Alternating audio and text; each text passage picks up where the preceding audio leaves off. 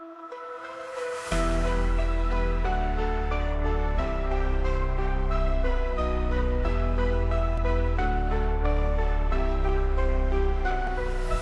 system's rigged, man, it's time to break free. Eyes wide open, gotta see what I see. Standing on the front lines, fighting for the truth. Lift the veil of lies, it's time to be the proof. Take a stand, don't you back down. Raise your voice, let's shake the town. We're the voices that won't be ignored. Breaking chains, yeah, we're ready for war. With the power of the people, we'll make them see a world of justice, united and free. United and free.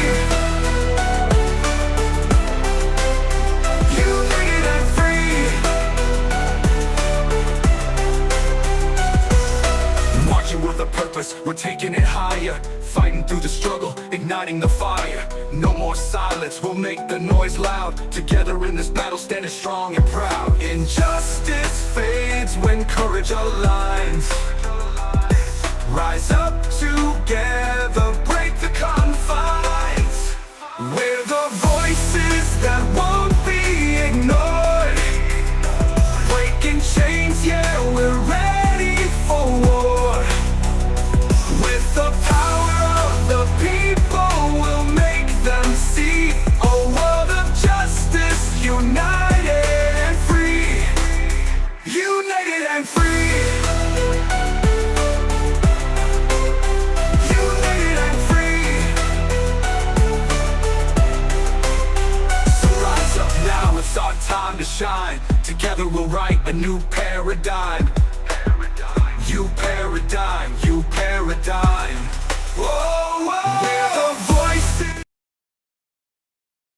Yeah, one of the jurors mentioned that they, in their professional capacity, worked with one of the witnesses yesterday, Dr. Allison. Sheets. Yes, Dr. Sheets.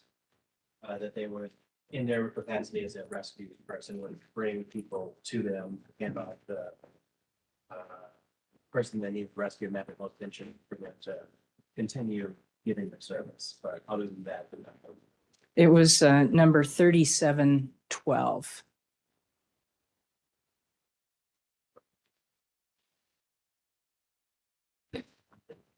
And we can bring him in and let both sides inquire. That would be my request, Your Honor. Yeah. Okay, if you'll bring him in, please. sure.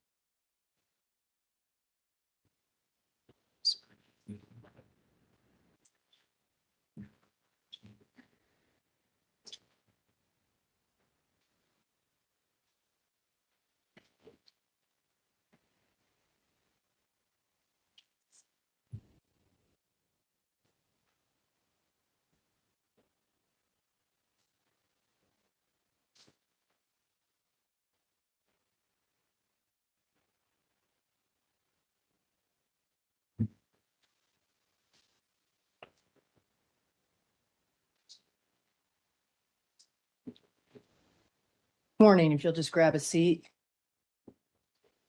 Sorry to make you feel like you're on the spot here, but you kind of are. We just wanted to do some follow-up with the information that you shared with Mr. Collins yesterday and very much appreciate that you did that. So I'm going to let you speak to it, but it is about you did know Dr. Sheets once you had an opportunity to see her. I did. And yeah, I have known her for a number of years as just Dr. Allison. And that's all in the context of search and rescue in the park that I work at. Okay. So somehow I didn't make the connection on the jury form because I'm not sure I always know her last name.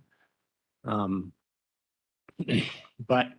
yeah, it was just kind of a shock to see something from one world intersecting with this world. Okay.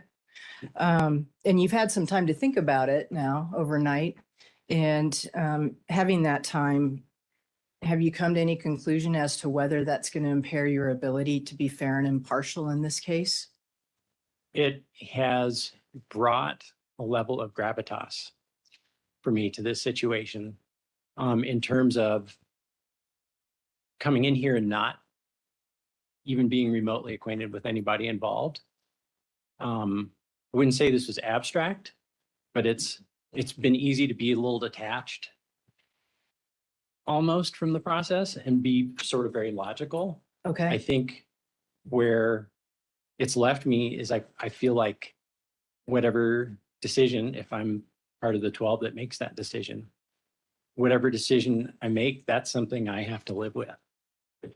And so in a way, I feel more resolute and more sober about any about this process in general. So if I might ask, might some of that be also the nature of her testimony as opposed to just your relationship with her? I guess, could you clarify that? So she testified about hiding in one of the aisles and rather intensely, several minutes for her, if not longer. Was it the testimony as well that sort of brought that gravity, or just knowing somebody who was part of the case? I think her testimony is absolutely consistent with what I've seen from her on search and rescues. Just very intense and professional and smart in every moment. And I think her testimony, I didn't see anything surprising in that. Like that, from what I've seen of her on search and rescue, that seemed absolutely consistent with her behavior. So I don't think her testimony changed my thoughts on this, but just knowing that I might see her on another search and rescue, and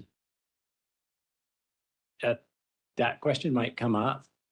And I feel like I need to be very, very clear for myself about about this process and about any decisions I ever come to. Okay. I'm going to let Mr. Kuffner inquire as well, and then, or Mr. Dougherty, either one, and then someone from Mr. Alissa's team. Morning, sir. Thank you for bringing this to our attention. As the court said, this is exactly what we would ask and expect of you. So I really appreciate it. I know it feels awkward right now being in here by yourself in terms of the other jurors, but I really appreciate it. And this actually comes up in trials time and time again. So thank you for doing it. I want to follow up on a couple things. The ultimate question is going to be, can you still be fair and impartial and reach the right verdict based on the evidence? So you've touched on a couple things. You talked about the gravitas of it, being more resolute and more sober, that you have to reach the right outcome. And I think that's what we require of all jurors, and it's consistent with what you said during jury selection, that you're going to put aside emotion and reach the right outcome, the right verdict in the case based solely on the evidence. You talked about Dr. Allison Sheets being intense, professional, smart. Those might be things that other jurors gathered about her from watching her testify. So obviously, though, you have prior experience with her. And I think what I want to know, what we need to know is that prior experience going to influence your evaluation of the evidence? You being impacted by the testimony, that's probably going to happen with other witnesses too. And maybe for other jurors as well. But in terms of you still being able to be fair and impartial in evaluating the evidence, can you do that? Or do you think the fact that you know one of the witnesses from King Soopers renders you someone who can't be fair and impartial? I think, I guess two things. I feel more, I don't want to say pressure, if there's some clever word that's a mix of pressure and responsibility. but I feel more pressure to be sober and accurate and well thought and well reasoned in this. From what I know of Dr. Dale and Dr. Allison, they usually come together on rescues. Not that this actually matters, but my belief about them is they would expect me to do what I think is right. I don't think they would be encouraging one outcome or another.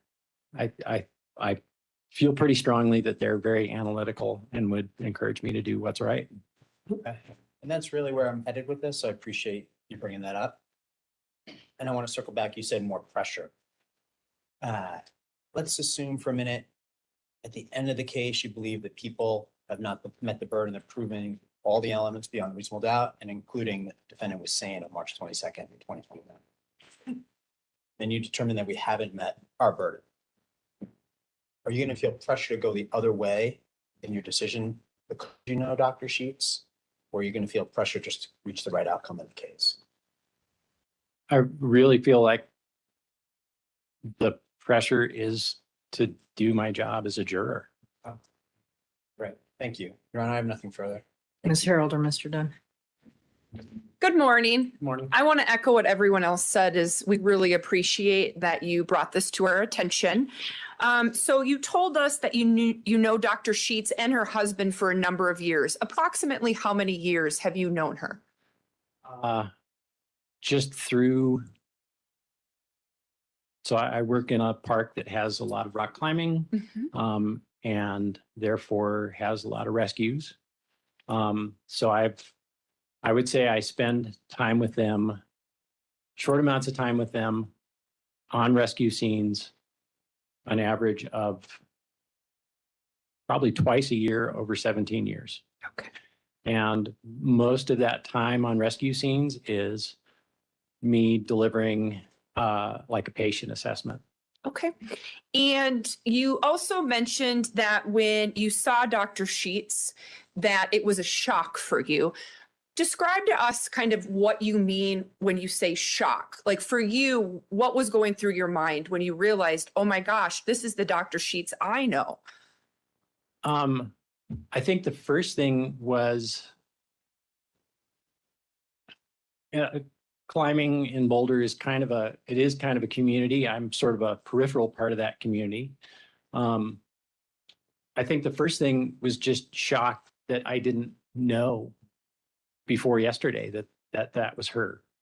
And then I guess the other piece of shock was just that collision of two worlds. Mm-hmm. Like this is, yeah, I don't know anybody here. These are new faces in the jury room. And that's a face from a very different end. Rescues are very, very intense situations. So yeah, it was just a collision of two very separate, very intense worlds. And that I want to follow up on that as well, because I can only imagine is you were in one mindset before you saw her, and then you see her and you're in another mindset of seeing that collision. Would you agree with that? Absolutely. Okay. And so when this collision happens, you mentioned a few different things of kind of feeling more pressure, feeling the magnitude of this different was some language you used. Would you agree with all of that? Absolutely. And kind of the gravity of it all fair statements? And if I may, it felt like what you were trying to say in your speech to the jury pool on that first day. Like this is actually very serious, and we'd had a lot of levity. And I sort of felt that ring home. Okay. If that makes sense. Absolutely, it makes sense. You have talked very highly of Dr. Sheets because of your relationship over the past 17 years. Do you hold her in a high regard because of that? Absolutely. I don't, apart from rescues, I don't really know Dr. Dale and Dr. Allison. I hold anybody who in difficult situations can keep their head and perform their job above and beyond, I hold anybody in very high esteem who can do that. Absolutely, absolutely. So I just want to get a better understanding in what changed for you once you realized this was Dr. Sheets or Dr. Allison versus before then? Because it's unclear to me. I'll just be frank with you of what I'm really trying to figure out is, are you going to hold her testimony in more higher regard because of your relationship with her than say another person who may come in and testify because you don't have that relationship with her? No, I don't think I would hold her testimony in higher regard because of my esteem for her. I held it in and hold it in high regard because it felt like it was very, not cut and dried, but I felt like it was very fact-based. But I wouldn't hold it in higher regard because of who she is. And then the changes you have felt since her testifying, when you talked about kind of how you're looking at this case maybe differently than you did before, do you think that's going to influence how you come to your ultimate decision if you remain on this jury? I think, I don't know if this reveals a character flaw or not. I'm okay with that. I think what it brought home was that afterwards, there are people, somehow until she walked in the room yesterday, I sort of thought this was a thing where we would do this trial would come to an end, or I would be an alternate juror or whatever. I'd go home and probably nobody'd ever ask me about it. And I think what I saw yesterday was that, wow, there are now people that may come up to me afterwards and ask me about this. And I guess that's where some of this gravitas comes from, knowing that if allowed to stay on this jury, if that is the right decision for you, knowing that I might have to talk to somebody that was impacted by the shooting and say, this is what my decision is or was and why. And just that feels like a different level. And it feels a little bit to me like what you were asking for in that first speech. Okay. And so if you come to an ultimate, you serve on the jury, you come to an ultimate decision, and that, are you concerned, let's say Dr. Allison thinks it should have been one way because of her experiences and you decide a different way. Are you worried at all about that somehow could impact how you make a decision because of how you may be affected afterwards with people coming up to you and confronting you? No, I guess I do believe from what I've seen of Dr. Allison in the field, she is a compassionate medical provider. And if a decision of not saying is reached, that's what she does for a living, is diagnose and treat people. Okay. I feel, yeah, if I'm wrong, I'm wrong, but I feel like she would be supportive of whatever decision this jury makes. Okay. And just my last question, and I don't mean to keep asking you questions, but has anything changed from when you took your oath 2 days ago, I think it was now, about, being able to serve on this jury, being able to be fair and impartial to each side, to only considering the evidence that you hear in this courtroom and the law that the judge gives you? Has any of that changed? The one thing that's changed is I do work in that park where there are climbing accidents. I had planned on, there's a little work I wanted to do to get ready for snow. I had planned on sneaking in on some weekends and, getting some parts ordered, rebuilding some stuff. If I continue to serve on the jury, I'm not going to do that. I don't want to be in that park just in case. Okay. Thank you. I appreciate your time. Thanks. Any concerns on challenging? Your Honor, I think we should do this outside the presence of Okay. this juror. All right, thank you.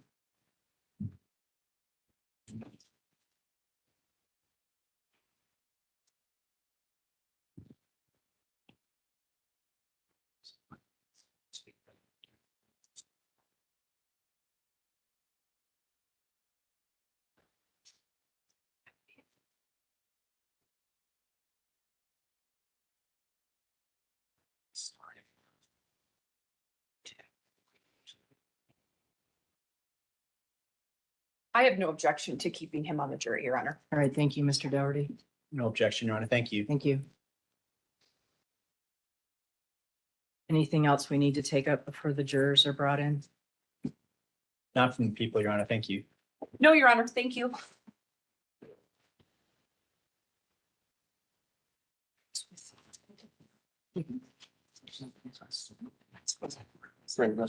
Yes, please.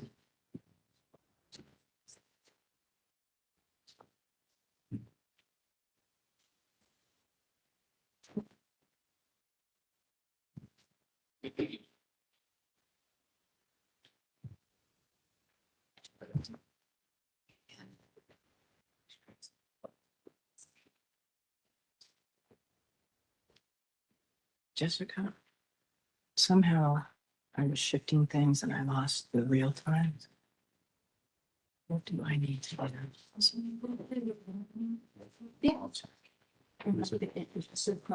Go here. Okay, did you get and please? Okay, great. And then that's coming out. I looked at them and did you remember what they are? And then, Connect. the name, Judge Becky. Okay. Okay, thank you.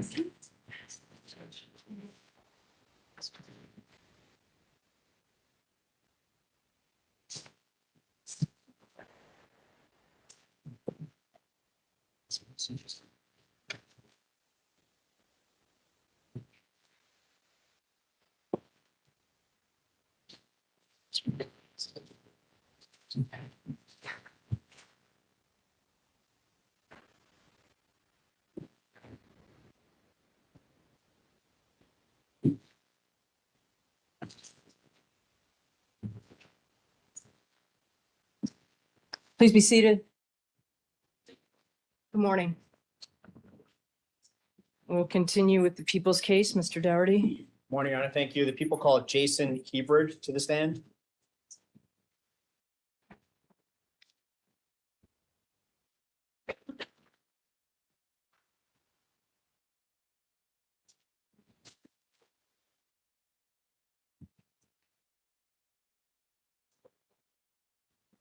Good morning. If you'll come around to your left and then make your way towards this small screen up here, come around that way and I'll swear you in before you have a seat. Please raise your right hand. You solemnly swear or affirm under penalty of perjury that any testimony you give shall be the truth, the whole truth, and nothing but the truth. Yes, ma'am. Thank you. Please be seated.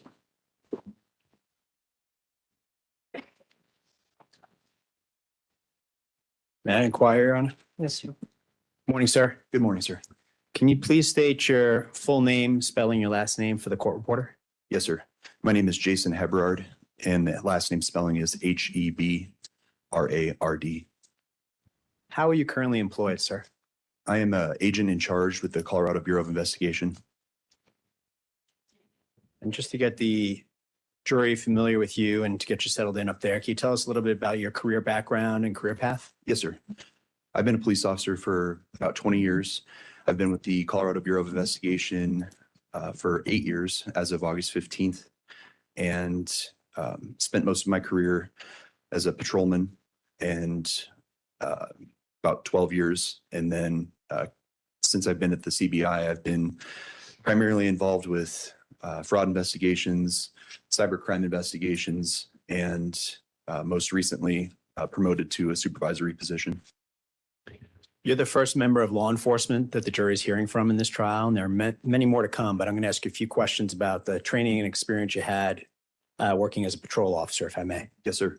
Can you just walk the jury through how that works in terms of going to the academy, training, and becoming a patrol officer, please? Absolutely.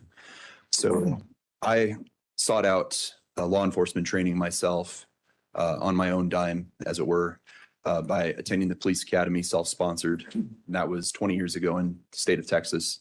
I completed a basic law enforcement academy, which allowed me to have licensure in the state of Texas as a police officer. I was in a school situation full-time where we learned all of the basics for law enforcement, including constitutional law and state law, as well as law enforcement operations, use of force, things of that nature. And I graduated in November of 2004 and was almost immediately hired as a police officer with the University of North Texas. I was a police officer there for approximately 2 years. In that time, I received training in patrol tactics, traffic enforcement, and general law enforcement duties, responding to calls for service, 911 calls, non-emergency calls, things of that nature. In 2006, I relocated back to Colorado, and I was a police officer with 2 different law enforcement agencies here in the metro area for approximately 10 years. In that time, I continued my in-service training. I also sought out secondary training to become an instructor in firearms. So I became a firearms instructor, what's known as a field training officer. So I would provide training to new law enforcement personnel. I also became a firearms armorer, so sort of an expert in manipulating and maintenance of police firearms, both handguns and rifles, and continued with my patrol career until 2016 when I joined the CBI. At that point, I pivoted into a investigative law enforcement capacity.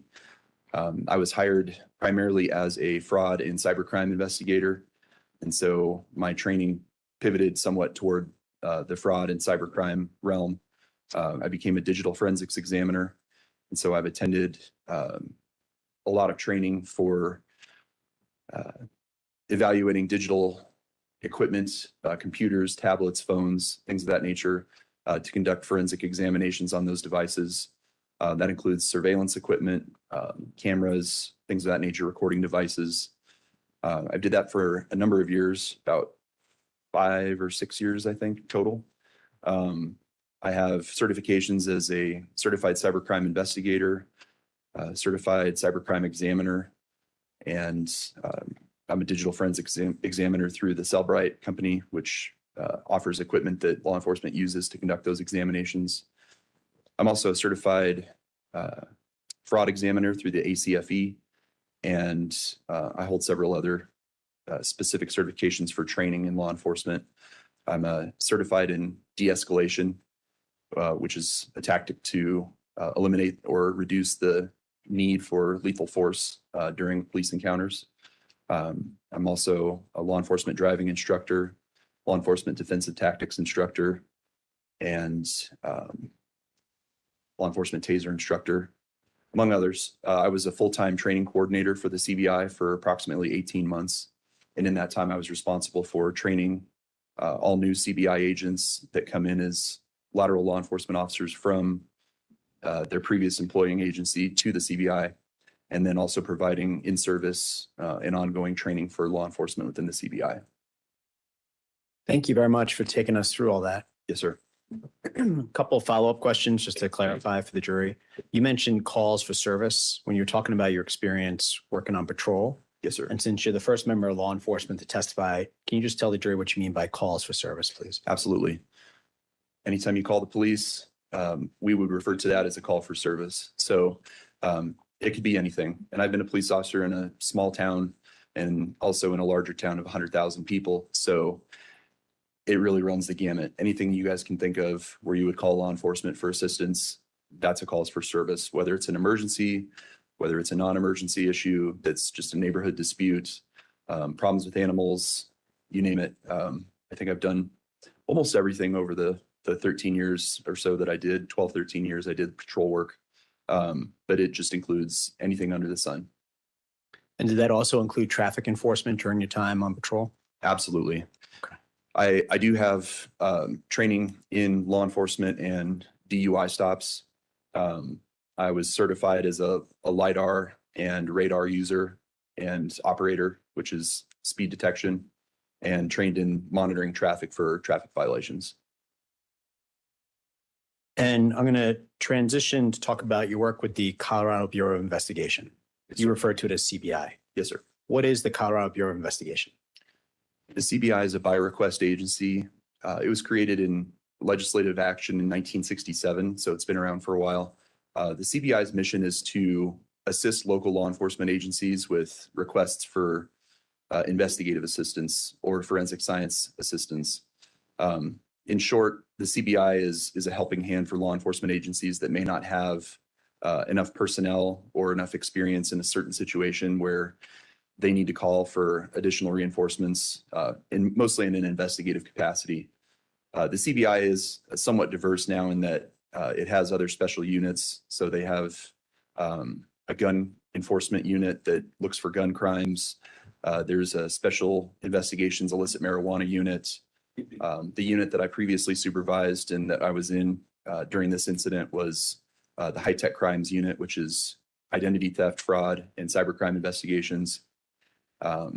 We also have human trafficking and fugitive operations, which is what I am in charge of now.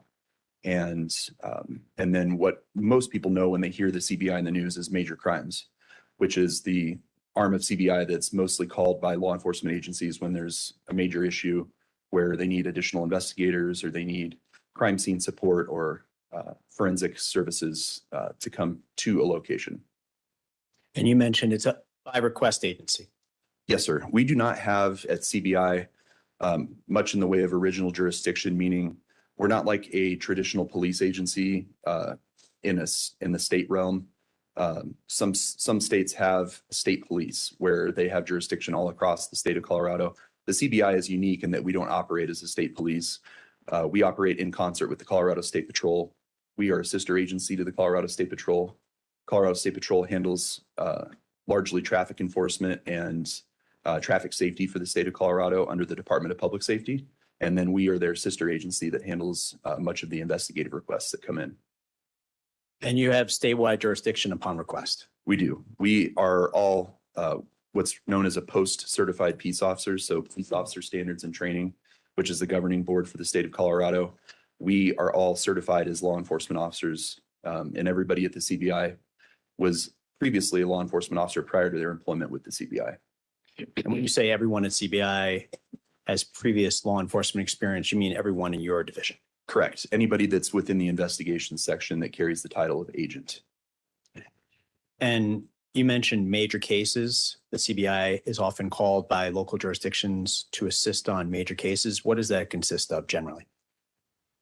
In short, most law enforcement agencies are very adept at handling anything that happens in their jurisdiction because they live and work in their communities and they understand, you know, what happens, what transpires. There's certain things that occur that are of larger scale, and sometimes they don't have the resources or the personnel to adequately staff it, or they've determined that maybe the personnel that they have available at that time aren't sufficient to respond just because of the importance or because of the scale of the response or any kind of technical issues that might arise within the investigation. So that at that point, they would reach out to the CBI for additional assistance.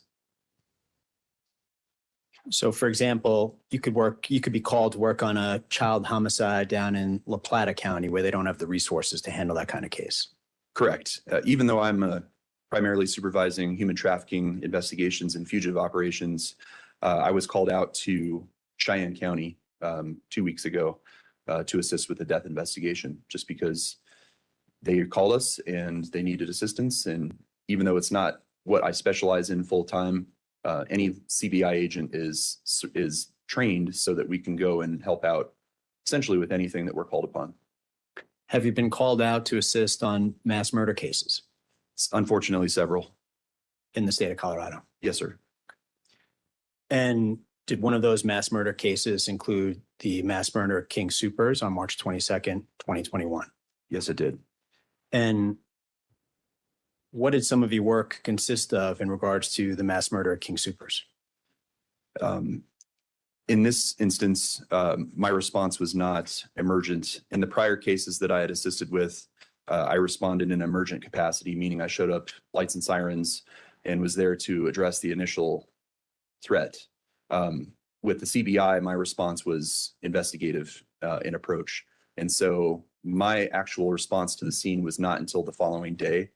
We had CBI personnel that did respond initially the day of. I just wasn't one of the initial responders. I came the next day, and my focus was on providing investigative support to the Boulder Police Department and to the district attorney's office, just to begin collect information processes.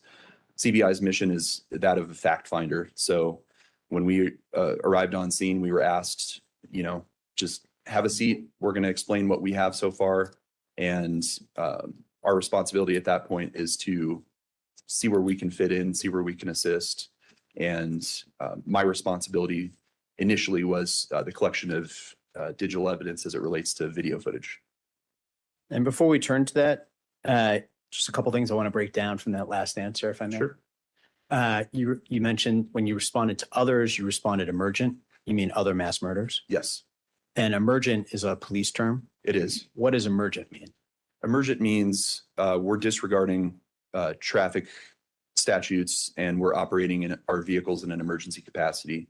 It means that we're operating with due regard, so for the safety of the public, but we're allowed to exceed the speed limit. We're allowed to go against traffic control devices, stop signs, red lights, and we operate with audible sirens and air horns and police lights on our vehicles. And in this mass murder investigation, it was more of a investigatory capacity that you had. For me, yes. There were other CBI personnel that were closer and that were called in emergent. I responded non-emergent. And you said you responded the next day. Yes, sir. And generally speaking, what did your work consist of in this case? And we're going to start to get into more detail about that. Initially, I was asked to conduct a neighborhood canvass, is what we call it. And a neighborhood canvass is when we go door to door looking for relevant evidence, whether it's an interview with a neighbor that lives in a house, looking at their house to determine if they might have surveillance cameras that might have caught, footage of whatever the incident was that transpired. So my responsibility in this case was to go conduct a neighborhood canvass. And then subsequent to that, I also recreated the path from the defendant's residence to the King Soopers location on Table Mesa. So we're going to talk about the canvas first. Was part of that canvas also looking to locate and obtain any video from neighbors along that route? Yes, sir. That was my primary focus. Have you had experience prior to that with video surveillance systems? Yes. In my training and certification as a digital forensic examiner, a lot of my day-to-day work involves manipulating surveillance systems to get information from them, taking hard drives from older legacy systems that have hard drives, or operating systems that have cloud-based storage where the internet's used to store footage. So I want to follow up on something you just said, actually. You mentioned cloud-based storage. If someone has a Ring camera or a Nest video system on the front of their house, what triggers the recording and something going up to the cloud for storage? It all depends on how somebody sets up their camera. A lot of folks in here probably have doorbell cameras or Nest cameras affixed to their houses. When you initially set up the device, you have the option to set a variety of what they call triggers, or just pre-designated activities that can occur that would turn the camera on. Some folks don't have the capacity for storage where they can just let the camera run and record constantly. And so just to give an example, I have Nest cameras on my residence. I have for 9 years, and I have mine very, very narrowly focused to only start recording if there's the sound of glass breaking, a dog barking, door knocking, the dropping off of a package or the collection of a package, or if somebody with a face is recognized when they come to my doorbell, like just a human being. Other than that, I don't want it to record because it wastes space. I appreciate you sharing your own personal experience. So just to use that, if we could stay with that for a moment. Yes, sir. So right now outside your house, things could be happening that the system is not recording if they fall outside that criteria? Correct. And what would some of those things be? Just a car driving by, or more for privacy of my neighbors than anything. I don't want it to just randomly record the street throughout the day. Also in consideration of space limitations. So mine has established those, particulars in order to start recording. But if a car just drives by on the street, it will not necessarily record unless there's an associated sound that's happening at the same time, meaning like a dog starts barking, or if a car is driving by, but somebody happens to be dropping off a package, then it would record that car driving by. But if those other pre-indicators aren't met, then it won't record. And that's something you're familiar with in your work in this area as well? Intimately, yes, sir. And did you have an opportunity to obtain a video from 16228 West 65th Place in Arvada, Colorado? Yes, sir, I did. And was that video in relation to March 16th of 2021? It was. And did that individual have a surveillance system along the lines of what we've been describing up to this point? Yes, sir. The resident in that instance had a Nest or Google doorbell camera, commonly known as a Nest Hello system. And it functions just like any other external Nest camera. It offers cloud storage that's cloud-based strictly. There's no local storage on the device. And it was set up to record the front of the residence. And what was the significance of the March 16th date in connection with the investigation? The significance of March 16th is that the defendant in this case was observed on camera coming back to his residence, and he was observed in the back of his vehicle manipulating items that were inside the trunk of the car. And what did you see him, as you said, manipulating in the trunk of the car? I recognized a large white box that was in the trunk of the vehicle. I know through my training and experience at the police department and at CBI that box is commonly used to store a firearm that was recently purchased. And the car that the individual was driving, did that appear to be the same car that you later learned was used on March 22nd at King Soopers? Yes, it was a dark Mercedes sedan. How did the box appear? The box was inside the trunk upon the arrival of the vehicle, and I observed him just sort of rummage through the trunk for a moment, and he eventually pulled the box out of the trunk and then was able to walk inside the residence with it. And did you know anything else about that box or the defendant or the individual's actions on March 16th, 2021?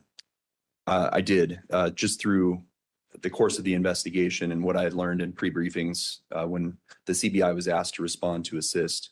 I was given some indication that the defendant in this case had acquired a firearm at an area gun store, and that the description of the box that the firearm was acquired in was highly visually similar to what I was seeing in the back of the vehicle.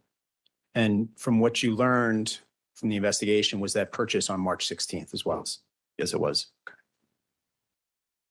Your Honor, can I approach with what's been marked as Peoples 14 for identification, please? Yes, sir.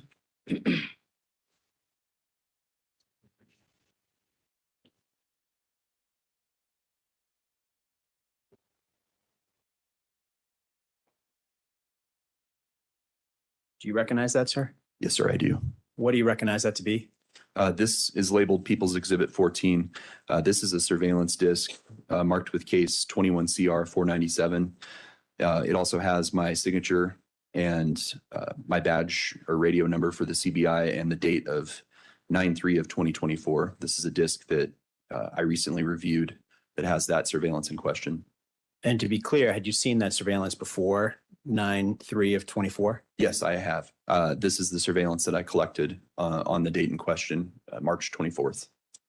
From 16228 West 65th Place in Arvada. Yes, sir. And the 9/3/24 designation is you signing and dating it so you'd be prepared to testify at trial. That's correct. And does that disc contain the recording that you just described? And did it appear to be accurate when you viewed it on September 3rd, 2024? It is accurate. It does contain that recording. Your Honor, at this time, the people move People's 14 into evidence, please. No objection. And then it, Thank you. And permission to publish, Your Honor? yes, sir.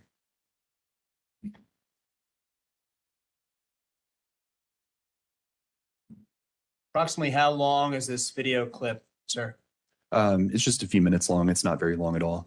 I'm going to hit play, and if you don't if you don't mind remaining seated, then I'll ask you some follow-up questions after. Yes, sir.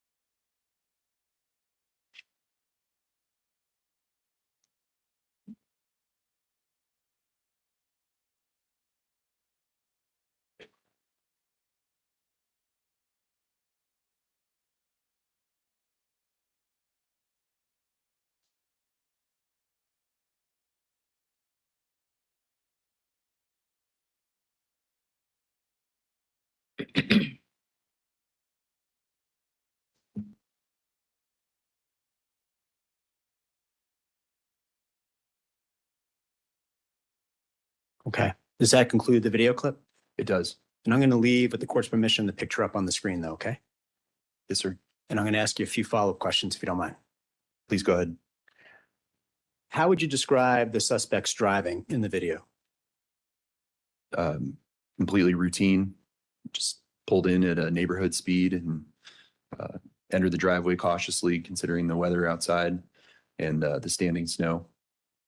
And did you actually see him pull around the snow that was in the street? Yes, I did. And is there another car in the driveway? Yes, there's what looks to be a Jeep Cherokee or similar vehicle. You've watched this video several times. I have. What do you see the suspect doing when he gets out of the car? Just acting normally, just gets out of the car, takes his keys with him, opens the trunk, just like any other day, gets stuff out of the back of his car and walks inside. If I was watching the video, I wouldn't think anything of it. Responsive. Sustained. Anything unusual that you see in watching the video? No, sir. Objected this line of questioning. I think the video is the best evidence. The jury's had the opportunity to watch it. Sustained. Speaks for itself. The box that you see him carrying, is that the box you indicated consistent with the information you had, as well as your own experience, to be carrying a firearm? Yes, absolutely.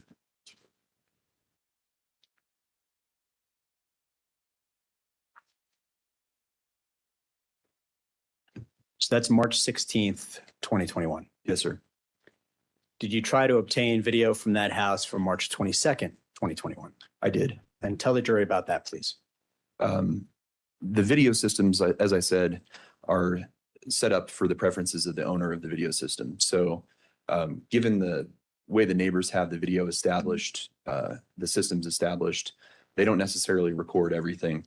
And so the video from the perspective of one neighbor's house versus the video of the other neighbor's house, it may have recorded the same things, but it did not retain them within the cloud because it didn't meet the criteria that were established by the owners of the video system. So in this case, there was no relevant video at that exact time from one residence, but there was from the other because of the way they had it set up.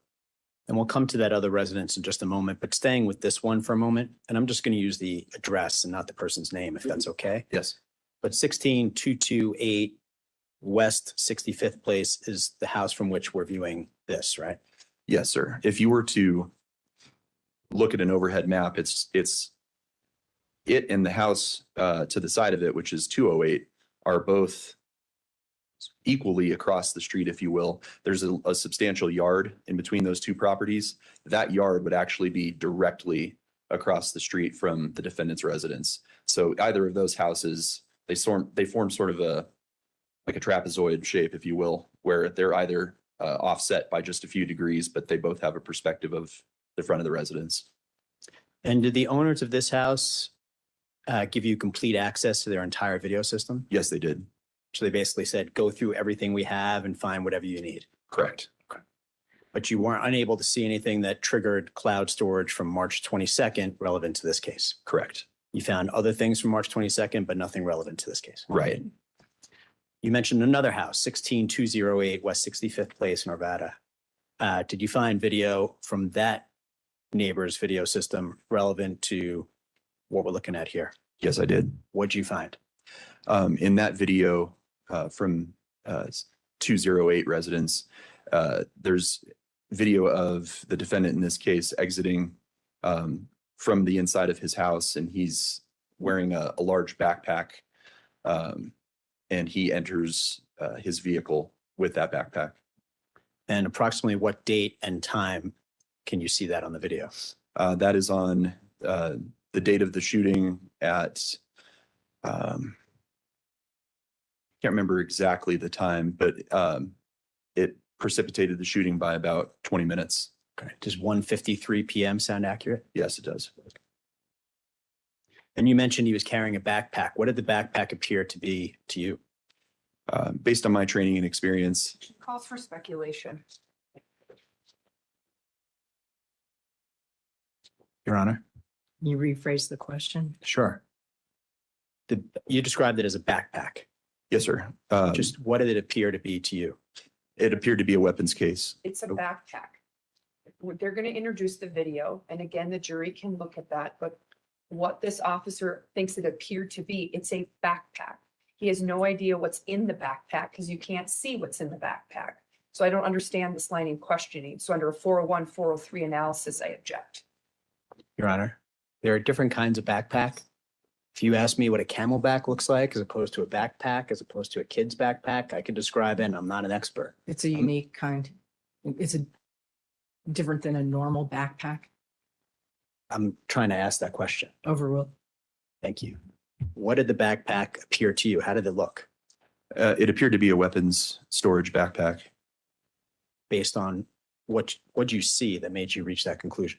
The backpack is commonly associated with tactical gear.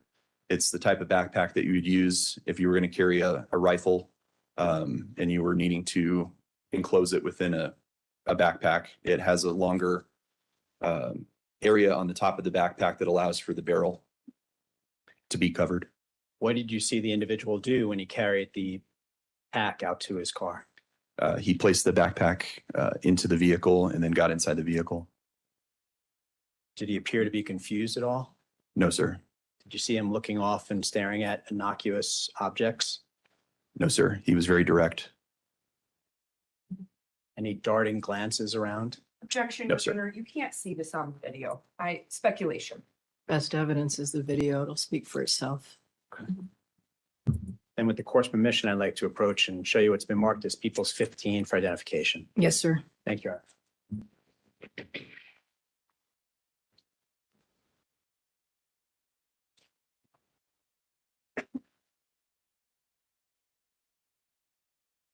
Do you recognize that, sir? Yes, sir, I do. What do you recognize that to be? This is the video that was collected from 16208 West 65th Place, How do you know that to be the same video that you collected? because it has my signature on it and it's affixed with the date and a notation.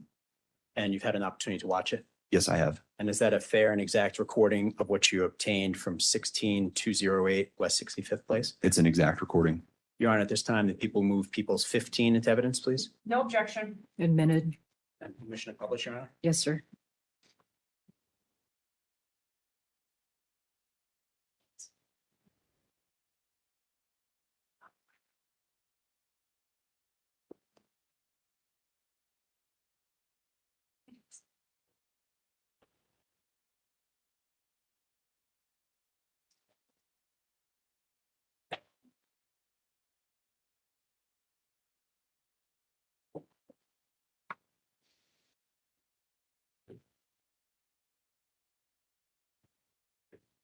How long is this? How long is this video? This one's also pretty short, just a few minutes. See the garage going up now? Yes, sir.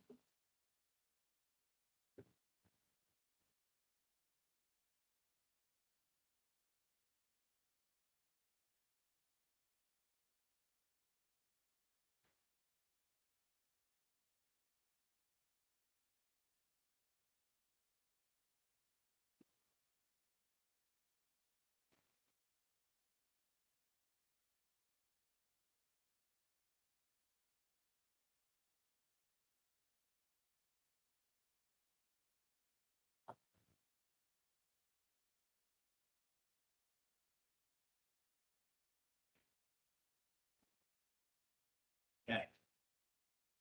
Pulls out at approximately 1:53 PM on March 22nd. Yes. Where did he go from there?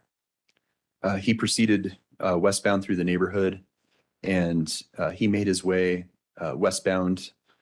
The street changes names a variety of times, but 66th is generally the accepted term for that. It connects with Highway 93, Colorado 93, which runs north and south as an arterial roadway for the metro area on the west side. Were you able to obtain additional video from up near Highway 93? Yes, I was, from the water treatment plant. Your Honor, with the court's permission, I'd like to approach and show the witness what I've marked. It's one disc, but I've marked it as 16 and 17 because there are two clips on it. Yes, sir. Thank you, Your Honor.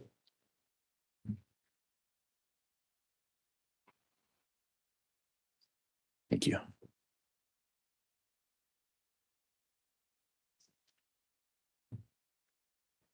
What is contained on people 16 and 17 for identification? This is the disc that contains Arvada water treatment plant surveillance footage. And what did you see on the Arvada water treatment plant surveillance system?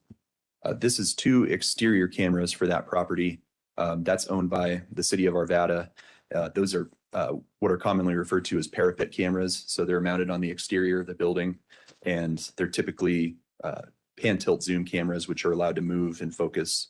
And in those cameras, there are 2 perspectives of the vehicle traveling westbound on that street, passing the water treatment plant and approaching Colorado 93. From 2 different vantage points. Correct. And what do you see in looking at their surveillance video? Just normal operation of a vehicle. There were 2 vehicles that travel through that same recording from both perspectives.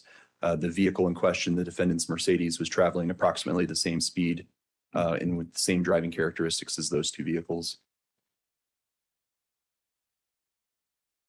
And that recording you have, that disc you have there, 16 and 17, is that a fair, in fact, exact recording of what you viewed from those 2 different camera angles at the Arvada water treatment plant? Yes, it is. Your Honor, at this time, people move that disc, which contains 16 and 17 into evidence, please. No objection. Admitted. Publish, Your Honor. Yes, sir.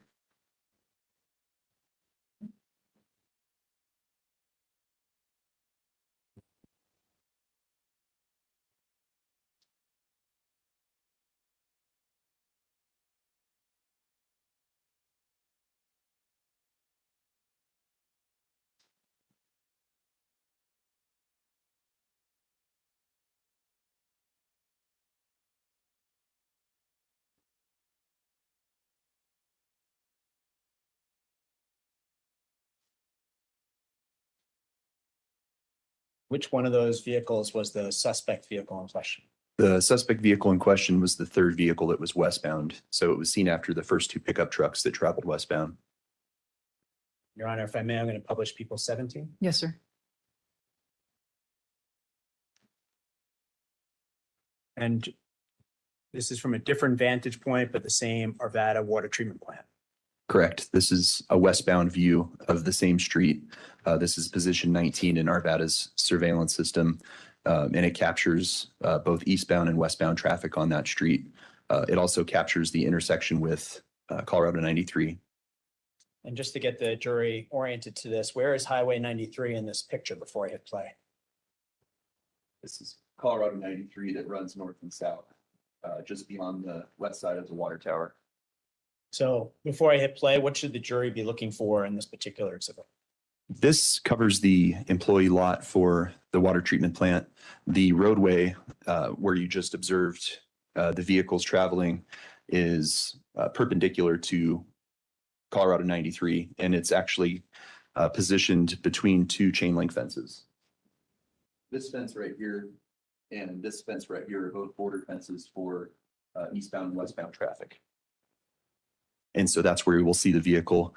It will continue westbound until it reaches the intersection of Colorado 93, where it pauses for traffic observance, and then the driver continues northbound on Colorado 93. And it's hard to make out just due to the resolution of the camera, but it is visible. That's the first truck.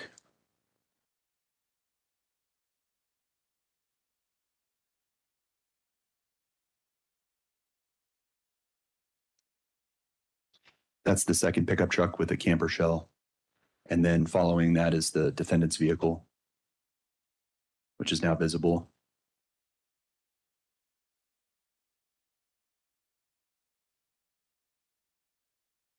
And you can maintain visual of the vehicle as it maintains position in the far right lane.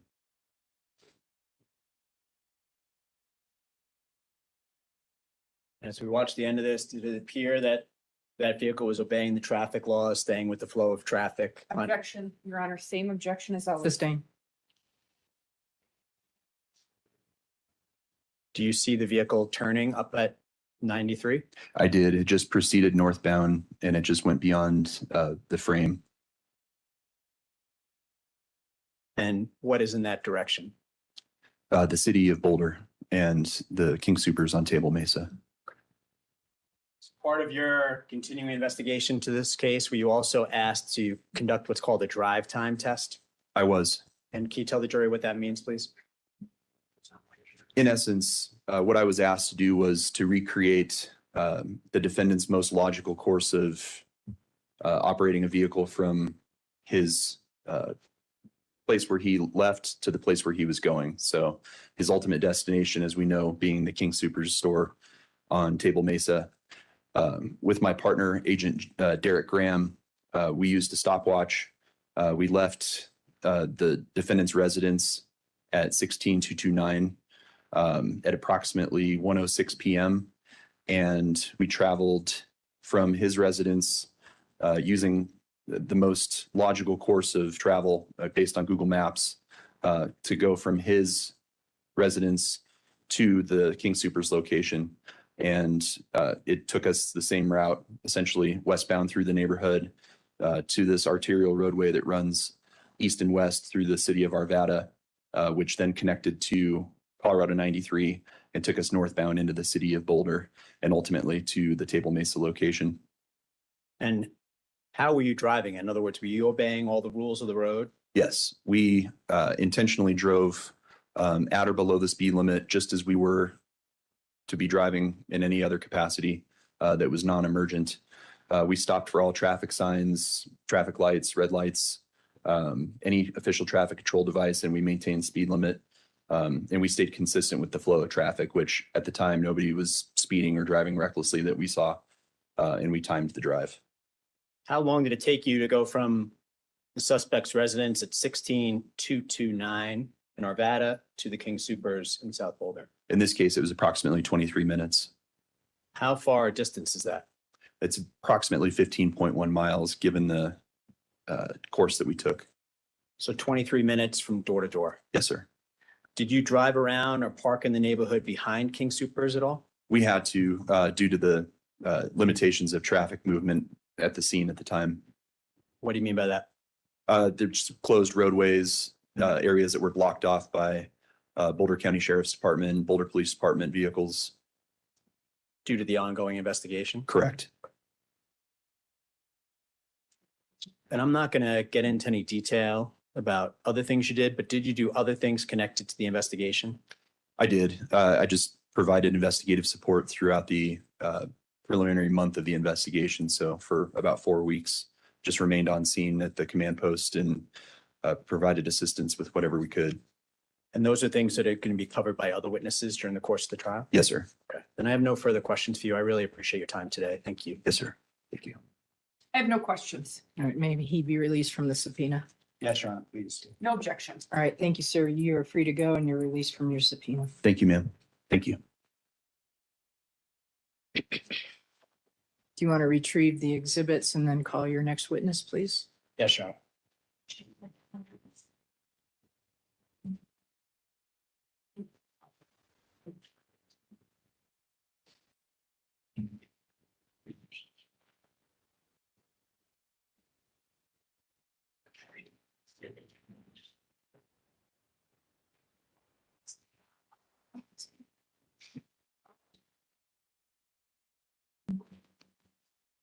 Judge, people would call Chris Tyler. All right.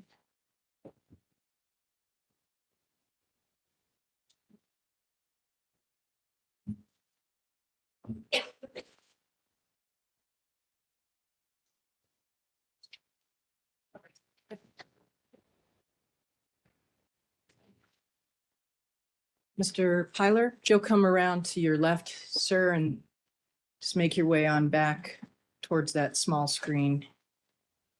There you go. Yes, sir.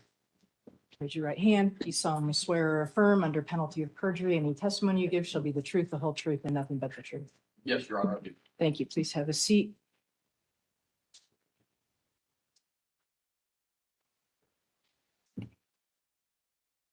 Good morning. Good morning. Can you introduce yourself to the jury and tell the court reporter how to spell your last name, please? I can. My name is Christopher Pilar. My last name is spelled Pyler. Tell the jury what you do for a living. I'm a police detective with the City of Westminster Police Department. How long have you been with the city of Westminster? Approximately 20 years. Prior to coming to Westminster, did you have any law enforcement experience? I did. I worked for the city of Golden for approximately 6 years and the Summit County Sheriff's Office for 4 years prior to that. So 30 years in law enforcement? Yes, sir. What, just briefly, training did you have during that 30 years? My initial training consisted of a police academy, basic police academy, which taught me policy and procedure, statutes, law enforcement procedure, things of that nature. Over the course of 30 years, I've attended a significant number of hours of training in topics such as homicide investigations, child abuse investigations, a variety of different topics of that nature. What is your current assignment at the Westminster PD? For the last 9 years, I've been assigned to the FBI Denver Rocky Mountain Safe Streets Task Force as a task force officer. Tell the jury what that means. The task force is comprised of local, state, and federal investigators who investigate violent crimes in the Denver area that have a federal nexus. Our most visible type of investigation that we conduct is bank robbery investigations, but we also investigate homicides, kidnappings, extortion, matters of that nature. So talk a little bit about how that team is put together or who comprises that team. Again, it's local, state, and federal investigators. So we have police detectives such as myself from a variety of different agencies, including the Denver Police Department, Aurora, Lakewood, Commerce City. We also have some state investigators from the Colorado Bureau of Investigation.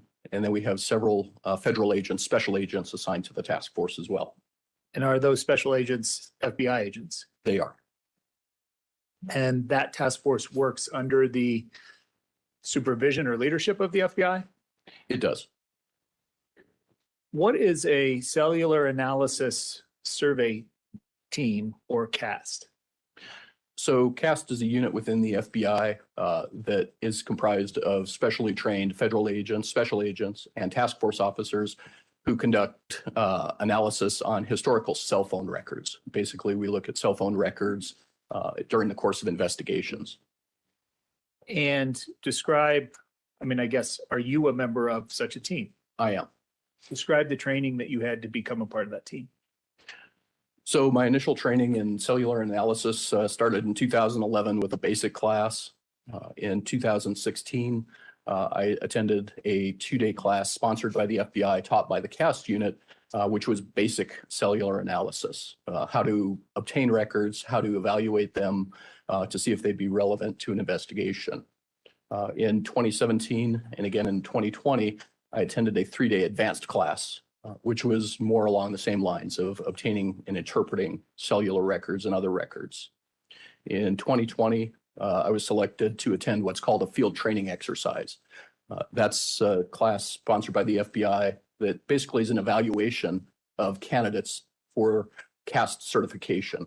It was 3 days of basically working cases. At the end of that evaluation class, I was selected to attend the CAST certification. The CAST certification consisted of two-week sessions with instructors from CAST.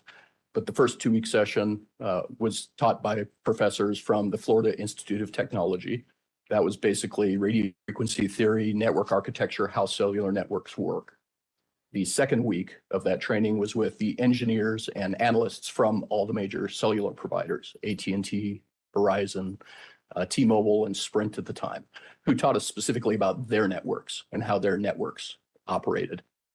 The second 2-week session was basically an evaluation period. We spent a week with a case. They basically provided us with information about a case. We had to conduct analysis, provide presentation, and then we had to testify to that presentation. At the end of that 2-week period, I was certified as what they call a CAST asset. Have you provided training in the area of cell phone record analysis? I have.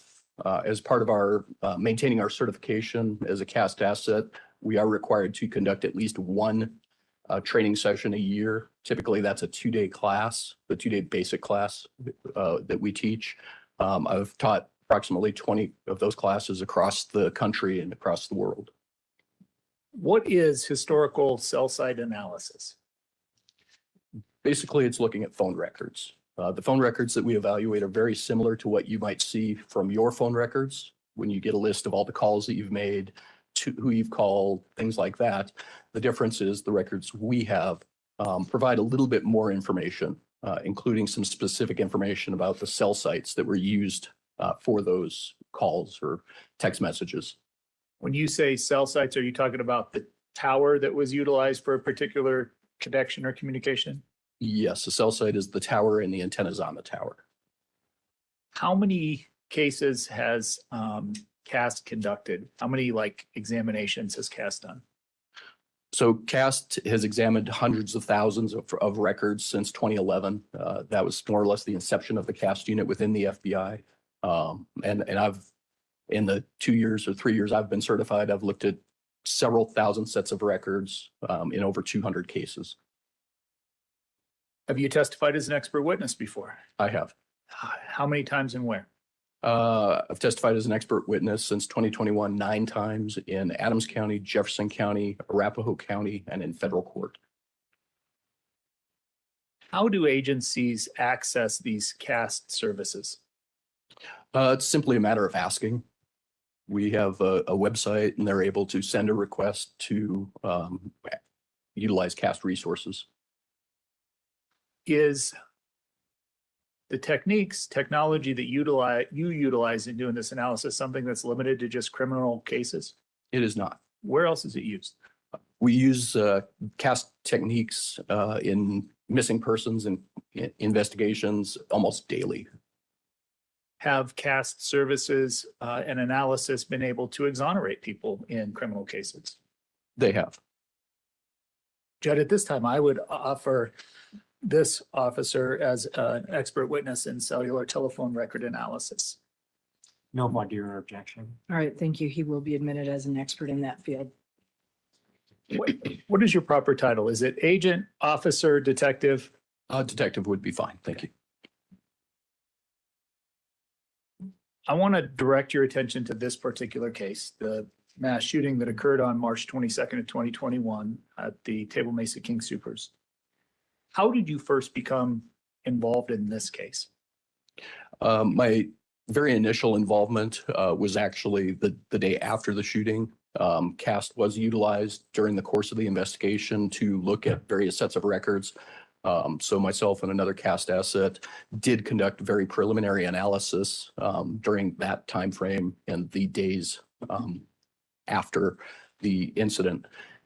Then approximately 3 or 4 months ago, I was asked to conduct a formal analysis of all those records.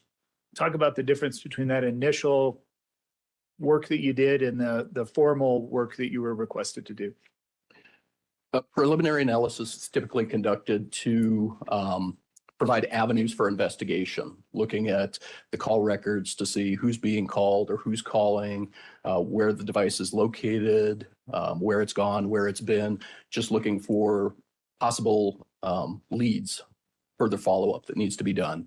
A formal analysis typically looks at very specific dates, times, locations, and what particular devices we're doing with the network at those dates, times, or locations. And in this particular case, were you asked to do the formal examination for a time period of January to March 22nd of 2021? I was. And that analysis was specifically paying attention to a couple of dates and times that were revealed during the investigation. That is correct.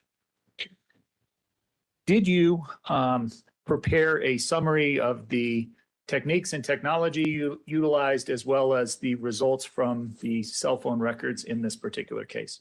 I did. Would it assist you to utilize that summary of the information in your testimony here today and explaining it to the jury? It would. Judge, if I could approach. Yes, sir.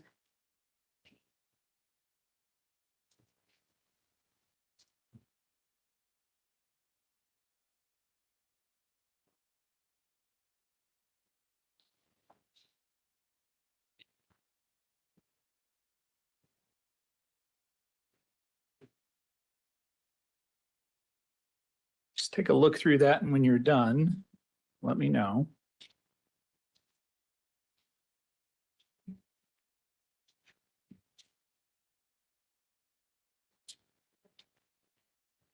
I'm done. And Judge, for the record, I've handed Detective Pyler what has been marked as People's Exhibit 18 for identification. Can you tell us what I handed you? Yes, Exhibit 18 is the report I prepared regarding my analysis. Is it a fair and accurate summary of the results you learned from the cell phone analysis in this case? It is. Judge, I would move to admit People's Exhibit 18. Mr. Dunn? No, Roger, objection, Judge. All right, thank you. And permission to publish. Yes, sir.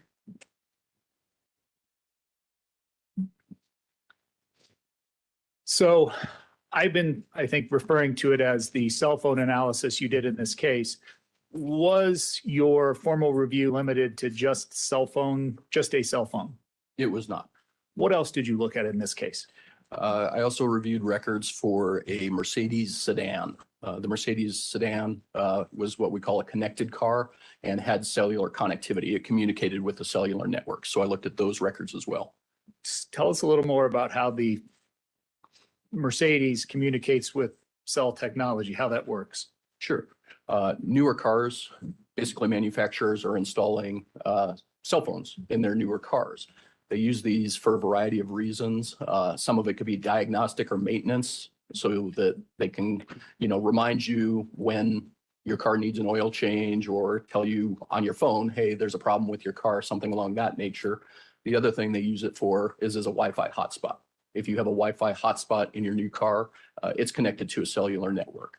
So it's for lack of a better word, it's a $50,000 cell phone on wheels. So this particular slide, the first slide in People's Exhibit 18 that you prepared, includes the information about the two devices, I guess, that you analyzed in this case.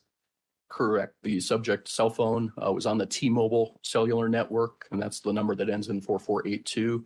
And then the Mercedes sedan is identified by not a phone number, but another identifier called an IMSI, and that ends in 8369.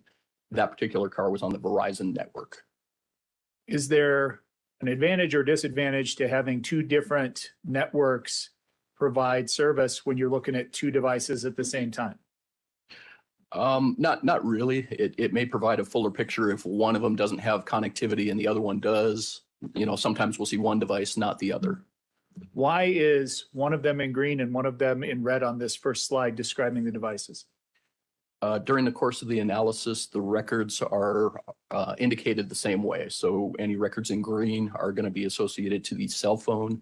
Any records or representations are going to in red are going to be for the Mercedes. And that's just the way you color coded it for the ease of presentation so that we could determine one from the other. Correct.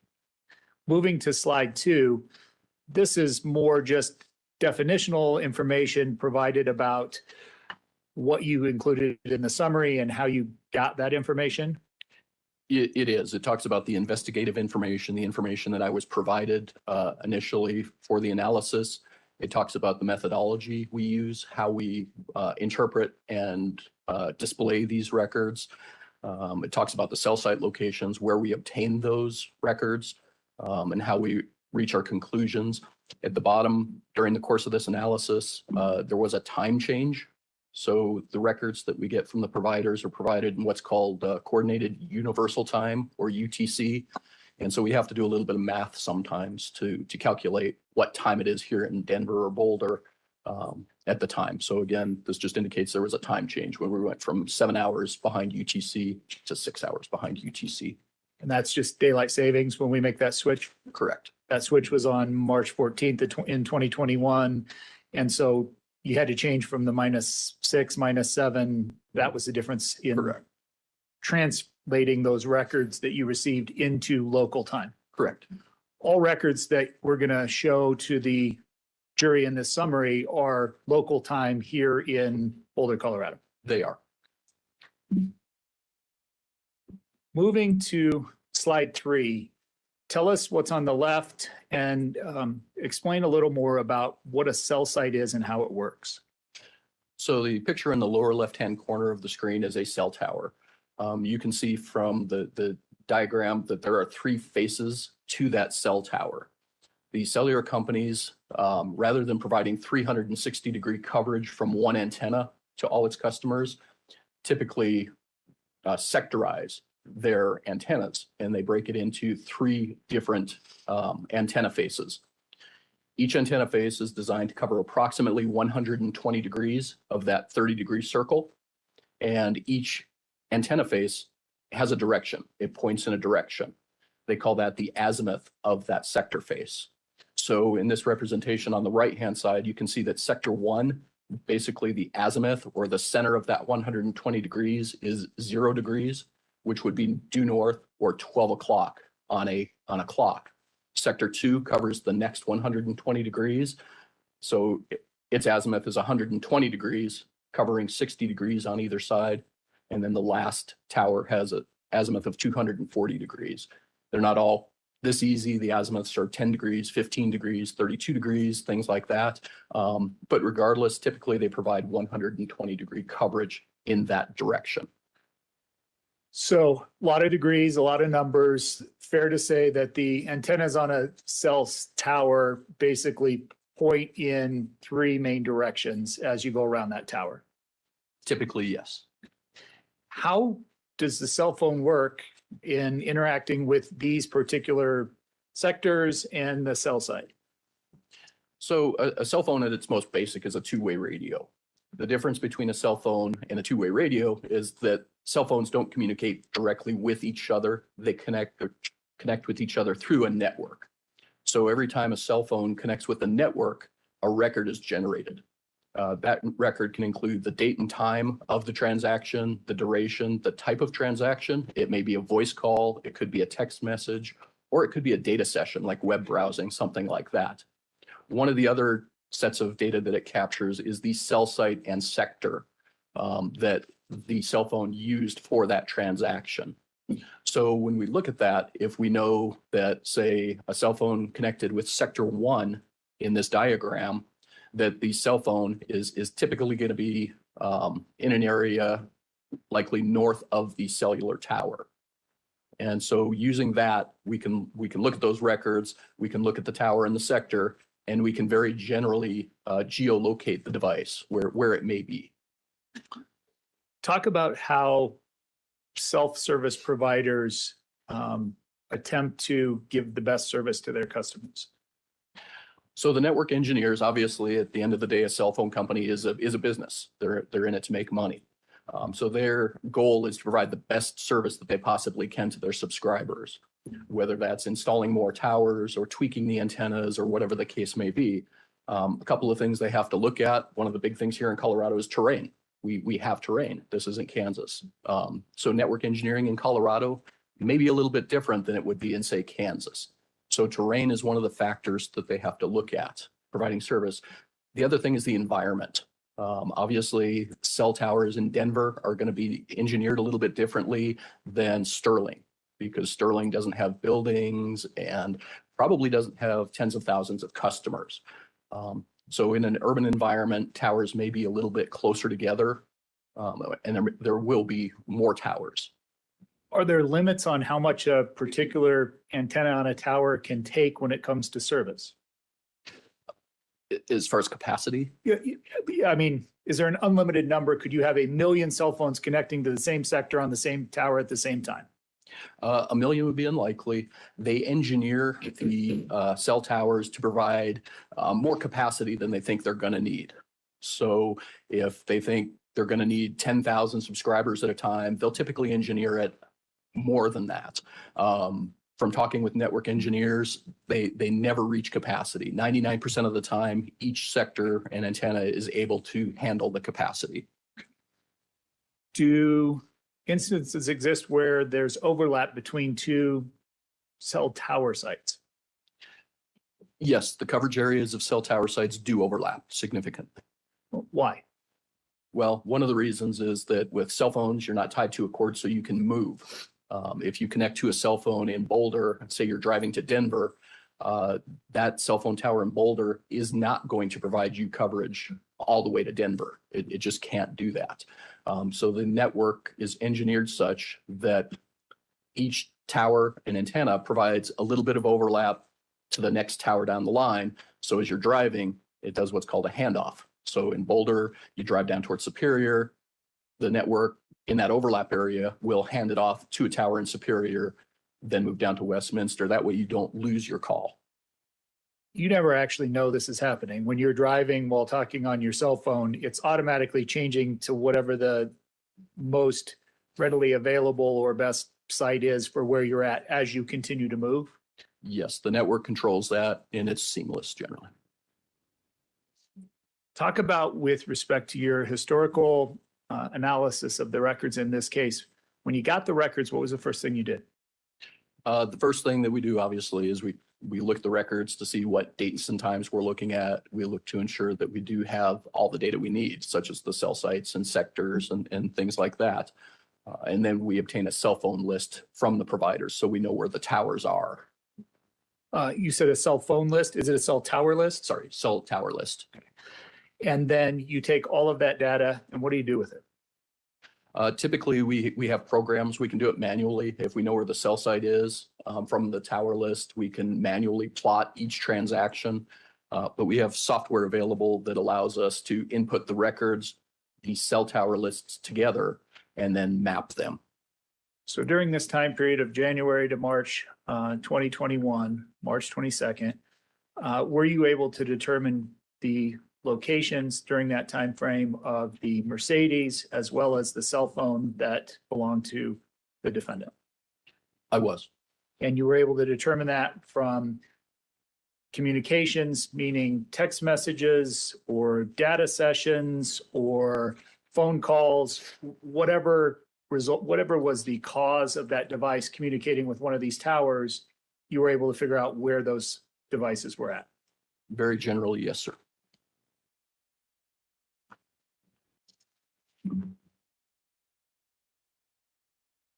Talk to us a little bit about slide 4 that kind of explains what information you included in your summary and how you included it. Slide 4 basically shows how we depict these network transactions on the maps, how we graphically depict them. On the left-hand side, we talk about the individual cell sites and what that looks like. You can see a green wedge. That is the 120-degree coverage of a particular sector on a tower located at the base of the wedge. In these diagrams, these maps that we're going to look at, the green dots are T-Mobile cellular towers, the locations of which we obtained from the cell tower list, and the red depict Verizon cellular towers. You see a shaded area at the base of the wedge. That's not the coverage area of that particular antenna. That just helps kind of graphically illustrate which direction that is. That doesn't mean that it's the coverage area and where the phone might actually be. So somebody, even if you showed this visual representation, it doesn't mean they're within the shaded area. It just means they're somewhere within that pie shape. Correct. And then with respect to the information on the boxes that we're going to see identifying the different connections or data sessions, what is the information at the top? The information at the top would be network transactions such as voice, text, or data sessions. It provides us with the cell site or the tower identifier. That's a number, as well as the individual sector on that tower. It gives us the date and time of that particular transaction, the duration in seconds of that transaction, and then what type of transaction it is, if it's a voice call or a data session. In this particular instance, the box is red, so this would illustrate a transaction for the Mercedes. At the bottom, there's another set of data that we use when we conduct our analysis that the cell phone providers can give us. It's called timing advance. In a nutshell, it's an engineering measurement that gives us the tower and sector that the measurement is made from, but it also gives us the estimated distance from the tower. So it helps us sometimes refine the location of the device within a sector. So I'm understanding the cell identifier sector is basically the cell company's telling you this is the location of the tower and which direction the antenna that was used is pointing. Yes, with this number and the cell tower list, we can calculate that, the location and the direction, the azimuth. And with respect to this timing advanced it gives greater precision with respect to the location than just the general tower location. Yes, it helps us refine the location within the sector. And this is a little more detail about that timing advance. Explain kind of how it works. It is. So basically, it kind of goes back to elementary or middle school when we calculate distance from speed and time. If we know the speed, we know the time that something takes to travel, we can calculate the distance. This is kind of how the cellular providers can estimate the distance of the device from the tower. So they take the measurement of the time, they send a signal to the device and back. They know that time. Radio waves travel at the speed of light. Then they can calculate the distance from that. The timing advance, again, helps them refine the location of the device within the sector.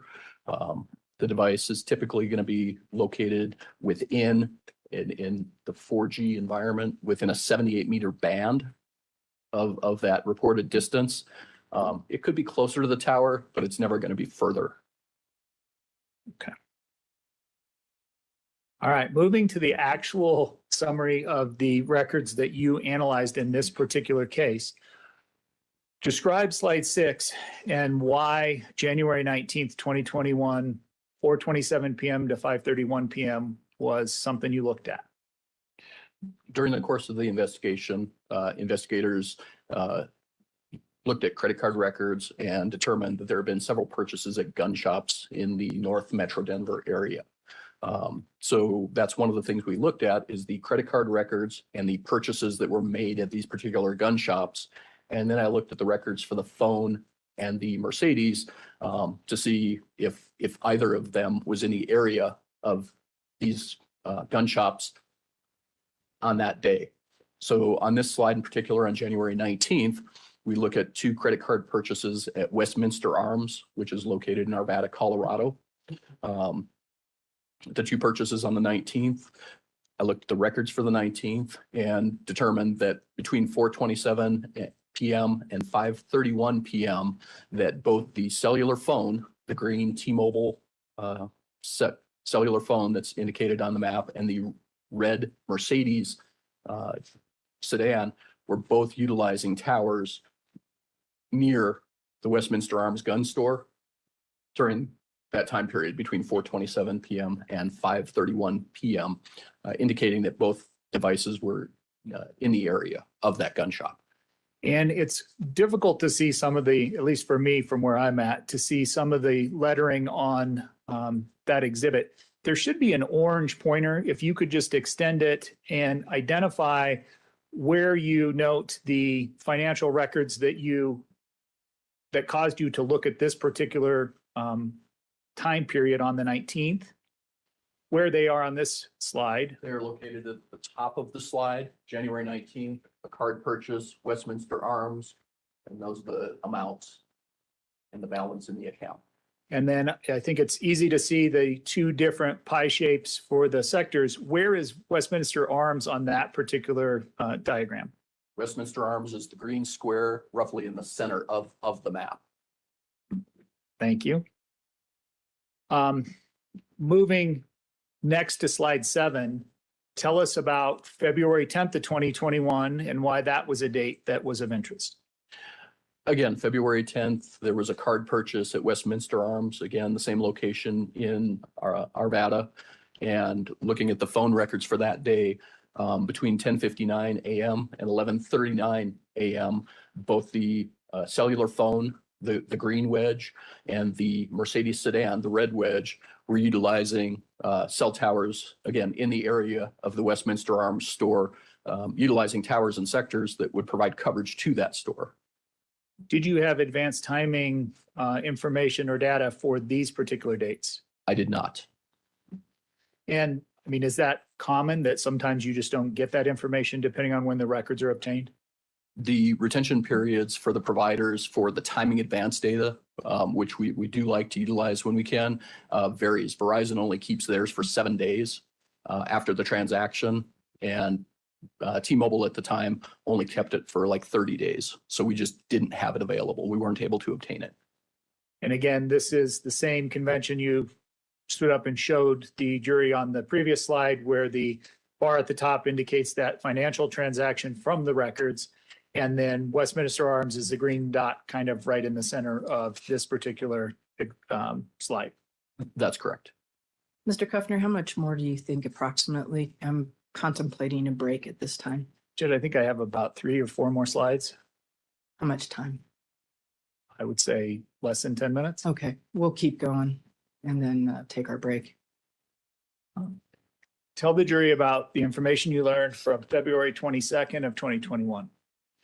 On February 22nd, there was another transaction at a gun shop. This was a different gun shop. This was Eagle's Nest Arms in Arvada. So when I went back and looked at the records for this particular transaction, I noted a couple of other things. There was a restaurant called the Sultan Grill, which is more or less catty corner from Eagle's Nest Arms. I learned that Mr. Alissa worked there. And I also noted that the residence, the address provided to me for Mr. Alissa was in that same general area as well. The green dot that says, or the green box that says EN is Eagle's Nest Armory. That's the gun shop. Can you just stand up and point to that? Because at least I can't see it. So the EN green dot is Eagle's Nest Armory. That's the gun shop. SG is Sultan Grill. That's the restaurant. And then AR is the Alissa residence located on the map. So with respect to this particular date and time, February 22nd of 2021, it's fair to say it's less conclusive. He could have been at work. That's correct. But what it shows is during that entire time period from 9 a.m. to 5 p.m., he was in the area of his residence, his work, or Eagle Nest during that day. That is correct. These 2 devices on that day didn't show up being in Fort Collins That's correct. or Greeley Correct. or anywhere else. That was the area those 2 devices were in that entire day. From 9 p.m. to 5 or 9 a.m. to 5 p.m. That's correct. Tell us about March 6th of 2021. Again, March 6th was a date where when we look at the records, we see the date of the transaction actually shows as March 8th. But the date the transaction was made was actually March 6th. So March 8th is when the transaction posted with the bank. March 6th is when the transaction was actually made at Westminster Arms.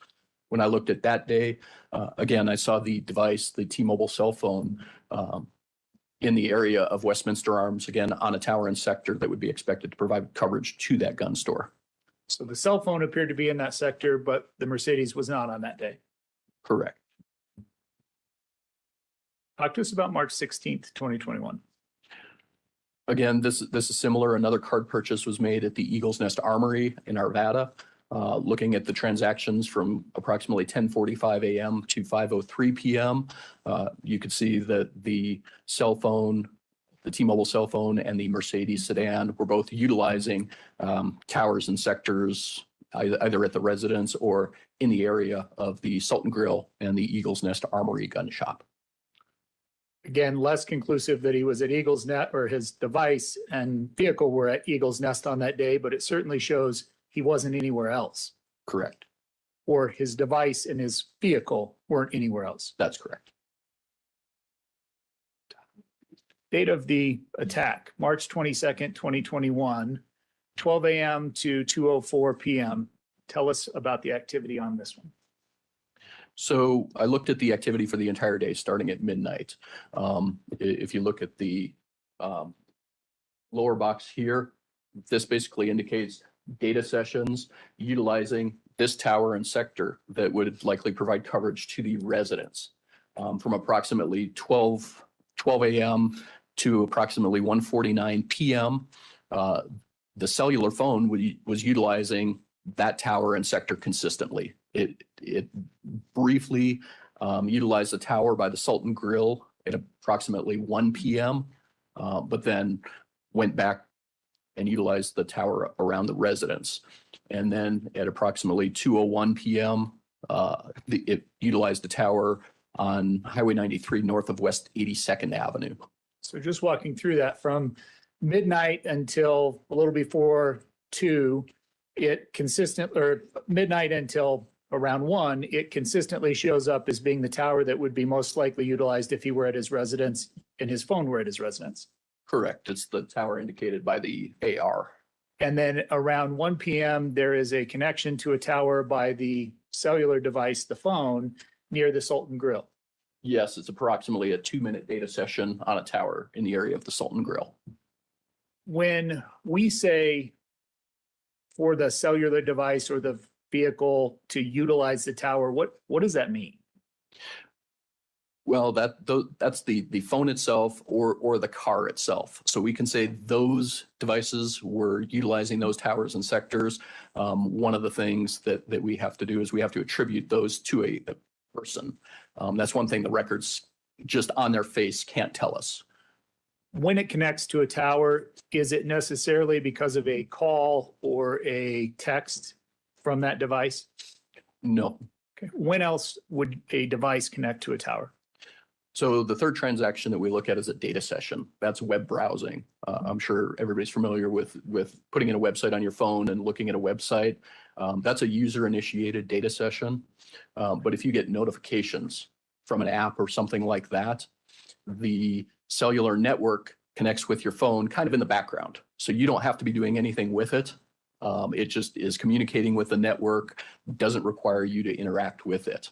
And then once you receive that notification across the data session, that data session is a record that's generated by the network and captured by the cell phone company. With respect to the one connection to the tower near the Sultan Grill around 1 p.m., that's one connection. Would it be consistent with just traveling to that location very briefly to drop off someone or pick something up? It is a very short data session. It's only 2 minutes in length. When I look at the prior data sessions at 12:49 and 1:49, the phone could have been in the area for a little bit longer, but it was a very short data session. Does the data support him being in the area of, or the phone being in the area of the residence, traveling briefly to the Sultan Grill, and then returning to the residence? It could be interpreted that way, yes. It's consistent with? Yes. And then you mentioned at the initial portion in going through this slide that at that point, a little after 2, he starts to head north along 93 and he picks up another tower, correct? Yes, the T-Mobile cell phone picks up another tower on Highway 93 north of 82nd Avenue. Tell us about slide 12. So this one has a lot on it. We talked a little bit about timing advance. These are actually the timing advance measurements for the T-Mobile cell phone. We were able to get that data from T-Mobile for this day. And basically, if we look at it, and if I could show it on the screen, please. If we look at these timing advance measurements and the distance, so we see, for instance, the tower with the sector, and then we see the distance from the tower, and that's indicated by that 120-degree arc. If we follow the time of all these measurements, you can see this is the first transaction, this is the second one, this is the third one, this is the fourth one, indicating that the device is traveling north. Now, it's possible that the device could be anywhere along that arc.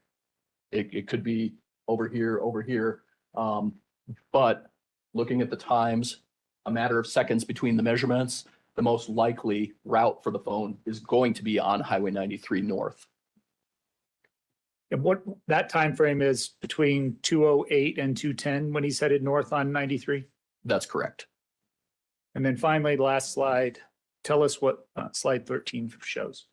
Again, this shows data connections and timing advance. We were able to get timing advance for the Mercedes sedan in this particular instance.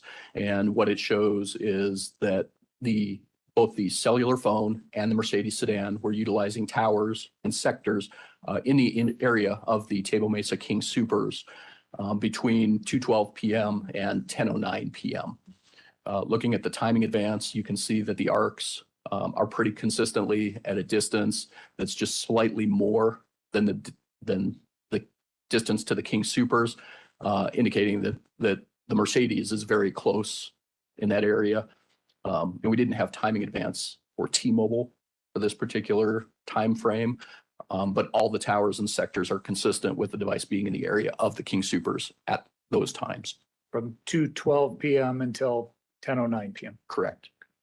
Judge, I have no further questions for Detective Pilot. Mr. Dunn, will you have questions? Judge, I have a single question. Okay. Detective, prior to that March 22nd, 2021 date, did you see Mr. Alissa's device at or around the Boulder Teen Supers in your analysis?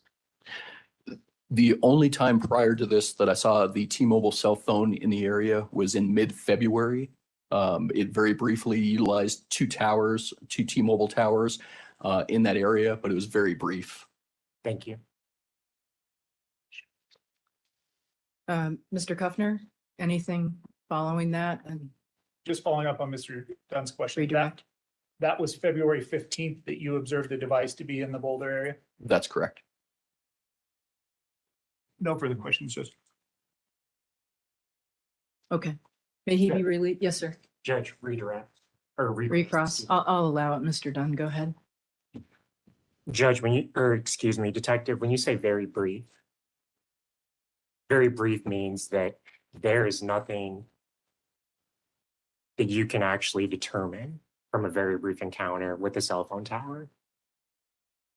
As far as location, again, I can put it in a general area. I can't say that the device was at a specific location within the tower coverage area. And that means that it could have been driving anywhere sort of within the cell phone tower location. Yes, it could have been within the coverage area of that tower, anywhere That within you the coverage described area. earlier during your testimony. Correct. Okay, thank you. All right, thank you. May he be released from the subpoena as well? Is excused. You can.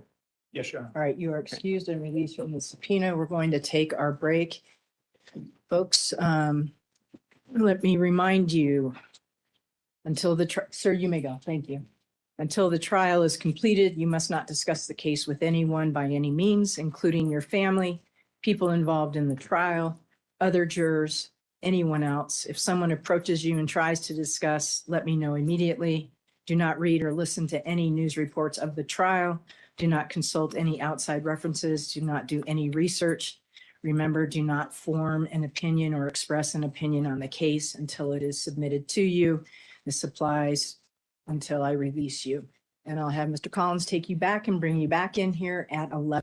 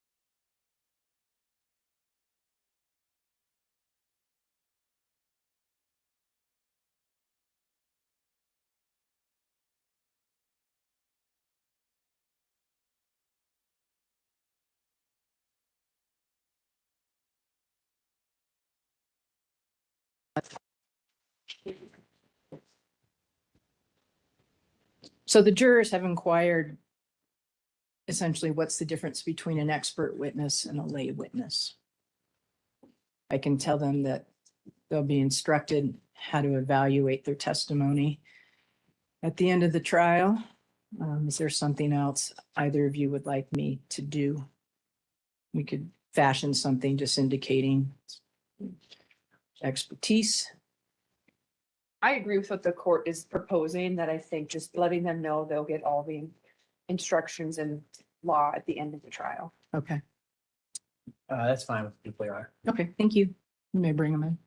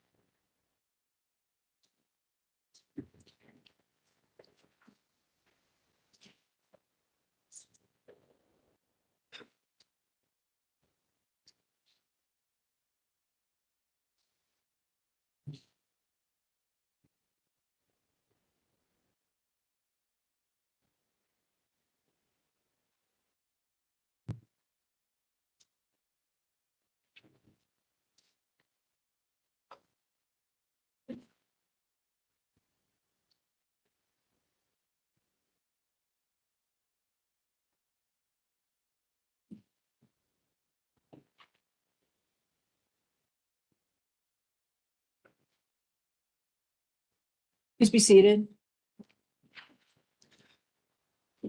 Folks, I know there was an inquiry as to essentially what's the difference between a lay witness and an expert witness. Just know that at the end of the trial, when I instruct you, you will be instructed how to evaluate the testimony of the witnesses and how they've been qualified or not. Okay? All right, thank you. With that, your next witness, please.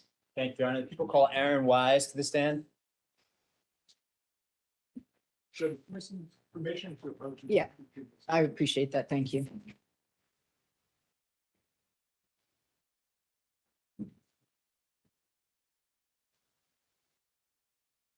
Good morning, sir. If you'll come around to your left. And head around that way if you would. Before you have a seat, I will swear you in. Please raise your right hand. Do you solemnly swear or affirm under penalty of perjury that any testimony you give shall be the truth, the whole truth, and nothing but the truth? I do. Thank you. Please be seated.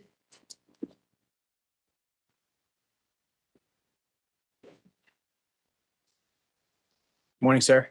Good morning. Can you please state your full name, spelling your last name for the court reporter? Aaron Wise, W-I-S-E. How are you currently employed?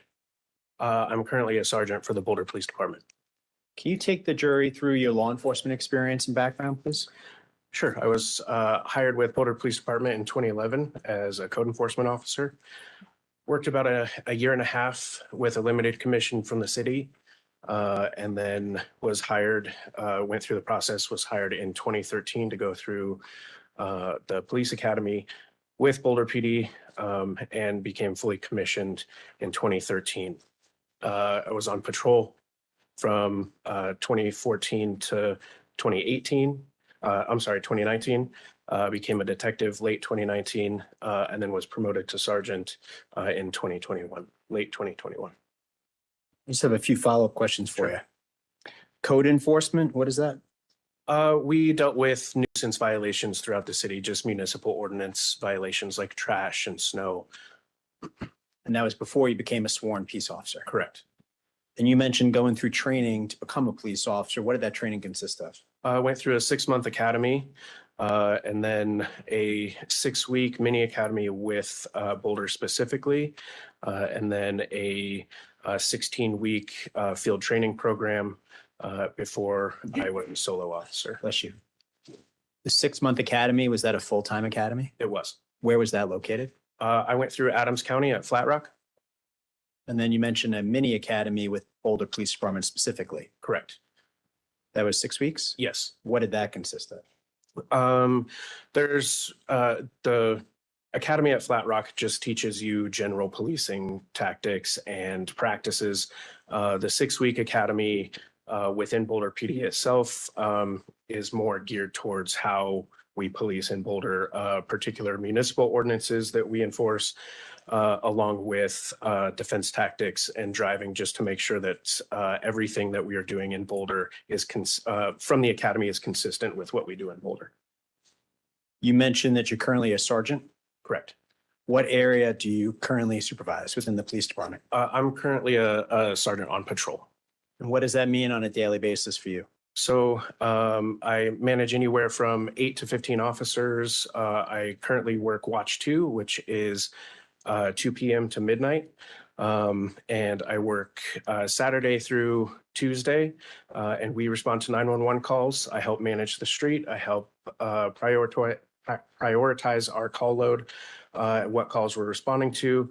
I approve reports at the end of the night and making sure that all practices, common police practices are followed. Okay.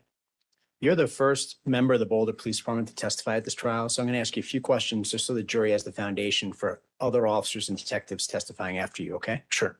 You mentioned Watch 2. Can you just talk to us about how the schedule is set up for Boulder PD and what that means in terms of hours, please? Yes, for patrol, we have 3 watches. We have Watch 1, Watch 2, and Watch 3. Watch 1 is 6 a.m. to 4 p.m. Watch 2 is 2 p.m. to midnight, and Watch 3 is 9 p.m. to 7 a.m. So there is a little bit of overlap, but for our patrol, we have 3 basic shifts. We have some nuanced shifts where we have officers on the mall and traffic officers, but our watch 1, 2, and 3 all are the ones responding to your 911 calls. So any calls for service 911 calls, the officers on duty at that point are assigned to those or responding to those. When did you become a sergeant? Late 2021. I was promoted in November of 2021. And prior to that, you'd been in detectives. Correct. So we're going to talk about that for a couple of minutes, okay? Okay. When did you first become a detective at Boulder PD? Late 2019 into early 2020. What were your duties and responsibilities as a detective? I was assigned to general detectives, so I mainly dealt with property crime. Anytime a critical incident or a major crime would happen, it's kind of all hands on deck. Every detective does something along with the case, whether that is writing a warrant or helping canvass. They're usually involved in some type of investigation when it's big enough to get all detectives involved. And then at some point, it was beginning of 2020, after I had been a detective for a few months, I also started to help our intelligence detective, Detective Ed Burke. He was our full-time intelligence detective, and I helped him part-time with some of the things that he could not handle. And as a detective working in the intelligence unit, what did that involve? Detective Burke had a very large caseload with his intelligence assignment. So I mainly helped him with firearms denials, researching those, and putting out officer safety bulletins and managing crime patterns and working a little bit with our plainclothes units to push out officer safety and BOLOs throughout the region. Couple of questions just to clarify. Sure. What's a BOLO? Be on the lookout. What does that mean? So it would be if we are looking for a particular person or a particular vehicle, we would release and disseminate that information to local law enforcement agencies that we are looking for this particular person or this particular vehicle associated with crimes that occurred in Boulder. And that was part of your responsibility as a detective working in the intelligence unit. Correct. Okay. And then you mentioned another term, firearm rejections. Yes. What does that mean?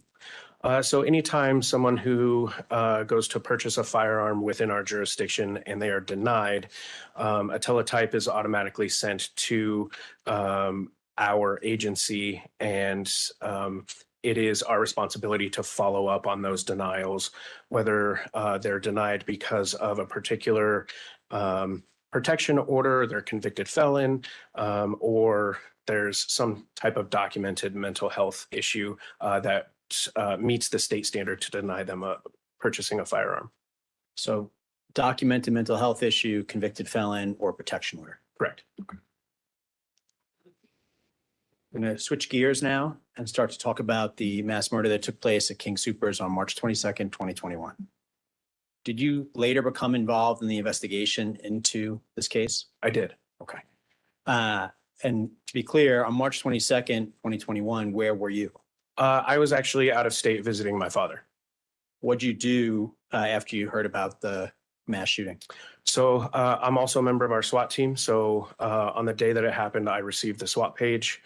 And at that point in time, I could pull up our CAD remotely on our phone. So at first I thought it was a training page. And after scrolling through CAD, I realized that this was actually something that was occurring at this point in time. I immediately reached out to my sergeant at the time, who's commander now, Brandon Wynn. He was a sergeant in detectives, and asked if he would like for me to fly home to assist in the investigation. What was his response? His response was, no, get your rest, enjoy your time off, because when I got back, there would be plenty of people who would need some relief. In terms of the work that was being done? Correct. You mentioned you had been a member of SWAT at the time. When did you first become a member of SWAT? I got on the SWAT team in 2016. And after being selected for SWAT, what was the training that was involved? I went through a SWAT school down in Douglas County. It is advanced tactics, advanced firearms training, and we get certified in several different things. I specifically was certified in breaching, and still certified in breaching, along with chemical munitions. You mentioned getting a SWAT page. Correct. Can you just explain to the jury what you mean by a SWAT page? Being a member of the SWAT team, it is a collateral duty for us. So we're on call 24/7. So I have an application on my phone that whenever we have something that rises to the level of SWAT responding, the SWAT commander sends out a page to the entire team to respond. And you get that over your cell phone? I do. So it's not actually old school pager style anymore? Correct. Not anymore. And you mentioned scrolling through the CAD. This is the first time the jury's heard about a CAD. Yep. Can you just explain to the jury what you mean by CAD and what you were able to see on it? Yes. So CAD is our computer aided dispatch. We can pull up, we used to be able to remotely pull up the calls that were currently happening on the screen within our jurisdiction. So when I got the page, I was able to pull up that particular call at King Soopers and scroll through the CAD notes. And notes are entered by dispatch as the call is evolving, and as they're getting 911 reports, those notes are typed in line by line, as clear and concise as possible. But as you can imagine, on any big call, it was pages and pages of notes that I had to scroll through. And I'm not going to ask you to get into what you were actually able to read, but just so the jury has an understanding of how this works. Someone calls 911 and the dispatcher is typing in, as they're taking the call, the information. Correct. And then that's being communicated out over the CAD. Correct. And that's read by law enforcement, police officers, SWAT members, and so on. Yes.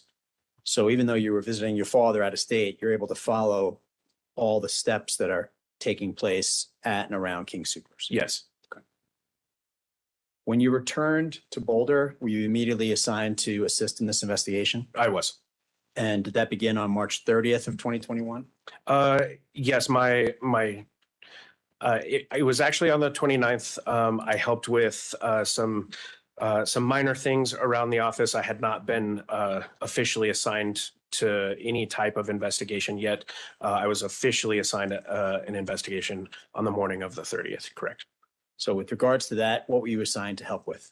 The route, specifically starting just south of city limits, we were aware that other investigators were working on the route of the shooter from Arvada, and Detective Burke and I were doubled up together and assigned to the route starting at Highway 93 and Highway 170, which is the first major intersection south of Broadway and Chambers in the city.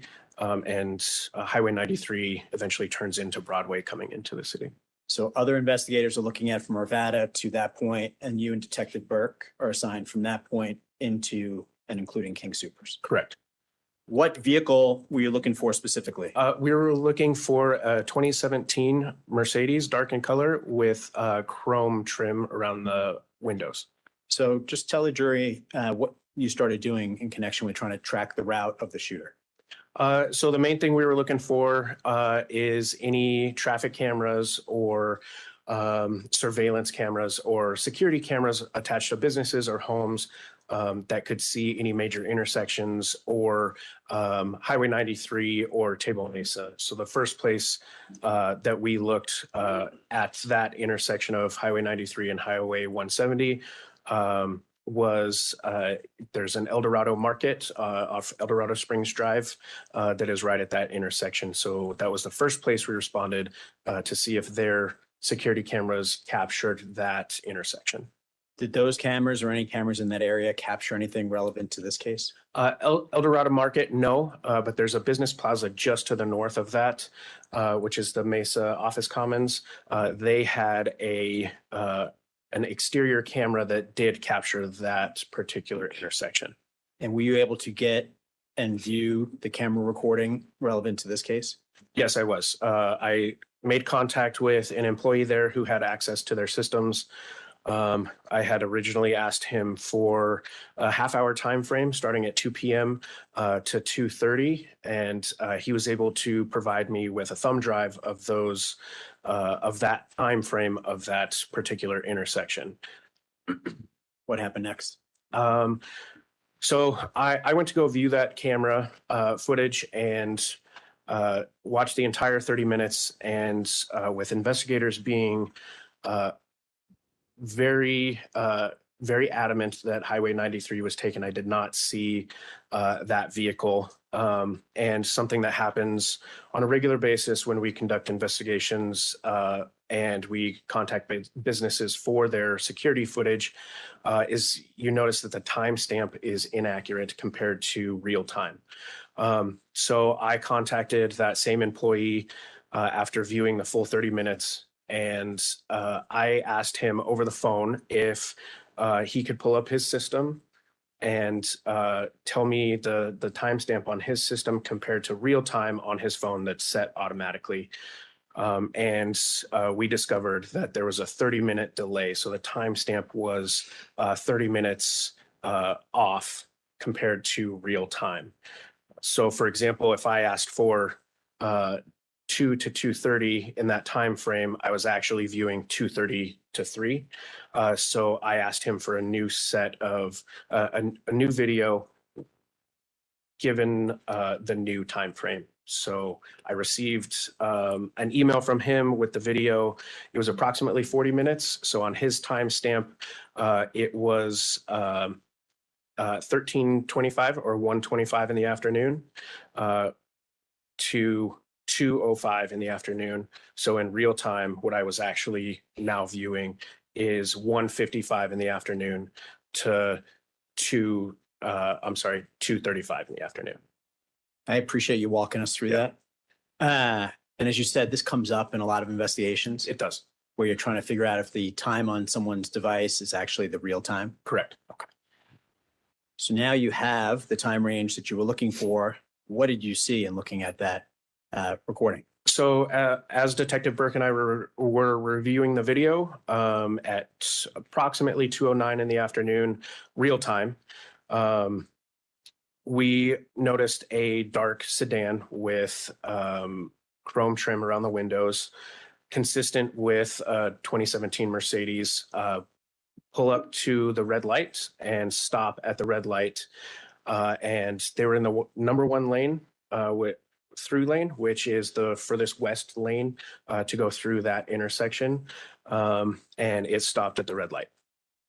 And was that car consistent with the shooter's car? Yes, it was. And when you say number 1 lane, is that a law enforcement way of describing a lane of travel? It is. Can you just tell the jury what that actually means? Yeah, so from a median from left to right, or from as you're driving from left to right, the left lane is number 1, The middle lane would be number 2, the right lane would be number 3. And then you can designate it number 1 turn lane, number 1 through lane, number 2, number 3 turn lane if you happen to turn right. And you said the shooter's car came to a stop at a red light. Correct, at the number 1 through lane. Was it the first in line at the red light? It was How long did it stay stopped for? approximately 46 seconds. Until what happened? The light turned green and the car proceeded through the intersection. What else did you check along the way from that point forward? So once we were confident that this was the vehicle that we were looking for, we know that there's a couple of trailheads that are between that particular intersection and King Soopers. And each one of those trailheads is managed by either the County Sheriff's Department or OSMP Rangers, the Open Space Mountain Parks Rangers. And all of those parking lots have game cameras to monitor the parking lot. So we went to less than a handful of those trailheads and pulled the SD cards from those game cameras to see if there was a possibility along the way that this car pulled into one of those trailheads and stopped. And based on your review, did it appear that the shooter's car pulled into any of the trailheads along the way? No, we did not find the vehicle in any of those trailheads. So if the shooter's car didn't pull into the trailheads, what did that represent or signify to you? That suggests to us that he proceeded northbound on Highway 93 until it turned into Broadway, and at some point in the city made his way onto Table Mesa. Did you then shortly thereafter learn from the Boulder Public Library located at 3595 Table Mesa that they have a camera on their roof? Yes, I did. And who actually operates or owns that camera? The City of Boulder Water Department. Were you able to obtain and look at that video in connection with this investigation? I did. What did you see on that video recording of relevance to this mass shooting?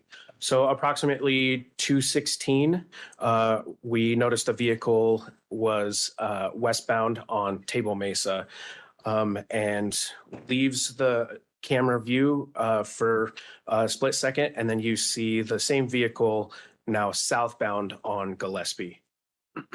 So 2:16 p.m., the shooter's vehicle comes into view, Correct. traveling what direction? Westbound. So where in relation to Broadway would that car be at that point? So it's a left turn from Broadway, so west of Broadway. And then you mentioned it was next seen on another street. Correct. Can you just give the jury the layout there of what you're looking at? Yep, Gillespie is the first intersection west of Broadway, and King Soopers is at 3600 Table Mesa. Major intersection is Broadway, Table Mesa, and it just to the west of that is Gillespie Drive.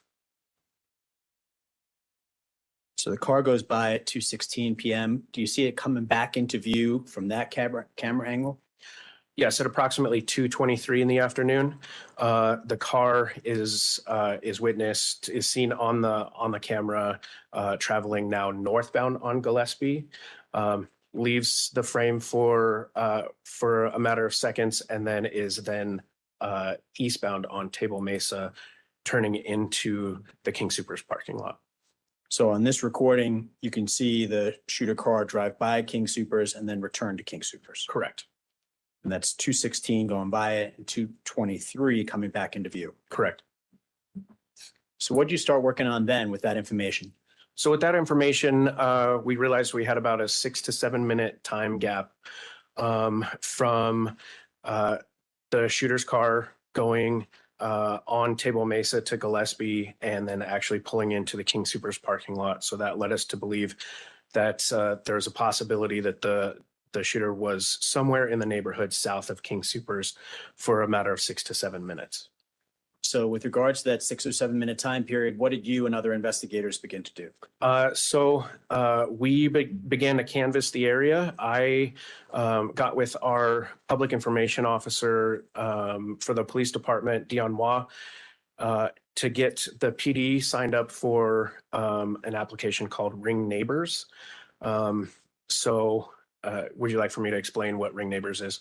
I'm gonna ask you that, but the court reporter gave me a look that signaled to me I should spell WA for her, and Okay. it's WAUGH. Is that Okay. right? Yes, Okay. So you mentioned ring neighbors. yes, And I'm just gonna ask you to slow down a little bit if you can, sure. and just walk the jury through what ring neighbors means and how it became relevant to the investigation you were helping with. Okay. So the company Ring, which provides doorbell cameras and security cameras, they have a program called Ring Neighbors. Anyone who has any type of security camera can also sign up, and it doesn't have to be a Ring camera, can also sign up for the application of Ring Neighbors. And what that does is it allows public safety entities, sheriff's departments, municipalities to push out information to a particular geographical area and notify citizens of weather coming in, police activity, any criminal activity. Also, it allows those public safety entities to choose a particular geographic area and send out a request for videos in the area, and it will automatically send an email to anyone who is subscribed for Ring Neighbors that lives within that geographical area. What it will also do is advise any of those citizens that they have movement on their camera during this requested time by whatever public safety entity sends that out. And it gives them the option to voluntarily send that video back to the requester. So I'm gonna break that down a little bit, particularly if people don't have the Ring system on their house. Yes, So an individual has to subscribe to Ring Neighbors to be a part of this whole thing you just Yes. described. And if they've subscribed, then they get a notification from, in this case, for example, the Boulder Police Department that Yes. sorry, sorry. that you're seeking information related to an incident. Yes, The homeowner then has a notification from Ring saying they may have something on their recording, at least in time, connected to what the police communication has sought. yes, So in other words, let's assume I have a Ring camera system, the police can't just go on to my Ring camera system and start taking stuff out. correct. So they have to go through this whole notification process. Yes. And through this process, did you begin to receive a lot of responses from community members in the Table Mesa area? We didn't get a lot of responses, but we got a few. On the first day that we sent out, the PIO sent out the first request. And later that night, we got a response from a citizen who lives on Armour Avenue. And they sent us the video and said that they believe that a vehicle consistent with what we sent out in the request was passing by at approximately 2:17 in the afternoon. Okay. And did you in the coming days continue to get notifications from community members? Yeah, so we ended up canvassing after we got that initial response. We canvassed the entire neighborhood south of King Soopers. About midday, I sent out another request because we only got one response, and within several hours later on in the day, I got another response from a citizen who lives on Darley Avenue, saying that sending me a video that was cut up into two different videos, that particular vehicle was traveling westbound on Darley and stopped across the street in front of 4035 Darley. And I'm going to take you through what videos you ended up obtaining in connection with the investigation. Okay. But you mentioned the canvas. Yes. What did the canvas involve? So there was a team of Boulder police investigators, CU police, and FBI. We literally dropped people off, including myself, and we went door to door, knocking on everyone's door that we possibly could to see if they had any type of security camera. There was always a possibility that just because they have a security camera or a doorbell camera that they are not subscribed to Ring Neighbors. So we went door to door, and anyone that was willing to answer the door and talk to us, We asked if they had any videos associated or during that particular time frame from the 22nd.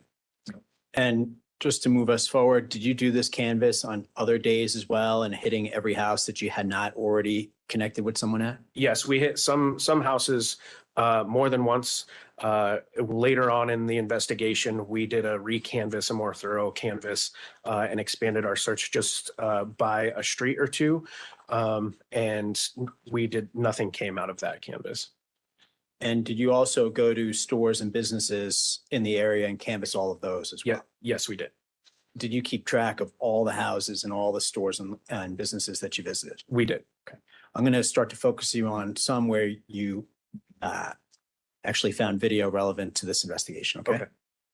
So you mentioned that the suspect vehicle, the shooter's car, could be seen going at 216 past the city's camera Correct. and then turning and moving into the neighborhood. Yes. What is the next time that the suspect's car can be seen on camera? 217. And is that passing 3805 Armory Avenue? Correct. And after that, does another camera on Armour Avenue pick up the shooter's vehicle at approximately 2:21 p.m.? Yes. And what direction, if you recall, was the car traveling in that one? I'm sorry. Did you say 221 on Armour or Darley? I'm sorry, we'll do Darley first. Go ahead. Okay, so on 221, the vehicle was westbound on Darley. And what is seen in that video recording from Darley at approximately 2:21 p.m.? The vehicle stops up at a house across the street from the home that had the surveillance. And by stops, what do you mean? It comes to a complete stop and stays there for approximately 1 minute. In front of this particular house? Correct. And is that 4035 Darley? Yes, it is. And where does the car next go based on what you could see on the video cameras provided? It continues to travel westbound. And at 2:23 p.m., do you see the car go past another location? Yes. And what location was that? That is Community Montessori School. And where is the car driving on the Community Montessori School video? It is northbound on Gillespie. And from there, where? I believe that it is picked up by the senior center at 223 as well. And then continues eastbound on Table Mesa, where it is also picked up by the library, the camera that's on the library as well. And 2:23 p.m. for the senior center. Correct.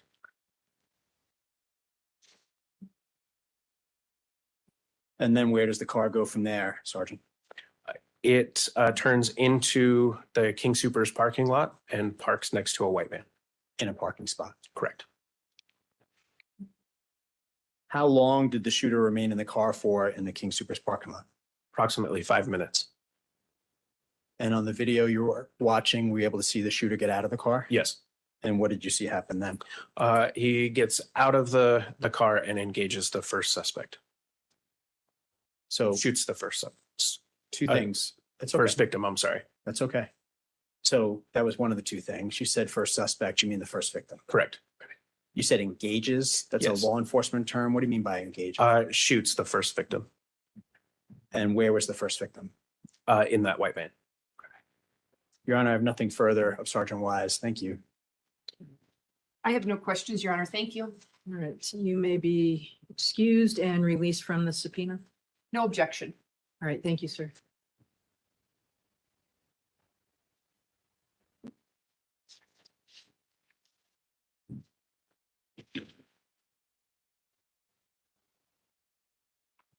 Your Honor, people call Sarah Moonshadow to the stand. Thank you.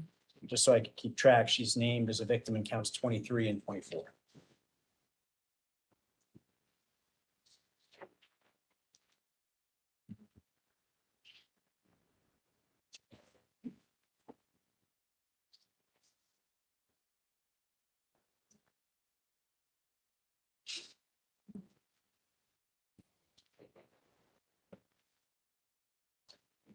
Good morning. If you'll make your way to your left, please. And then come on, just around the table and over to that screen and then around. Thank you. Face me, raise your right hand before you're seated. Do you solemnly swear or affirm under penalty of perjury that any testimony you give shall be the truth, the whole truth, and nothing but the truth? I do. Thank you. Please be seated.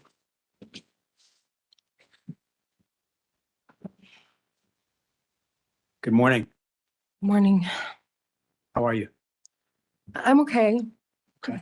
I'm going to ask you to get settled. If you need a cup of water, you can take some water, okay? If you need tissues at any point, those are to your right. Okay.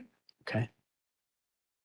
And that microphone in front of you allows everybody in the courtroom to hear you. So I'm the only one right now who's going to be asking you questions. Okay. But in order for everybody to hear you, you could speak into the mic. That'd be great. Okay. Okay. What's your name? It's Moon Shadow. I go by Sarah. Okay.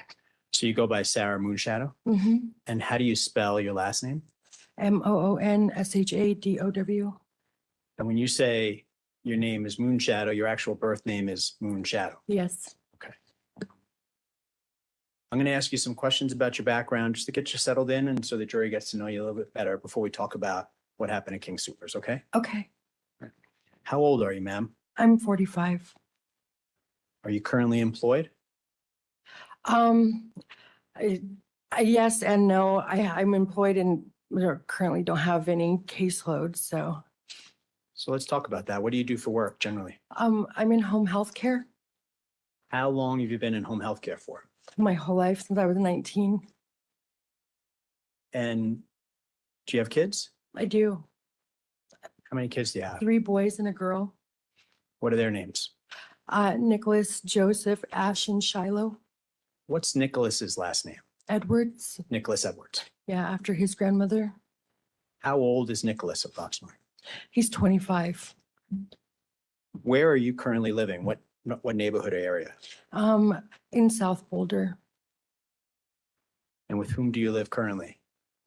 Right now, I'm looking for places, so it's kind of a bouncing around thing, mostly just because it's when I feel most secure. And the work you do in home health care, what does that involve? I travel to people's houses and I was primary in spinal and head trauma in Denver, but in Boulder, it's mostly elder care, dementia, and things of that nature. So what does that mean in terms of the work you do? Like you show up at someone's house and what do you do? Life auxiliary, I basically make sure that they're happy and healthy. And if there's any issues that I see, I make note of it, kind of head off hospital stays and hospice care and, make life, fun. And you've been doing that work since you were 19 years old? Yeah, Do you recall March 22nd, 2021? I do. What were you doing that day before you went to King Soopers? We were around the corner at the laundry mat and I was getting ready for work. I had a client that was local in the area, so I was scrambling to try to make sure that I was prepared because it was my second day back after fracturing my pelvis. And just being a normal, everyday, single mom getting the thing done,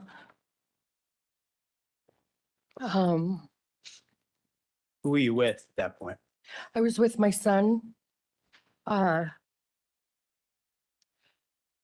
was scrambling to try to get the laundry done before I got to work and had to run back to my house. And so I told Nicholas that I needed to stop by the store to make sure I had gas money and everything ready for work. And I mean, we weren't even, it was kind of just like a, spontaneous stop in like that.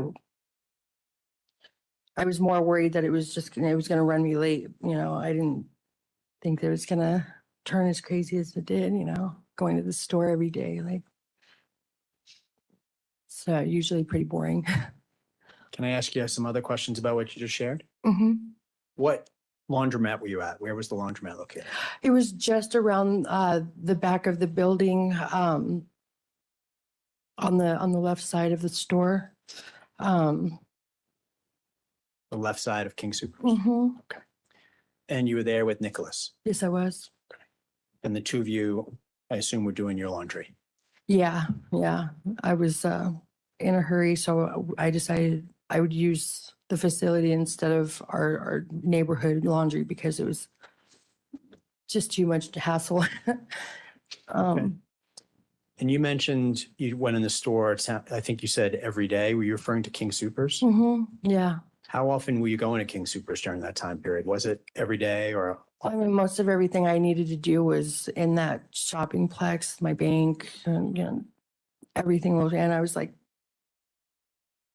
within walking distance for like maybe 3 or 4 blocks. So there was pretty much every day that I was in the complex there. And did you go into King Supers around 2:20 that afternoon? I did. I went in to buy strawberries and some tea to snack on and grab some money for work and gas. And what was going on at the laundromat while you went to King Supers? Nothing. It was pretty empty. I think maybe there was a couple of people there, but I was more or less distracted with the kids, you know, being kids and trying to juggle that with, you know, work and, you know, basic normal stuff. Okay. Were your other kids with you at the laundromat? My daughter had been, I had just dropped her off before we went to the grocery store. We had to go back because, you know, one of them had forgotten laundry pods and I was kind of getting exhausted with the squabbling. So when my daughter opted to not go with us, I was kind of relieved. And so I walked away and How old your daughter? she's 16 now. So 2021, she's around 13. Yeah, she was, yeah, Okay. just becoming a teenager and going through the hormones and Okay. Who went to King Supers with you at around 2:20 that afternoon? Nicholas did. How old is Nicholas now? He's 25. So at the time, roughly 22 or so. Mm-hmm. And when you got inside King Supers, what did you and Nicholas do? We immediately went to the fruit section, grabbed some strawberries, and then grabbed some tea because I was in a rush. I was getting really close to having to be at work and just kind of relieved that it wasn't too far. Like everything was still really close. I basically set everything up to where I was always within the area of my daughter's school, and that way I could get between her school and work easily without leaving anybody hanging for too long. Okay. So you grabbed the strawberries, the tea. Tell the jury what happened next. We went over to the self-checkout, and I was checking out my stuff, and right as we were about done, I started hearing something that I guess I just couldn't even wrap my brain around at that. I knew what I was hearing. I just couldn't process that I was hearing it until I looked over at my son, and he just looked like my little baby boy, scared and confused. And he said, "That's a gun." And I said, I know, get down. Can I ask you a couple of questions about Yeah. that? You said you knew what the sound was. Mm-hmm. What do you mean by that? It was loud popping from a firearm, not a handgun, because it was too loud and sounded like the rifles. You know, we would always hear when we were living up on the mountaintop, and I had to teach my kids to keep themselves and dogs safe by identifying distance and platforms so they wouldn't be in the way of anything that might be stray, you know.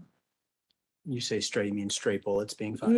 Yeah, because we were near the national park where people were allowed to hunt. And so, you know, I mean, sometimes people are using, high powered, stuff and they're having fun or whatever. So it's important to be aware of your surroundings and keep your distance, and so I always taught my kids, how to, stand there and identify, the best they can so that they don't find themselves in the way of anything, that's a problem. And Sure. And you say identify, what do you mean by identify? Basically I taught my kids like kind of like when you're counting how far away lightning is, you can kind of gauge the echo off the mountain, like where somebody is. And so basically it's distance and rapid fire, like what kind of platform they might be using and how far that bullet might travel. Are you familiar with guns yourself? I'm a layman, like nothing. I mean, I had most of my family was in the military and stuff, and so my uncles, would tell me things, and I have my own firearms. Typically, I mean, I left mine, like, which was not normal for me, but that day I was just in a hurry and frustrated, and I looked at it 3 times in my bag, like, and just left it there. So can I ask you a couple questions about that? Yeah.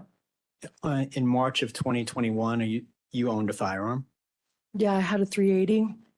And a 380, for members of the jury who may not know, what kind of gun is that? What size is it? It's fairly small. It's similar to a 9mm, but it's just a smaller caliber, more for, basically it's a woman's gun. Yeah, lightweight and very little recoil, so it's not gonna kick and jump out of your hand or anything difficult. It's a typical carry for a woman in her bag and And you left the gun where that day? in my purse. I had a concealed carry purse, and I keep it locked in there, and just never really thought that I would need it. It was more or less like when I was out late, in different neighborhoods that I'm not familiar with clients and stuff, I'd have to walk to my car by myself. And so it was more or less just to make sure that I was safe. I never really thought that I would ever be in any position where it would ever be necessary. Where'd you leave the purse that day? In my room. So from your experience with guns, when you hear gunshots, are you often able to distinguish between handguns and long arms or rifles? I mean, not like, expert or anything, but like I can identify, this racking of of a firearm and the amount of seconds between shots generally, have a basic idea of what's going on there, When you first heard the shots at King Supers, what were your thoughts? What'd you think? I was shocked. I heard them outside, and they were first kind of like on the exterior of the building, like in the area that we were, and traveling eastward. So were you at the west checkout? We were supposed to be at the east end because that's where I was parked, but I don't know. I felt like, I'll just stay where I am, even though I turned to Nick and I said, we should be over there because I'm parked over there. And then I was like, never mind, doesn't even matter. Just kind of being typically indecisive. So instead of the east checkout, you were on the west checkout side. Mhm. And you were saying you hear the shots outside moving from west to east. Uh-huh. What's the very next thing that happened? They got louder and then they were inside the store. And I could hear people falling. I couldn't even believe I was hearing it. And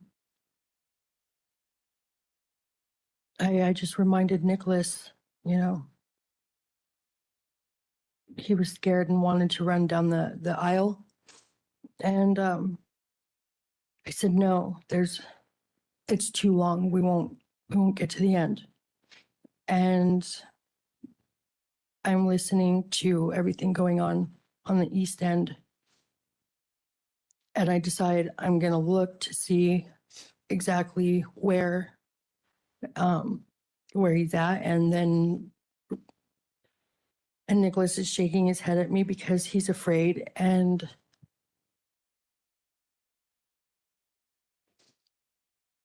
we saw each other, and immediately he made it to our area like pretty quick. And it was just noise that, I don't know, I think at that point I was just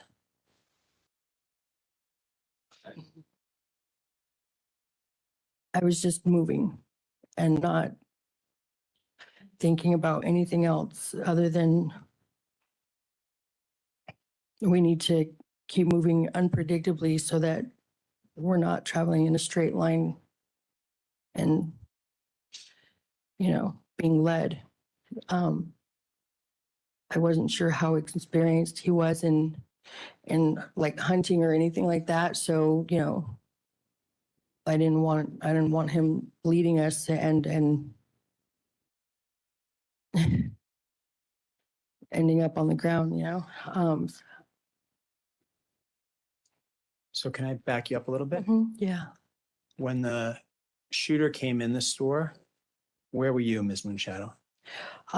We were at the very first kiosk of the self-checkout. And my son was down on his hands and knees. And After we heard the gunfire outside, and then at the end of the store, as soon as we heard all the noise and commotion, he immediately got down and I ducked down, and he wanted to run to the right of us. And I said, there's not enough time.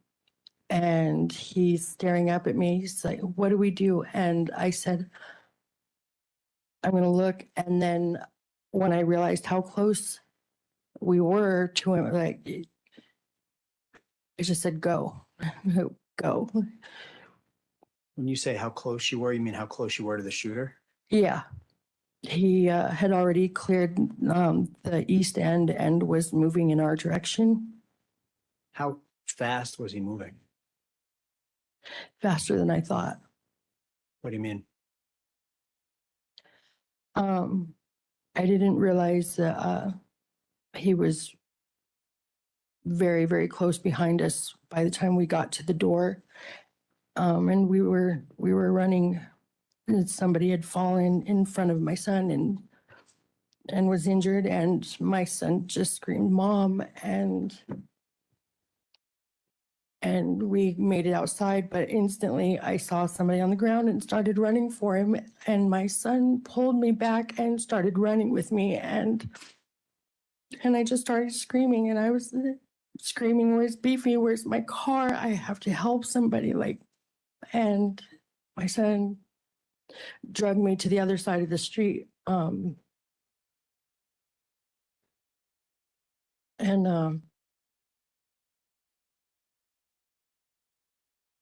think I started to pee my pants, screaming, oh my God, what is happening? And then officers started running towards us, screaming, keep going, get behind the buildings.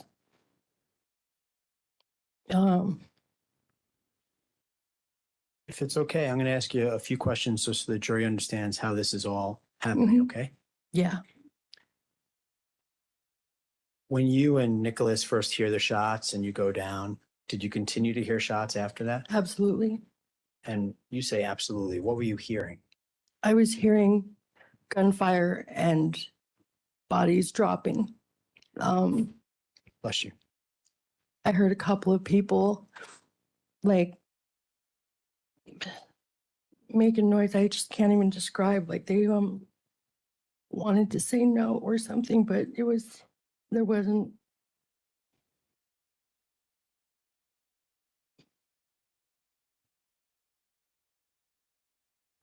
It was all pretty quick. And some of these people physically, where they were located close to you?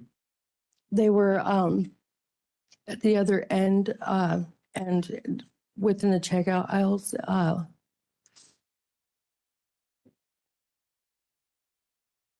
Well, it was like 1 minute there was, normal activity, people around us. And then all of a sudden, there was nobody. It was just me and Nicholas. How'd you get out of the store, Ms. Moonshadow? I stood up a little ways and looked between the kiosks, and we made eye contact. And I thought I was looking at somebody who was just as confused and surprised as me. He looked sweaty and almost like just disconnected. Okay. What do you mean by that? Just like again, chaos, just like completely like a deer in headlights kind of thing. Like, I mean, that was just kind of how I perceived it. Like, I figured he probably had the same look on his face that I had on mine. And so I started praying for him because I didn't know. I think that at that point, my mind was just in a place where I was reactive and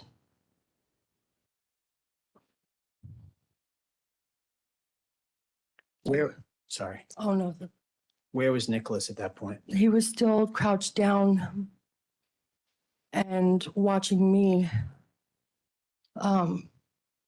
Like I said, he wanted to run down the aisle, and I kept telling him no.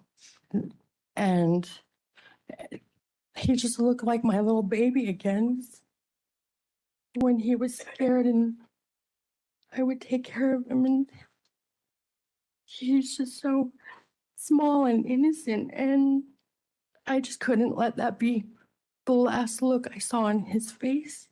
And so I told him to stay down and don't look, just go. How close was the shooter to you at that point, approximately? He was just feet behind us on the other side of the kiosk and lane of checkout. Could you see the shooter? Mm-hmm. I did. We made eye contact. And what was the shooter doing when you made eye contact? He was raising his firearm in my direction, and I realized, like after the fact, that he wasn't wearing a t-shirt. It looked like a flak jacket or something he was wearing. But I think at that point, I was still just not processing that he was the person firing on us. He wasn't another random shocked person. Were there other, you described one, were there other random shocked people in the area? A lady that we were running towards that was at the doors on the east end or west end. She lived in the neighborhood. She had slipped and fallen and broke her back. Judge, non-responsive foundation? Sustained. You want it stricken? Yes. Instructed to disregard that last statement.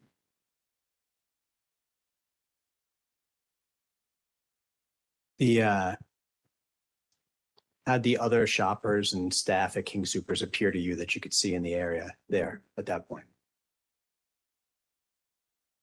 Touch 401, 403, Overruled. I think it's relevant for cumulative as well. in terms of cumulative. I don't know that we have that information as to that point in time. Overruled. You can answer, Ms. Musha. I'm sorry, could you repeat the question? Sure, thank you. You mentioned people looking confused, people looking scared, and I'm asking you, the people at that moment in time that were around you, how did they appear to you? Like I said, it seemed as though we had somebody that worked at the store that was helping us, and then all of a sudden it was like he wasn't there. Like everything happened so fast. It was like I just was hyper focused on my son and listening to everything so I could stay down and give him direction. What were you listening for? I was listening for platform. I figured if I can hear him racking for another round, and how long it would take, I would know if he was having to reload or what we were listening or dealing with, what we were going to have to outrun. And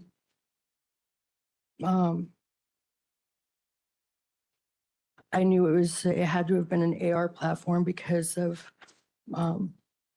just the weight of racking it and how fast, and there wasn't a lot of time. I'm not sure exactly how we made it out of there. And you mentioned you saw the shooter lifting up the rifle. Mm-hmm. What exactly did you see? He was looking right at me, and he was trying to raise the end of his rifle up. There was the platform where you put your wallet so you can scan and stuff, and it looked to me as though he might have bumped it and had to adjust. And so I looked at Nicholas and I said, "Go." And he said, "No." And I said, "Go now." What doors did you and Nicholas go out of? We went out the west end doors, the primary double doors there. And you started to hit on this, but I want to ask you a couple questions about what you saw outside, okay? Yeah. What did you first see when you ran outside, Ms. Moonshadow?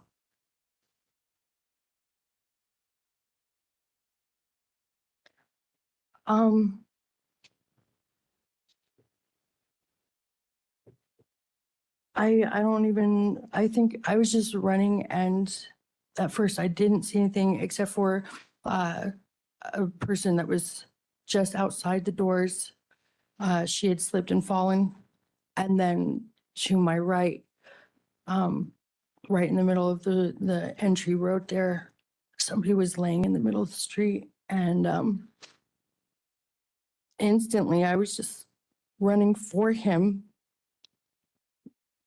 And my son was screaming, "Mom, Mom." And then as I got closer, he grabbed me around my waist and started to drag me and try to carry me.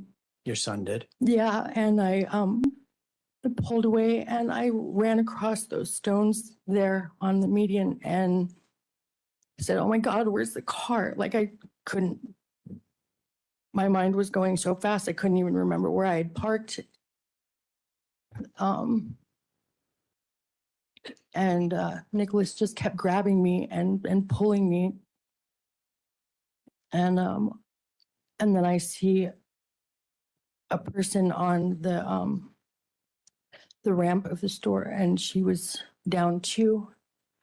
And so I started trying to run in that direction, and Nicholas said, "No, no, we have to go. We have to run." And I said, oh my God, what's happening?"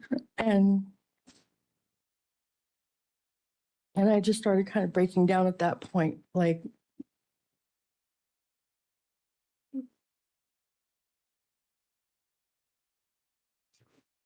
Where'd you and Nicholas go from there? he pulled me over to, there's a Boulder for the apartment buildings that are just across the street. We were running towards that, and that's when Officer Talley was pulling in, and we made eye contact, and I jetted for his car to try to throw myself on the hood of his car, and then Nicholas again grabbed a hold of me and pulled me behind the rock. And when he started to try to look around it, that's when an officer was already running for us and screaming, "Go, go, get behind the buildings." And there was a lot of rapid gunfire at that point. Where'd you go from there? We kept running into the neighborhood that I was supposed to be working in.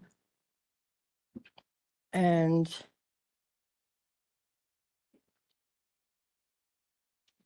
I had considered taking my son there, but then I was afraid that I would put her in jeopardy. So we ran to the very center of the neighborhood, where there was some like iron fencing, and then I just like grabbed a hold of it and just started sobbing, and Nicholas, he sat down and just couldn't even, he was in shock. He wasn't quite like crying or anything, but he couldn't process it.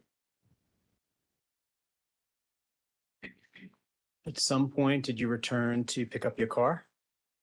Yeah. There were neighbors that had come out, and they were, I think they were watching it live streamed. And so they asked us if we needed any help, if we, needed. Responsive. Sustained. Where'd you go after speaking with those people? We walked back around the other side of one of the apartment buildings towards the very end, like where Chase Bank is just directly across the street. It seemed like that would be far enough away. I was worried about Rollo. He was trapped there. We were the very first car right in front of the ramp where, he saw everybody dying, and he's everything to me. So I couldn't leave without him. Your dog was still in the car at that point. Yeah. Okay. And I'm going to move you forward from here, okay? Mm-hmm. And I'll ask you a couple questions just about the car, and then I'm going to circle back to one last thing about King Supers. Okay. Okay. Were you able to communicate to law enforcement that it was your dog in the car?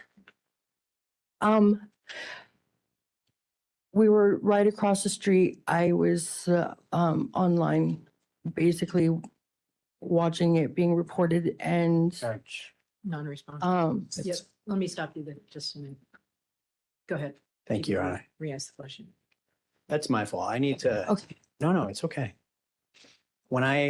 If I ask you a question asking for one particular thing, I'm going to ask you just to try to answer that one thing if you can. Okay. I know this is a lot. I know that's a lot. Yeah. But so at some point, did you communicate to law enforcement that your dog was still in the car? Yes, there was officers that were crouched down beside and behind my car. And then shortly after, my car was surrounded, and they were screaming at my Rollo to put his hands up and get out of the car. And I started screaming, "That's my beefy. Don't hurt him, please." And my son had to basically rush me out of the way because I was getting run after because I was running for my car and back into. Can I interrupt you for a second? Mhm. Did you realize that the police thought the movement in the car was possibly a person? Yeah, he was Calls for speculation. wearing a t-shirt that. Hold on. Holly- Can you rephrase the question? I see. Sure. Did you come to learn, and you can answer this with a yes or no, if the answer is a yes or no. Did you come to learn that the police thought Rolo was actually a person in the car? Yes, Okay. And your dog was wearing a shirt at the time? he was, yeah, he barely had any fuzz. He was a big baby and I always dressed him up in hoodies and stuff. He was my big boy. Do you recall? And your dog was okay at the end of that day, right? He was traumatized and So medicated after me- that. There's an objection. Objection. So when there's an objection, everyone's got to stop talking. Mr. I'm gonna, if the court's okay with it, I can just ask you some yes or no questions to move us Okay. forward, okay? Yeah, You haven't, I'm just gonna state the objection first, 401, 403, non-responsive. Your dog wasn't physically harmed by the police that day, right? Edge, no. 401, what's 403. the relevance? I just don't want the jury to be left with the wrong impression of what happens with the police and the dog. It's a really, I don't want to minimize the importance of it, but it's just a fairly simple question about was the dog physically hurt? Okay. Or Just killed ask by that the question. police. It's yes or no. Was your dog physically hurt by the police that day? No, Okay. Thank you.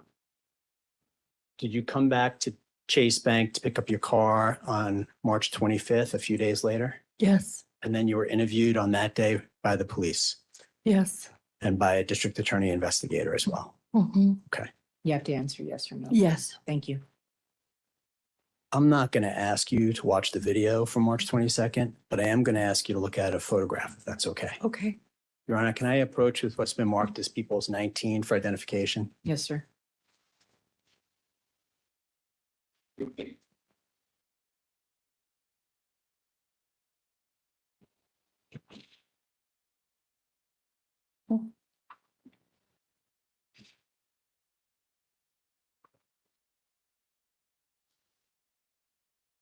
Do you recognize that photograph, Ms. Moonshadow? Yeah, I do. And have you seen that photograph before? When you showed it to me, And that was before trial? yes, Okay. Does that photo fairly and accurately depict what was going on in King Supers when you and Nicholas started to run? yeah, Your Honor, at this point, I'd move people's 19 into evidence, please, Objection. Submitted. and permission to publish, Your Honor. Yes, sir. What that means, Sam, is that you'll see the photograph now on the screen next to you. And it's also on the screen behind you so the jury can see it, okay? This is the first time the jury's seeing this particular photograph. So can you just walk the jury through who's in this photograph and what's happening at this moment in time? Me and my son. My son is hunkered down. I didn't realize that he had hesitated. He was really scared and Judge, I'd ask that the witness just describe in descriptive terms what she's seen on the exhibit. Sustained. um, She was expressing what he was feeling. he was afraid to No, listen to. no. Judge, Re-ask the question, please. Ms. Moonshadow, when I ask you Yes. questions about this photograph, It's me. no. Okay. Yes. So Yes, okay. Don't tell us what other people were thinking or feeling. Just tell us what we're looking at in the photograph if you can. So what do we see in this photograph here? Where are you? I'm turning to run. My son is hunkered down and Alissa is making his way toward us in the top corner there. So you're referencing the top left-hand corner where the white circle's around I there? am. Which person are you in the photograph, Ms. Machado? I'm the one on the far right. And what are you holding in your hands, if anything? Strawberries. And what direction are you heading at that point in time? I'm moving towards the primary entrance. On the west side? Yes, Where is Nicholas in that photograph? he's behind me. And how is he positioned when you look at that photograph? In other words, where He's, is, he's on his hands and knees. and he's wearing, it looks like a brown coat. Yes, Are you both wearing masks? this point in time? Yes, we are. Did you know the person who was behind Nicholas on the ground? No, no, I hadn't even realized that there was a person there. I was aware of the kid that was helping, monitor. Sustained. Re-ask the question, please. I think you've answered the question I asked. Yeah. Okay. One moment, Your Honor. Yes, sir.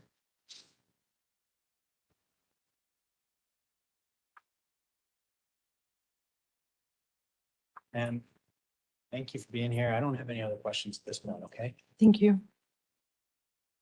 No cross-examination? All right. May she be released as well. Yes. Yes, Your Honor. All right. Ms. Moonshadow, thank you. You are free to go and you're also released from your subpoena. Thank you.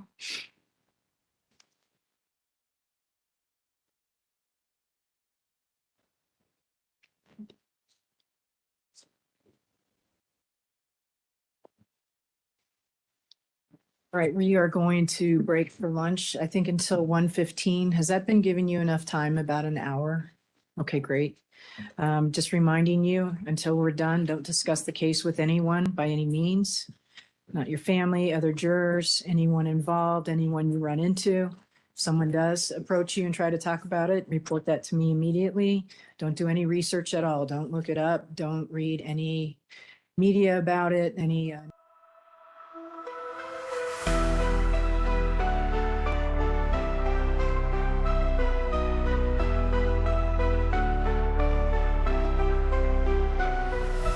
The system's rigged, man, it's time to break free. Eyes wide open, gotta see what I see. Standing on the front lines, fighting for the truth. Lift the veil of lies. Duh.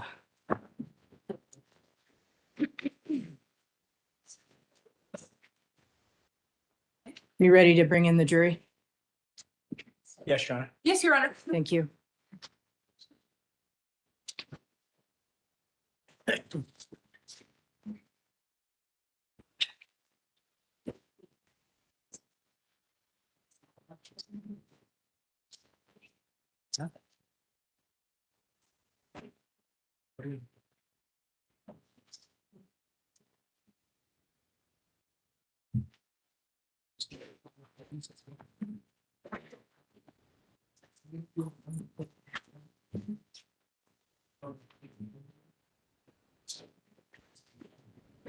Rise for the jury, please.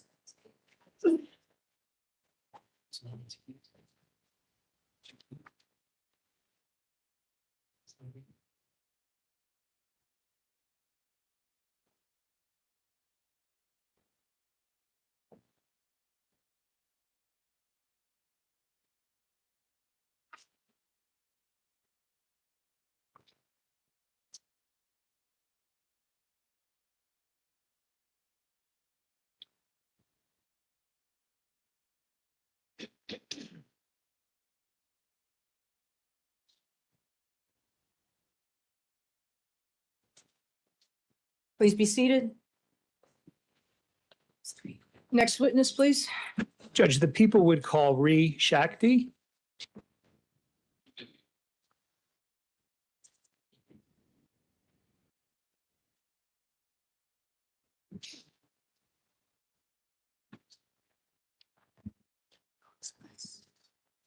Good afternoon, Ms. Shakti. If you could come up here towards me.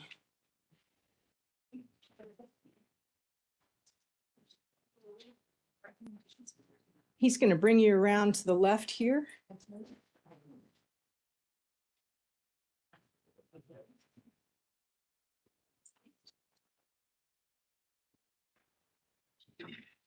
And you're going to come right around here.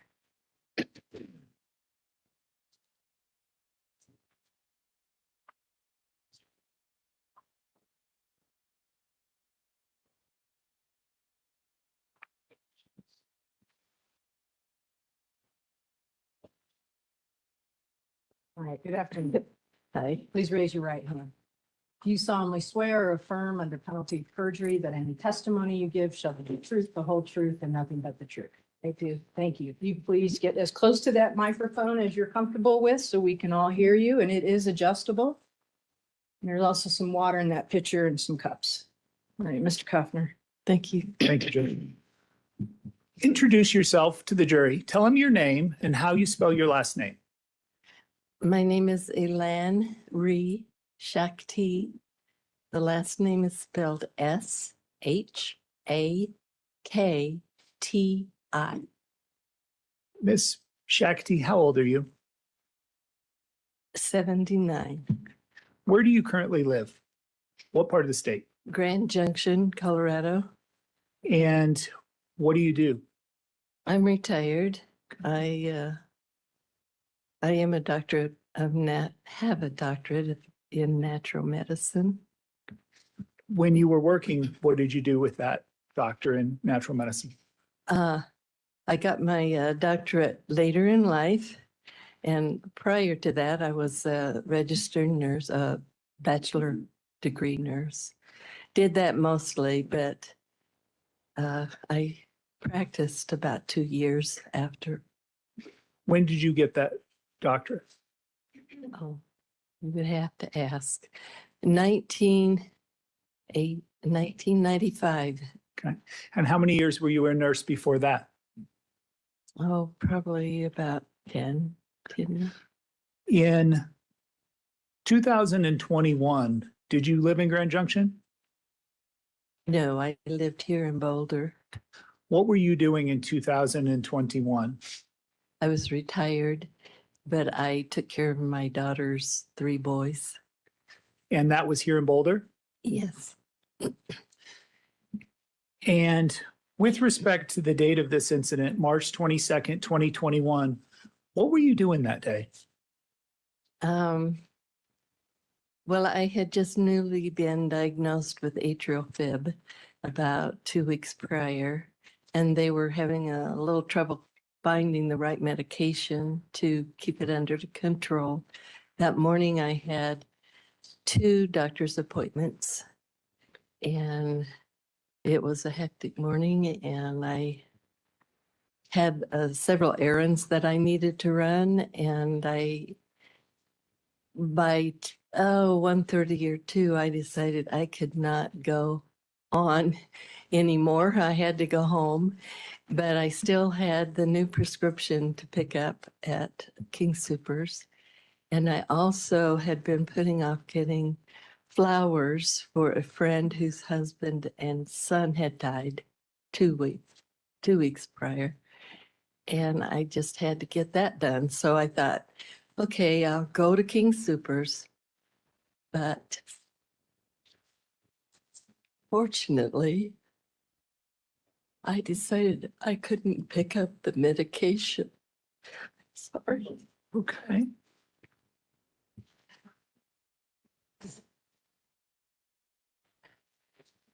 So I decided not to do that. I decided not to go to the pharmacy there on the east side of the grocery store. I just went to where the flowers were on the west side, and that's where I was, completing that purchase. And let me stop you. Okay. How were you getting around that day? Were you driving, or was somebody driving you, or how were you getting to your doctor's appointments and then to King Soopers? I was driving myself, and that kind of wore me out as well. When you got to King Soopers, where did you park? I parked at the closest parking in the handicap next to the grocery store, to that entrance on the west side. Okay, to the west entrance. Yes. And what, like, medically was going on in addition to the AFib? Like, were you having some trouble walking at that point? Yes, I had just gotten over I had had a steroid shot from a back injury, and I was still using, well, the shot was like several months before, but I was still using a trekking pole to help me walk and not fall. I was able to walk from the distance from the car to store, and I thought I would use a cart. And I left my cane in the car. So you just held on to a cart in the store to kind of help you maneuver? Right. So you decided not to go to the pharmacy and get the prescription. You're in the flower section, and the flower section is on that west end of the King Soopers. Correct. What are you doing in the flower section? Had you picked the flowers? I had picked 2 plants, one for each death. And the boy that worked there, and I had to already paid for the flowers. He was helping me wrap them up. It was 25 degrees outside, but the sun was really shining, but we were still afraid they might freeze. So he had just finished helping me and had turned to go back to where the register was, and I was getting ready to go around to get by the cart to push. When, well, before that, we had heard shots out in the parking lot. Well, I didn't think they were shots. I thought they were fireworks. So you heard some loud noises out in the parking lot, Right. and you just kept going on with your transaction of, you were just continuing to buy the flowers or Right. the plants. And I was ready to, the shots at the firecracker sound was still happening, but I had finished to go around to get the cart to push it out. And the deli is also at that end. And there was a young man in the deli that started yelling, "Run, get out." And then the firecracker shots, or whatever you want to call them, started going down to the middle of the store. It's still in the parking lot. And I couldn't see because the big windows were there, but I couldn't see. Half of it was blocked with the wall, and I couldn't see anybody, but I could hear these firecrackers. And then the boy in the deli kept saying to run and get out. And by that time, all the shots had gone to the east end, and I still didn't know what they were. But one young man that was at the west end was right there, and he noticed. He took a breath in and said, and the man's got a gun. And then he just immediately turned around and went to the back of the store. And that's when the guy in the deli said, get out of here, run. Right. And he also added, the people are falling.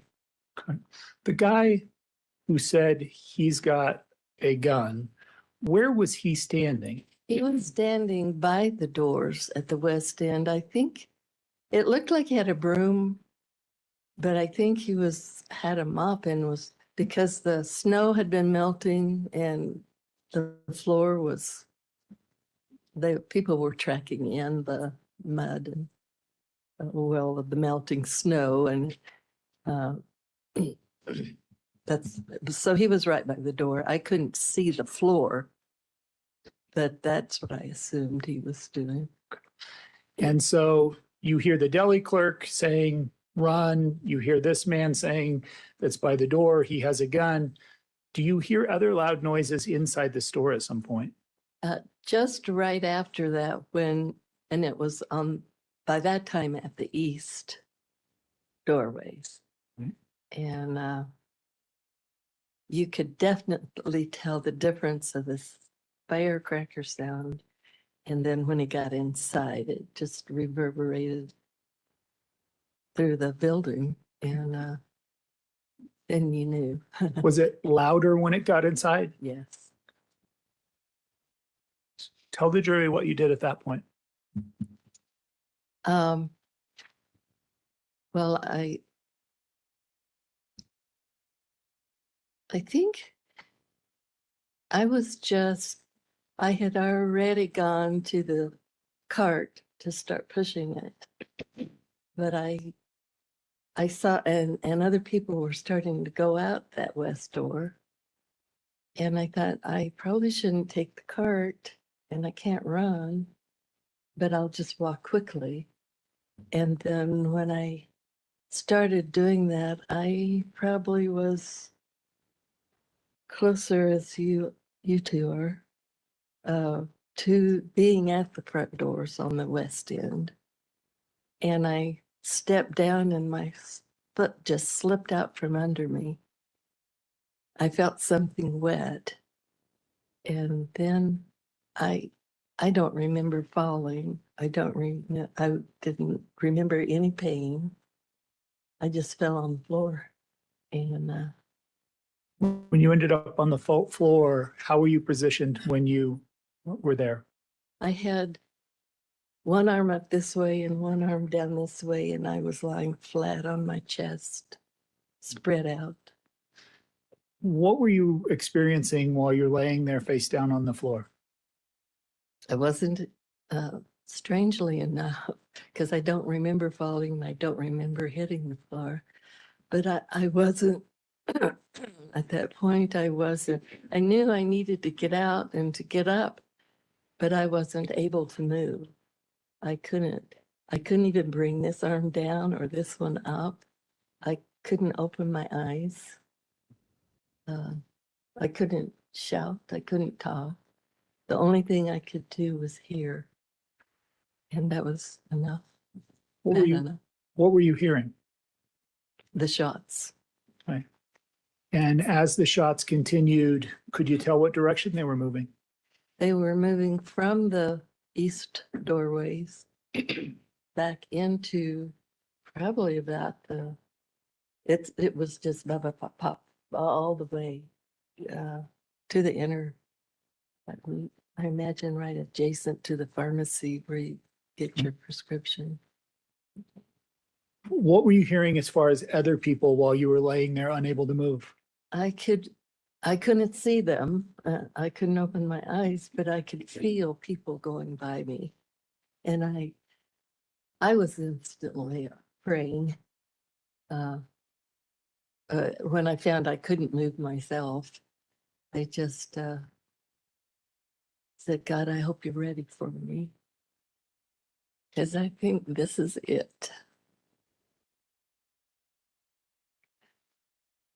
And during that time while you were on the floor and you couldn't move? Right. And I could hear the people going by. And then I added to the little prayer, please don't let me get stepped on. And I didn't.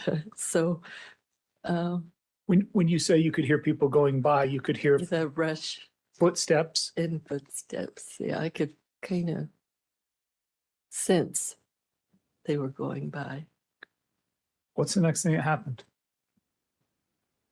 I kept repeating that litany to God, and I couldn't possibly move. So I just resigned the fact that I was there. And then nobody else was coming by.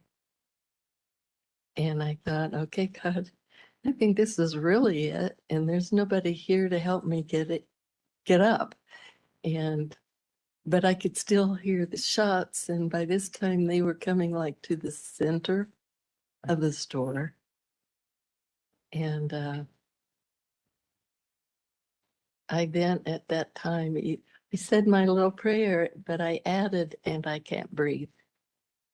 And I couldn't understand why I was adding that, because I didn't even have the sensation of that autonomic nervous system causing me to breathe. I didn't have any sensation that I couldn't breathe. Then I said that several more times, thinking that I was there all by myself, and the shooter was coming toward the end, my end. And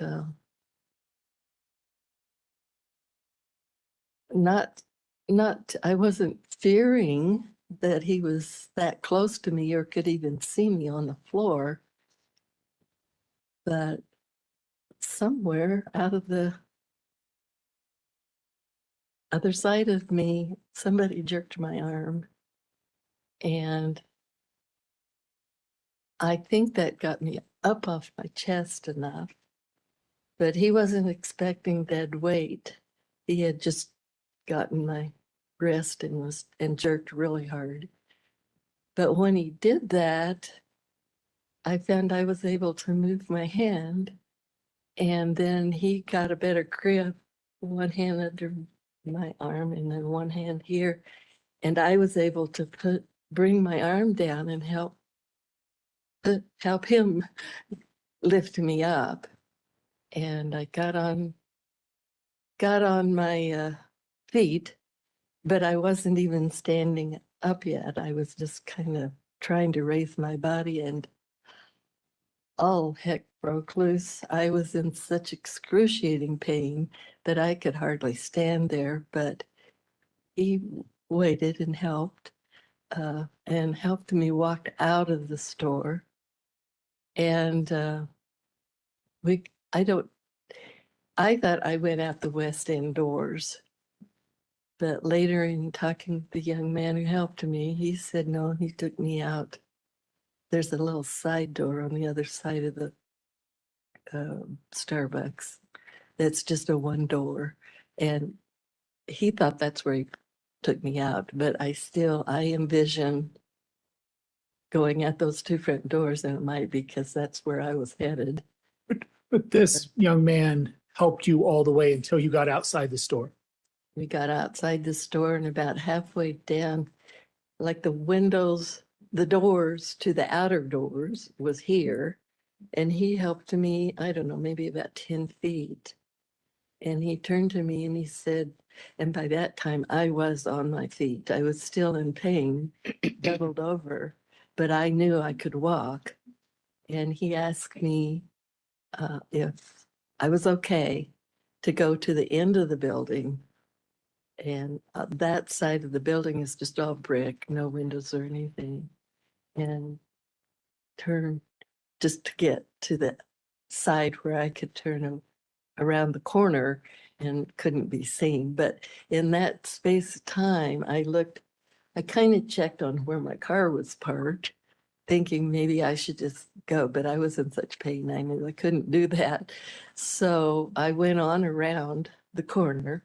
He went into the store to help other people.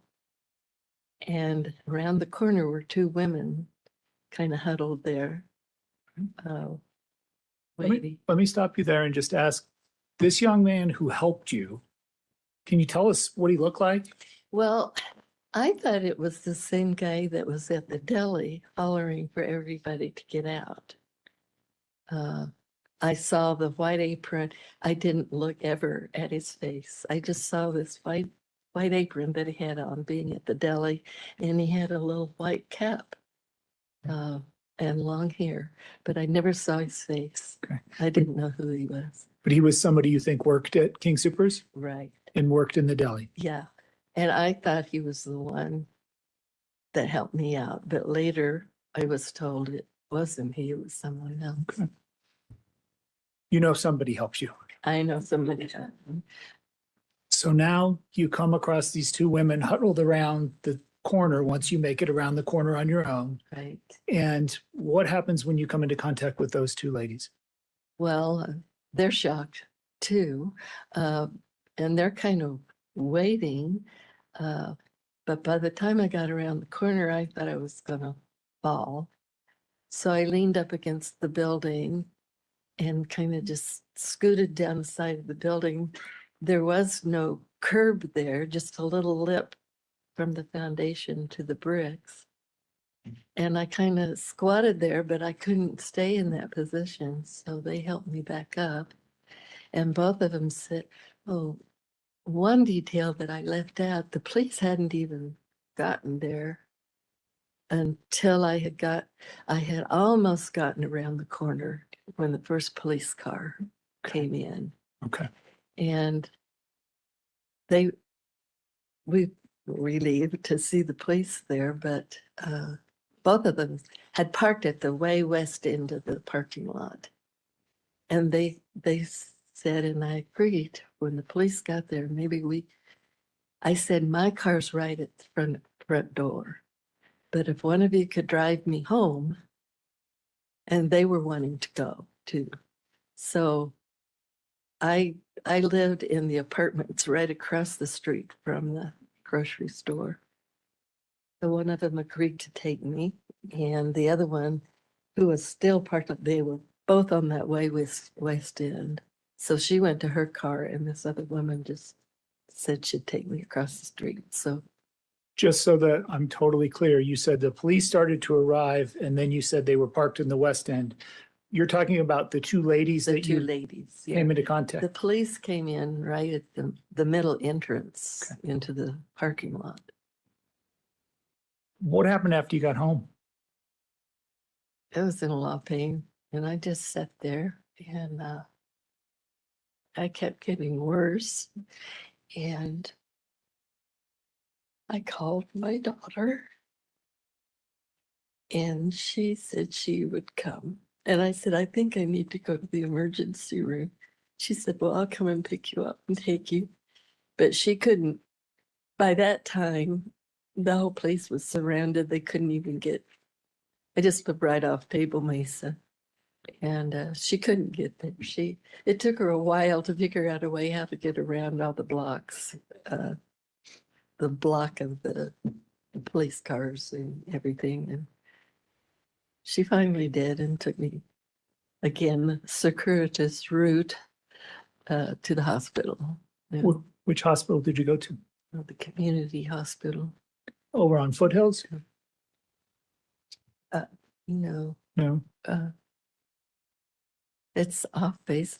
It's a baseline, and I've been gone 2.5 years. I can't remember the streets. now. Totally fine. Yeah.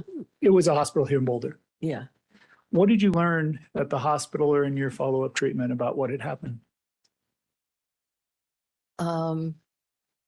Because I was dealing with the heart thing too, it took a little, I'm not quite sure.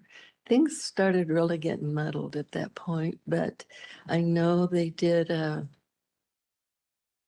MRI with iodine to trace everything, and I think they did an X-ray, and they discovered that I had a compression fracture at T6. Is that something that continued to cause you problems? It still does. Judge, I have no further questions for her. No questions. All right, thank you. And she may be excused, Thank released you. from the subpoena. All right, thank you. Can I approach just to? Yeah.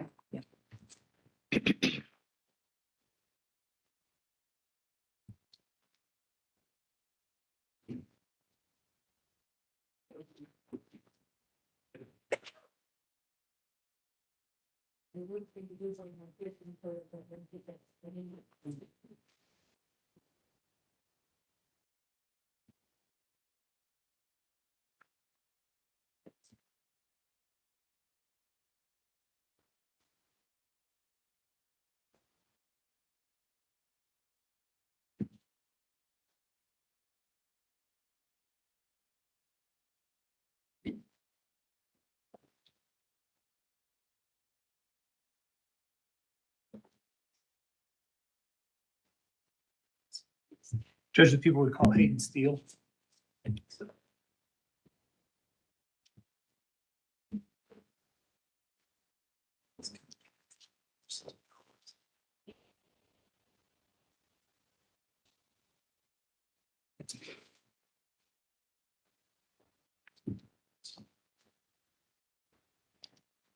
Good afternoon, Mr. Steele. Come on up. If you'll come around to your left. Yeah. And then just make your way around that little table over around that way. Thank you. Before you have a seat, if you could face me, raise your right hand. Do you solemnly swear or affirm under penalty of perjury that any testimony you give shall be the truth, the whole truth, and nothing but the truth? Yes, ma'am, I do. Thank you. Please have a seat. Get as close to that microphone as you can comfortably, and it will adjust a bit. Introduce yourself, tell us your name, and spell your first and last name for the court reporter, please. My name is Hayden Steele, HADYNSTEELE. Mr. Steele, how old are you? I'm 28. What do you do for a living? Currently, I work for Denver Public Schools for kids, helping kids with like emotional and behavioral disabilities. When you say you work for Denver Public Schools, helping those kids, like, how do you help them? So I'm like an instructional assistant kind of, so I kind of help teachers with lessons and stuff with them. Are you in a classroom or something else? Yes. Work full-time for Denver Public Schools? Yes, I work for an outside company, but we're contracted through Denver Public Schools. Prior to going to your current job, what were you doing? I was a chef. Where were you a chef? Restaurant called The Sink here in Boulder. And would that include the time period we're going to talk about, March of 2021? Yes. How long did you work at The Sink? Around 4 years.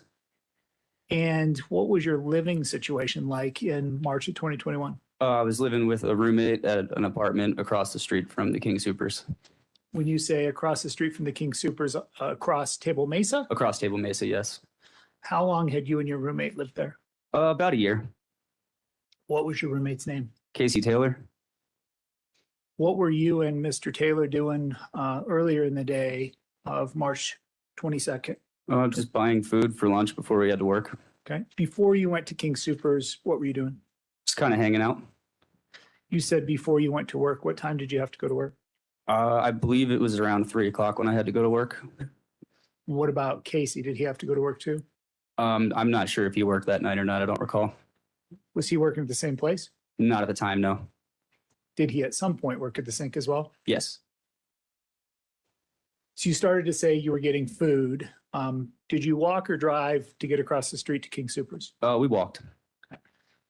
And when you got to King Supers, where did you go and what did you pick? We just bought a couple. We were about to buy a couple frozen pizzas and cans of like Arizona iced tea.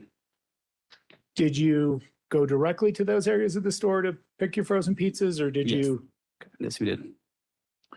Where were you in the store right around 2:30 or a little before? Right at the self-checkout at the front. When you say self-checkout at the front, on the west or the east side? On of the the store? east side of the store. And what are you doing at the self-checkout? Just trying to pay for the things that we were about to purchase. Do you recall where you were in the process of paying for your items? We were about done, about ready to scan my card when, What happened? when the accused came in and started shooting people. Did you hear anything before he came in? We heard a few loud pops outside, but just assumed it was a nail gun or something because there was construction in the area. And then we saw a woman screaming and more people running into the store. When you saw the woman screaming, where was she? She was looking back towards the parking lot and just running as fast as she could in the opposite direction. When you say she was looking back towards the parking lot, where was she at? She was over by the customer service desk. Well, she was running in through the door. She was running into the store from outside Yes. and screaming. Yes. Could you tell what she was screaming? Not really at the time, no. And then you started to talk about what happened inside. How many of those loud noises did you hear when it was outside? 3 or 4. Tell us what happened when he came into the store. We saw a man, I saw a man standing there, and then I saw he had the gun. So I started to run the other way and I looked back and then I saw that man laying on the ground. Okay. Back up. You saw a man standing where? Right in front, sort of in front of me by the door to exit. And you saw that man with the gun or someone else with the gun? I saw someone else with the gun. So describe to me how those two people you've just talked about were standing. The man that was the unarmed man was standing facing the door, and I believe he was trying to get out of the store. I couldn't really tell in the moment what he was trying to do, but it appeared that he was trying to leave the store. And the man with the gun was entering the store and began firing at people. How many shots did you hear inside the store? Quite a few. I would, if I had to guess, probably between 15 and 20. Where did you go when you ran? I ran to the back of the store and exited through the rear exit. Did you see the person that had a gun? Yes. What did they look like? They look like him, sir. You've identified the defendant sitting at the defense table with the glasses and the white or light blue shirt. Yes, sir. Judge, I would ask the record to reflect identification. What was he wearing? At the time, it appeared that he was wearing like a tactical vest, and I didn't really get a good look at his clothes, but I saw he had like, what looked like a tactical vest and an AR-15 style rifle. When you say AR-15 style rifle, are you familiar with firearms? A little bit. And the door that he came in, just to be clear, was that east door where you guys were at the self-checkout? Yes, sir.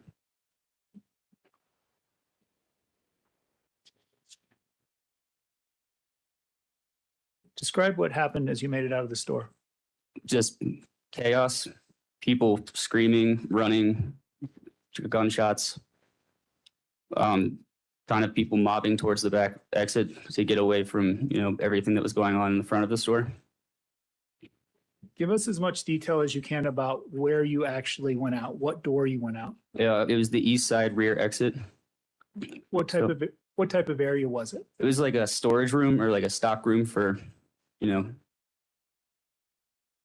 extra things, kind of like a back area where they would keep extra stock of things. And An area that people would not normally have access to if they were shopping in the store? correct. And how did you find that? Somebody was holding that door open. I believe that person worked there. They were holding that door open and telling people to go through that exit. How many people do you think you saw leave through that back door?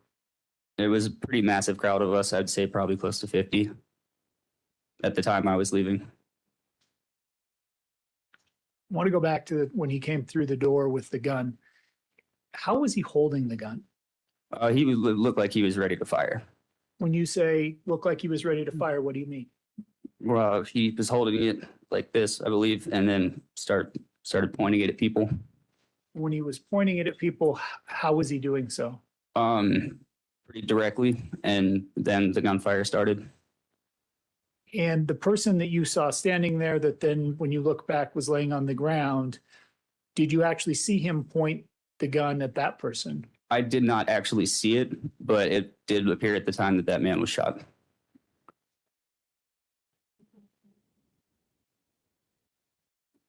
What was the man with the gun's demeanor like, if you could tell?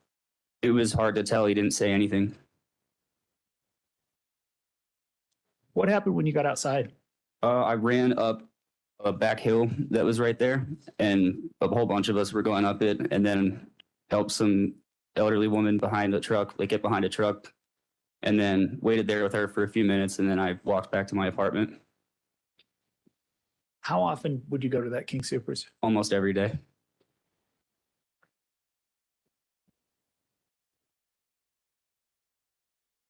Judge, if I could approach.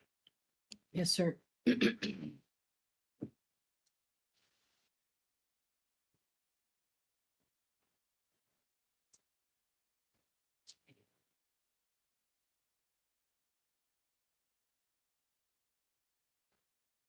Mr. Steele, I've handed you what I've marked as People's Exhibit 20 for identification purposes. Can you tell me what People's Exhibit 20 is?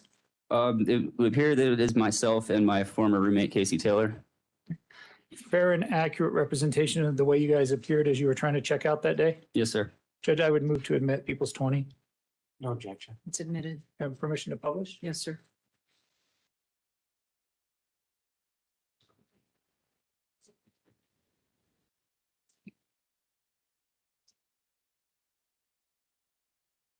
Walk the jury through who's who and what we see in this picture. So I'm wearing the plaid jacket and holding the orange debit card in my hand. And then my former roommate, Casey Taylor, is holding some cash, and he's wearing the gray beanie and it looks like a black jacket. And those are the items you guys were purchasing when this all started to take place, the pizzas and the teas? Yes, sir.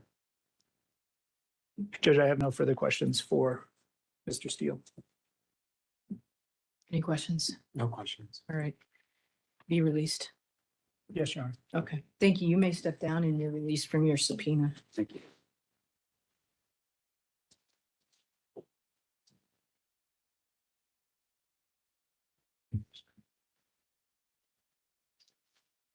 Judge, the people are going to call Agent Joel Haggerty.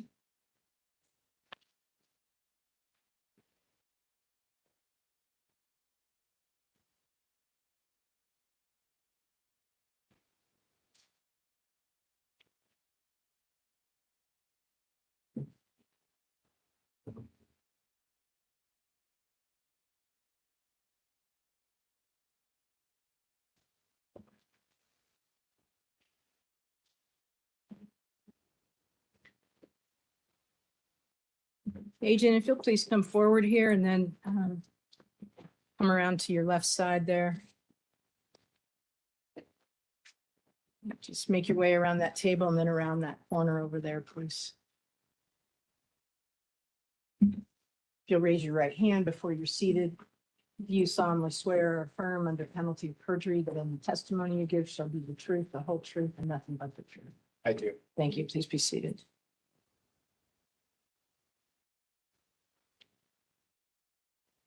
Good afternoon. Can you please state your name and spell your last name for the court reporter?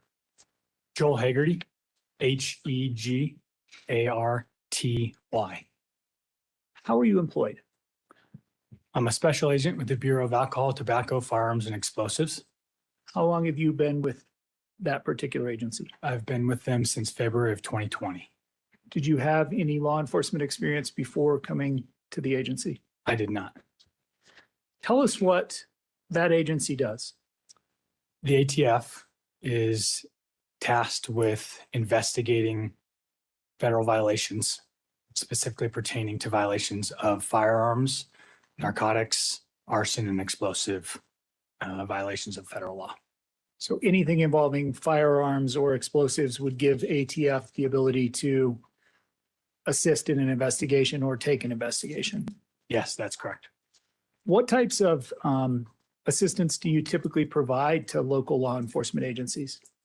It's a variety of assistance. That's something that the ATF prides themselves in, is assisting local law enforcement agencies, especially when it involves crimes with firearms. Were you asked to assist in this particular case? Yes, I was. When did you first get involved in this case? Got involved in this case on the day of the incident, and I responded to the scene. And in responding to the scene, what was your intention to provide assistance at that time? My immediate intention was unknown. When I show up to situations like this, I contact the local law enforcement personnel that are there prior to me arriving, and we say, what do you need help with? In this specific instance, there were firearms involved, and we immediately got in conversations with the officers and detectives on scene to begin discussing the firearms involved and what assistance we could provide. What types of assistance can ATF provide for firearms that are involved in a case? There's a variety of them, but specifically with this investigation, we provided and can provide this in these instances, assistance with tracing the firearm. And by tracing the firearm, I mean figuring out firearms involved where they were last purchased from a retail store. Judge, if I could approach. Yes, sir.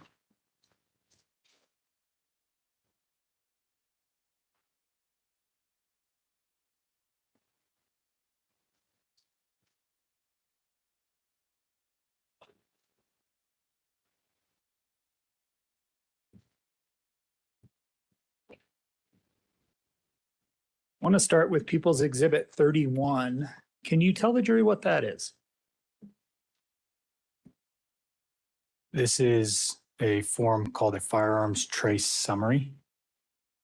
And this is a summary of a specific firearm and has a variety of information pertaining to that firearm, where it was purchased, who purchased, dates, make, model, and serial number of the firearm, those specific things. Is this the document that when, as an ATF agent, you ask the national trace folks to do a background on a firearm or to trace a firearm that you receive back? Yes, so the ATF houses what we call the National Tracing Center. That's a center in our headquarters area in the DC area that assists field agents with tracing the firearms. That center has a variety of methods of communicating with manufacturers, dealers, real time to figure out and to assist the agents in the field with the entire tracing process. Talk about how they go about it. When you ask for a trace on a particular firearm, what information do you give them? When asked for a trace on any firearm, what's required is the make, model, and serial number of the firearm. Because as required by federal law, firearm manufacturers and dealers are required to obtain that information as it pertains to a specific unique firearm. So when you have the make, model, and serial number of a firearm, we can figure out by contacting the manufacturer when, specifically date, and where that firearm was manufactured. We can then follow the process for when they, what's called dispose of the firearm or transfer the firearm from the manufacturer to the first line level dealer. A lot of times that's a wholesaler. And then from a wholesaler, we can contact the wholesaler with the make, model, and serial number and figure out where that firearm was transferred from the wholesaler. A lot of times that means an individual gun store, Sportsman's Warehouse, any type of gun store that you guys would know of as a retail gun store. And we can contact that retail gun store and figure out when they sold that firearm. So they just take it step by step. When you ask for the trace, the National Tracing Center starts with the manufacturer and says, where did this gun go? And then you go to the next person, and then you get this report back indicating the last lawful transfer of that weapon. Yes. With respect to People's Exhibit 31, what weapon does that pertain to? Listed on here is a Ruger, is the manufacturer or the make. The model is an AR 556, and the serial number is listed there as well. This is a copy of the actual, fair and accurate copy of the actual trace summary you received in this case on the AR 556 Ruger pistol. Yes. Judge, I would move to admit People's 31. No objection. Admitted. And permission to publish. Yes. So Agent, it's actually not as big as I had hoped, but can you kind of identify the areas where the information is and what information is on this form? Yes, so under the firearm information, it lists the make, model, serial number. It also lists the firearm type. That could be a pistol, a rifle, a shotgun, the country or origin that the firearm was manufactured. So that's under the firearm information section. Then there's the recovery information. That shows the recovery date. Time to crime is listed there. That's something that shows up on firearm trace summary reports, and it'll be on all of the reports that you'll see. Time to crime means from the time the firearm was last purchased at a retail gun store, when was that firearm recovered in a crime? In this instance, it says 6 days. That shows me that the firearm was purchased 6 days prior to being recovered in a crime. It has the location recovery of the firearm, in this case, 3600 Table Mesa Drive in Boulder, Colorado. Under the dealer information, staying on the right-hand side, it shows that's the last retail gun store that the firearm was purchased. In this case, it shows it was an Eagle's Nest Armory. It has the FFL number. That means the federal firearms licensee. They're licensed by the ATF to be able to sell firearms. That's their specific unique number for Eagle's Nest Armory. The location of the business, phone numbers. And it also has the ship to date. That goes back to the trace summary that I kind of talked about. That means that Eagle's Nest Armory received the firearm on March 4th of 2021 from a separate FFL. It also has a purchaser information. It has the date the firearm was purchased, which shows as March 16th, 2021. It shows the individual that purchased the firearm, as well as the address associated with that individual, and other specific identifying information with that. Now, this is what we call the firearms trace summary. This is provided by the National Tracing Center from all of the documents that they've received. We don't receive those documents from the National Tracing Center. We just get the summary of everything. It's on us as field agents to go and verify that information from the specific manufacturer, or in this case, dealer information, a local firearms store. With respect to this particular firearm, the AR 556 pistol that was purchased from Eagles Nest Armory on March 16th of 2021, who purchased that firearm? Listed under here is purchaser information, Ahmad Alissa, with the address 16229 West 65th Place in Arvada, Colorado. Date of birth of 4/17/1999. Place of birth of Syria, his race, sex, height, weight. It also lists the identifying information that was provided by the purchaser as a Colorado driver's license number with the number listed there. Again, that's from the firearms tracing summary. That's what we received. Are you familiar with that address belonging to the defendant in this case? Yes, I am. How are you familiar with that being his address? First of all, it was included on his driver's license, and it's also required to purchase a gun. You have to have a valid driver's license from the state you're purchasing a firearm. In this case, the purchaser had a valid Colorado driver's license with that address listed on it. I know that to be the purchaser and that to be the address that's associated with him, as well as subsequent, law enforcement action that was taken at that residence associated with the defendant. The very bottom of this form, it says, the information in this report must be validated prior to use in any criminal proceedings. Tell us what that means and how the validation occurs. Yeah, so that means, like I previously said, this is just a summary form provided by our tracing center. It's on me as the agent in the field to go and verify that information. In this case, we verified that information by going to the Eagles Nest Armory, which is a federal firearms licensee and is required to retain specific information with any firearms transactions, and then give that information to ATF agents anytime we request it. In this case, that's what occurred.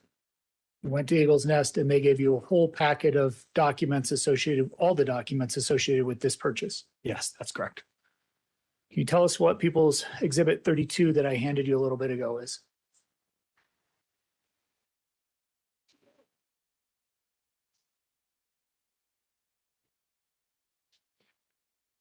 This is a packet of information that was received from Eagles Nest Armory. The first page has what's called ATF Form 4473, or the firearms transaction record. And with respect to these records obtained from Eagles Nest, are they the records pertaining to the purchase of the Ruger AR 556 pistol by the defendant on March 16th, 2021? Yes, they are. Fair and accurate representation of those records? Yes. Judge, additionally, I would move to admit People's Exhibit 32 as self-authenticating under 902.11 and 803.6. No objection. Thank you. I And- did. Permission to publish? Yes, sir. You started to talk a little bit about the ATF Form 4473. Can you just tell us generally what it appears on the first page of that form? Yes, on the first page of this form, and this is a form that anybody who purchases a firearm from any federal firearms licensee is required to fill this form out. And the FFL is required to keep this form for the documentation purposes. Listed at the top, it's just the firearms section. In this case, it's a Ruger AR 556 with the serial number listed as a pistol and then the caliber of that firearm.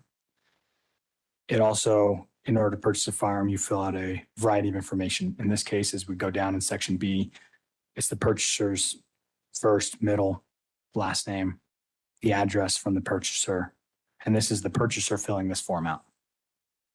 There's a variety of other questions to include country of citizenship, ethnicity, race, and then starting in question 21, there's a specific information that you have to answer truthfully and honestly. But if you answer incorrectly in terms of a yes answer in a question that needs to be a no answer for you to purchase a firearm, you won't be able to purchase that firearm. Who was the individual that identified themselves when purchasing this weapon by filling out this form? Listed on here is the name Ahmad Alissa with the address that's the same as from the firearms trace summary form. And then the section 21 questions, the person fills out yes or no, and they're questions like, Do you have a pending felony? Do you have a protection order against you? Are you a fugitive? Are you addicted to drugs? A whole list of questions that would be prohibitions on purchasing a firearm. Yes. Did the defendant sign and certify that with a date? Yes, on the second page of this exhibit, under point 22 on the ATF form 4473 is the transferee's or buyer's signature. And that appears, I don't know, about a third of the way down on the second slide in this exhibit. Yes, that's correct. And the date again is March 16th of 2021. Yes. Below that, what information appears identifying the purchaser? In point 26, point A is the driver's license with the Colorado driver's license number, and the expiration date of that driver's license to show that it's a valid Colorado driver's license. And a federally licensed dealer is supposed to take some kind of identification when a person's purchasing a weapon. That's correct. Describe what the information included in boxes 27A, 27B are about. This is any federal firearms licensee is required to submit a background check on any individual purchasing a firearm. In this instance, it shows that on March 16th, a background check was submitted. And in box 27.B on the right-hand side, there's a couple, two different, letters and number combinations. That shows that the federal firearms licensee did conduct a background check on the purchaser, and those came back as successful. They then put in the notification numbers from the NICS, and in this case, there's both FBI background check and the state of Colorado Bureau of Investigation also has background check that Colorado FFLs conduct. In this case, they list both of those.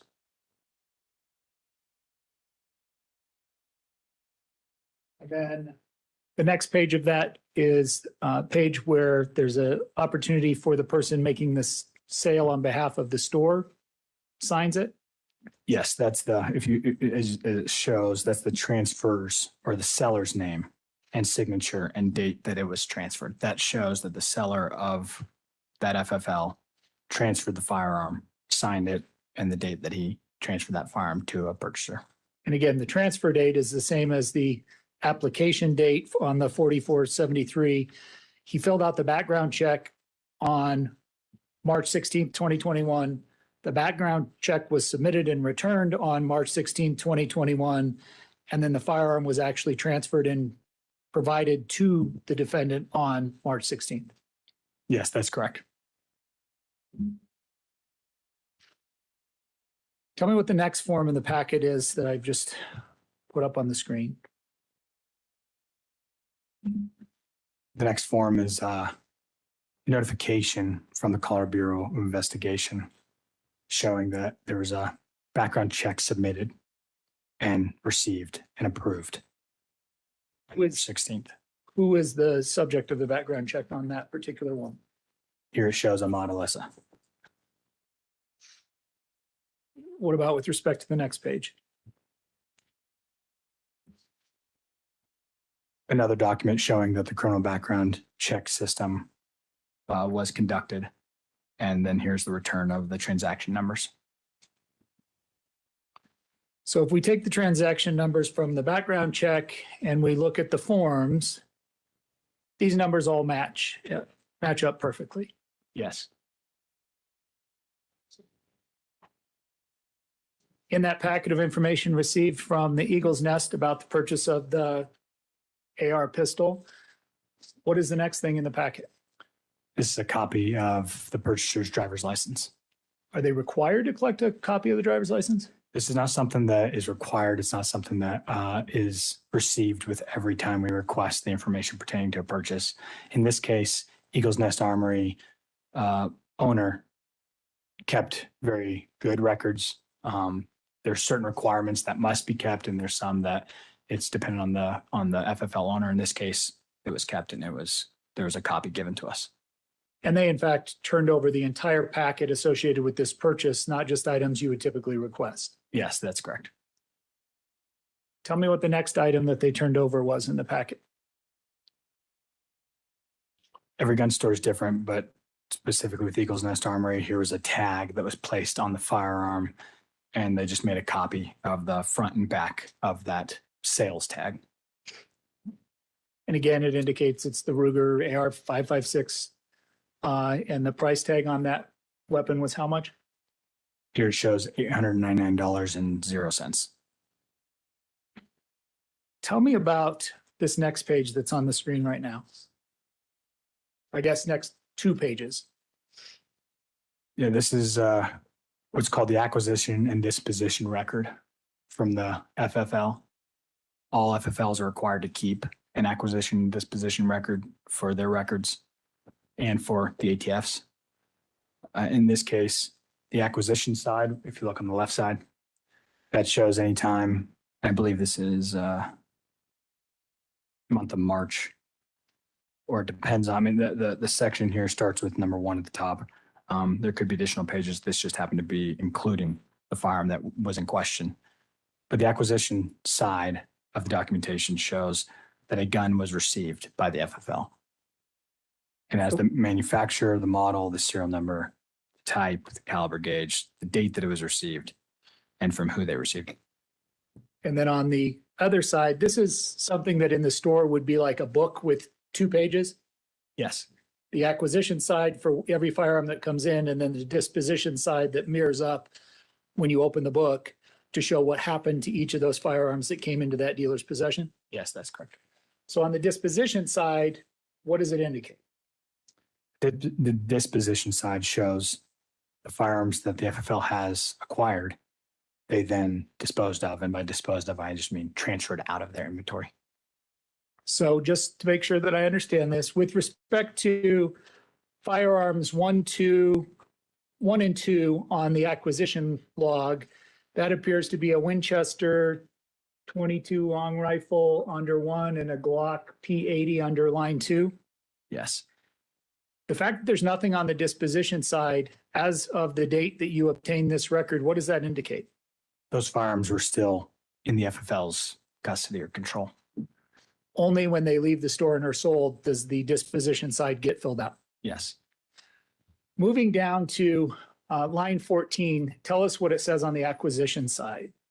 It says they acquired a Ruger Model 55 AR-556 with a serial number, the type of action that the firearm was, the caliber of it. It shows they acquired it on March 8th of 2021 from an FFL with the name Davidson's, along with Davidson's FFL number. Are you familiar with Davidson's? Just that they're a wholesale type of federal firearms licensee. So when you say a wholesaler, it's one of those folks that the manufacturer makes a whole bunch of guns, sells them to Davidson's, and then Davidson disperses them to actual retail stores. Yes. So this identifies where the gun came from to Eagle's Nest, and then on the disposition side, what does it indicate as to where that weapon went? It shows that item number 14, which is listed on the acquisition side, was disposed of or transferred on March 16th of 2021 to Ahmad Al Alissa with the address 16229 West 65th Place, Nevada, Colorado. And I haven't gone through all the details, but on all of these documents, you've examined them, and the serial number for this particular weapon matches on the ATF trace summary, the 4473, the acquisition disposition log. This is all pertaining to the same weapon with the same serial number. Yes. Tell me the next item that Eagle's Nest provided in the packet. This is an invoice, copy of an invoice, showing that what appears to be 4 firearms were sold to Eagle's Nest Armory and shipped to Eagle's Nest Armory. And does one of those firearms that was purchased on this invoice match up with the weapon that was purchased by the defendant on March 16th, 2021? Yes, it appears that, the third firearm down is a Ruger AR-556, caliber 556 with the serial number that I believe matches. Additional information they included from what appears to be like I guess I'll ask you, what is it, the additional information they provided about that firearm? This is from Davidson's website. It shows that it's just a picture with a suggested retail price. A lot of times wholesalers, when they sell firearms, as you can see, the FFL here in Eagles Nest Armory purchased the gun for $661. They need to have a markup that they can sell it and make a profit. In this case, Davidson's suggested retail price is $8.99 for the firearms store to make a profit. What is the item number of that weapon that was listed on the Davidson's website? The item number here shows 8570. And then what is the item number on the previous page on that invoice for the weapon that was purchased from Davidson?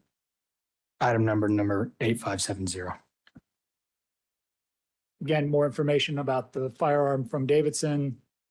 And then what was the one of the last documents they provided in that packet?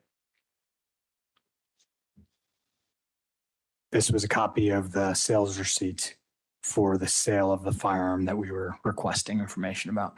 Does it indicate how the person paid? It does. Here shows that there was a debit card that ends in, looks to be 9033. And what was the total purchase price? Total purchase price was $1,056.92.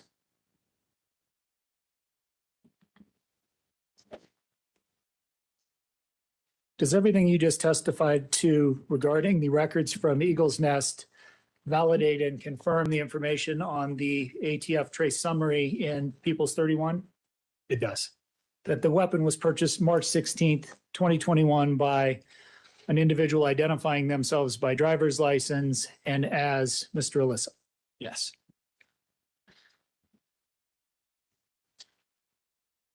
Judge, if I could approach. Yes, sir.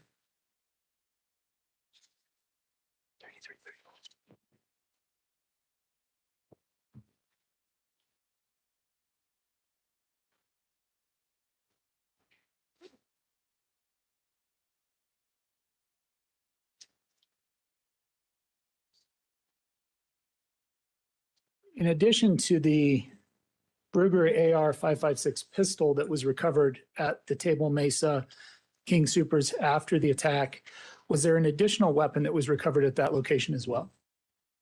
Yes, there was. What have I handed you in People's Exhibit 34 and 35?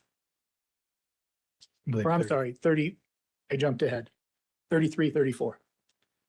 Exhibit 33 is a separate firearms trace summary form.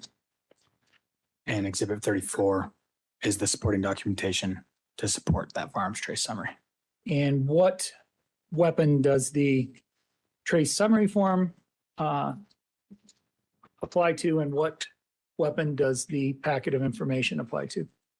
The trace summary form shows that it was a Gearson manufacturer model MC28SA, caliber being 9mm, is a pistol manufactured in Turkey with an importer on there.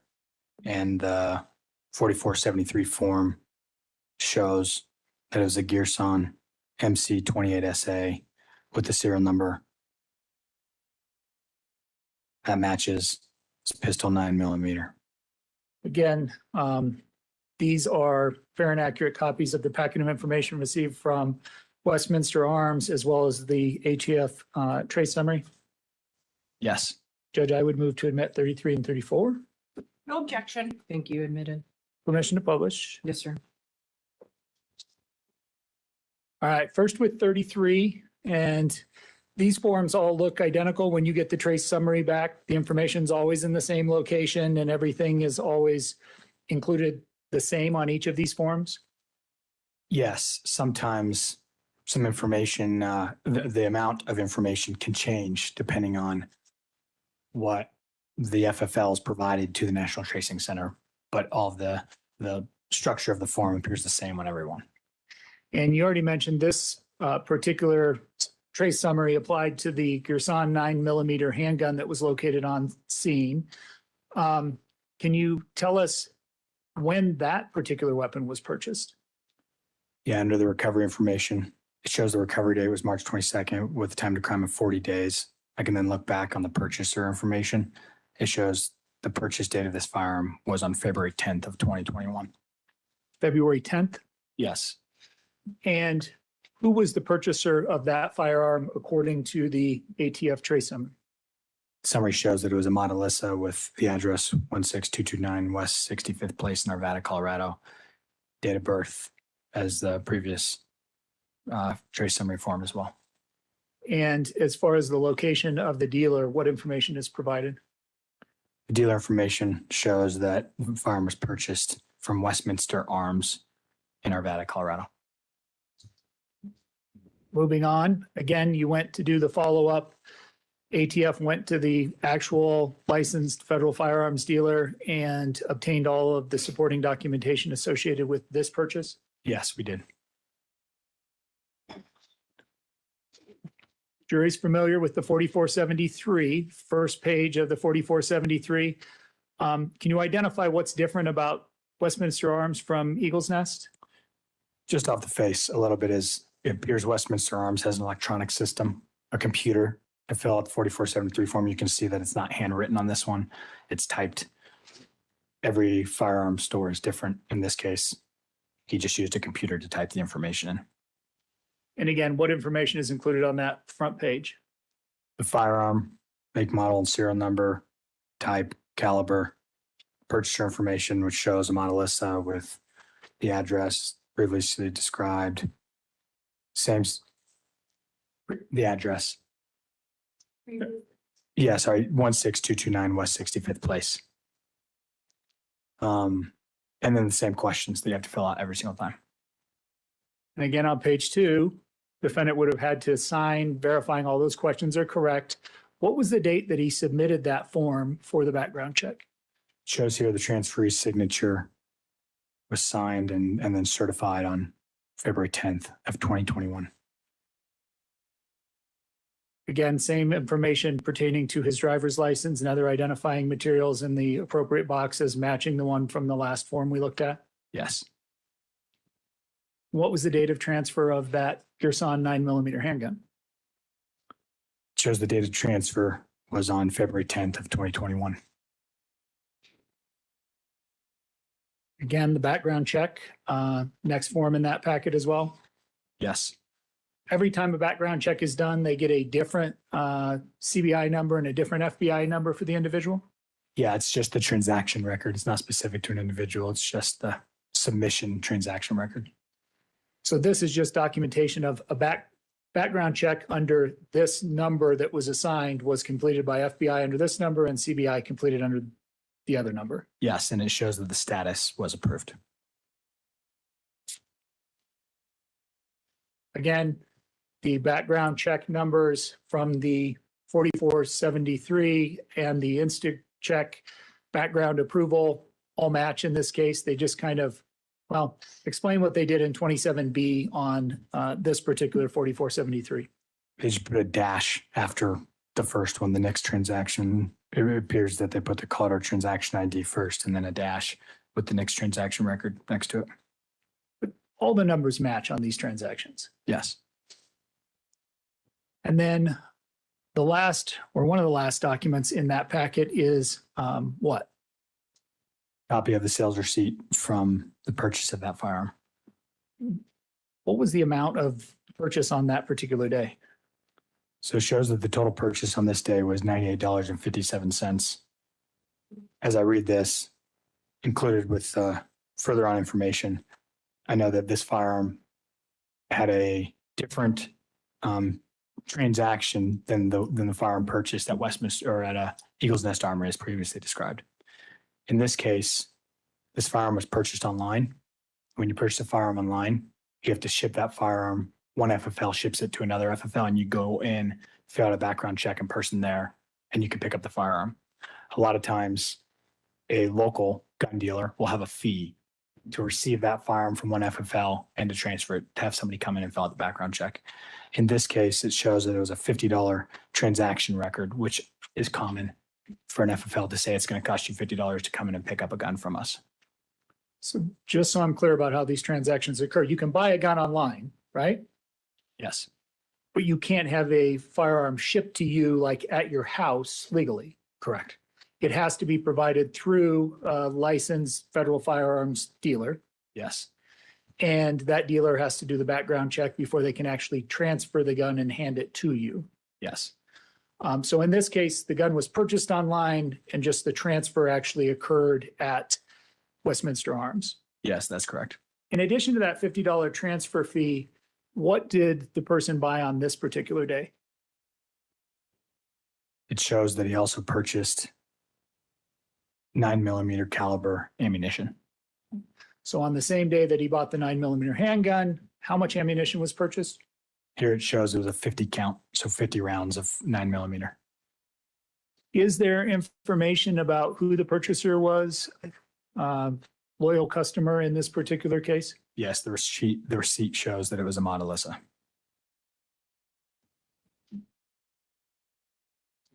And then again, just the more itemized list, not the register receipt, but a consistent itemized list for the ammo purchase as well as the $50 transfer fee. Yes. You started to talk about how this transaction occurred. This last form that was included in the packet, explain what that is. This is a notification from Grab a Gun, which is grabagun.com, a online gun store retailer that notified Westminster Arms that a customer had picked them to receive a firearm. Does it indicate who the customer was?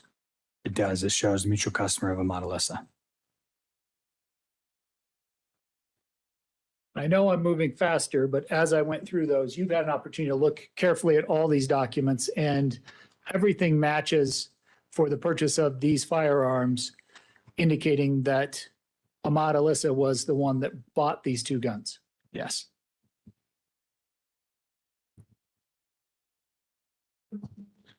Judge, if I could approach again. Yes, sir.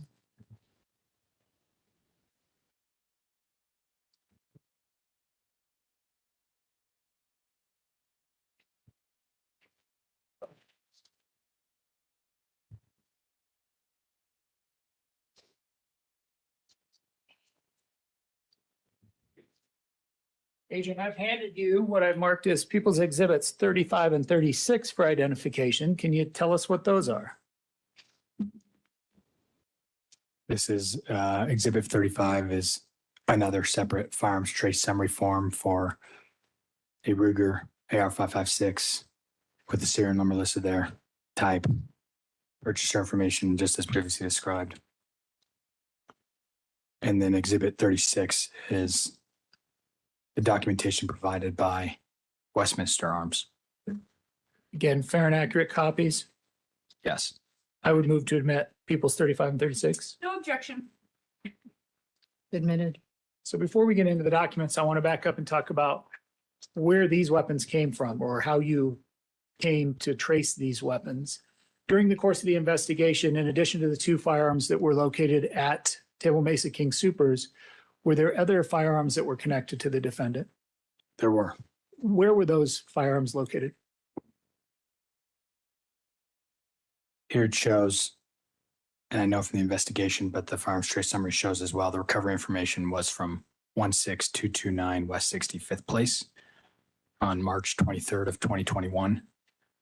Those firearms, the additional ones that we're going to discuss, were recovered at his residence. His residence, meaning Mr. Ahmad Alissa. Yes. And those firearms, again, you were asked as a ATF agent to determine the point of origin or how they came into defendant's possession? Yes. However, I'll explain one other thing is in this instance, oftentimes when we go to a federal firearms licensee in connection with a crime, and we know that an individual's purchased a firearm there, I'll ask them, are there any other firearms that this individual has purchased in your records? I don't remember specifically, but it may have been in connection because I know the search warrant was late night, early morning on this day. And we were there that morning right after the shooting. And so I was made aware real time either by law enforcement that recovered firearms or by the gun store that told me there's other firearms this individual has purchased here. When you say we were there, you mean at Westminster Arms? Yes. So you guys were already out at the gun store because of the Gerson 9mm handgun that had been recovered on scene on the 22nd. That's correct.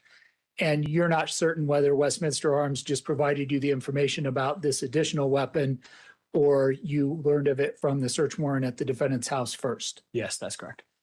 But either way, you did obtain the records from Westminster Arms about the purchase of a second AR-556 Ruger. Yes.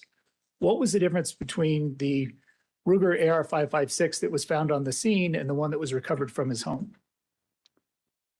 The immediate difference is the serial numbers were separate. Obviously, they were different firearms. The type of firearm also listed was different. The firearm found on scene was listed as a pistol, and the firearm recovered from his residence, the Ruger AR-556, was listed as a rifle.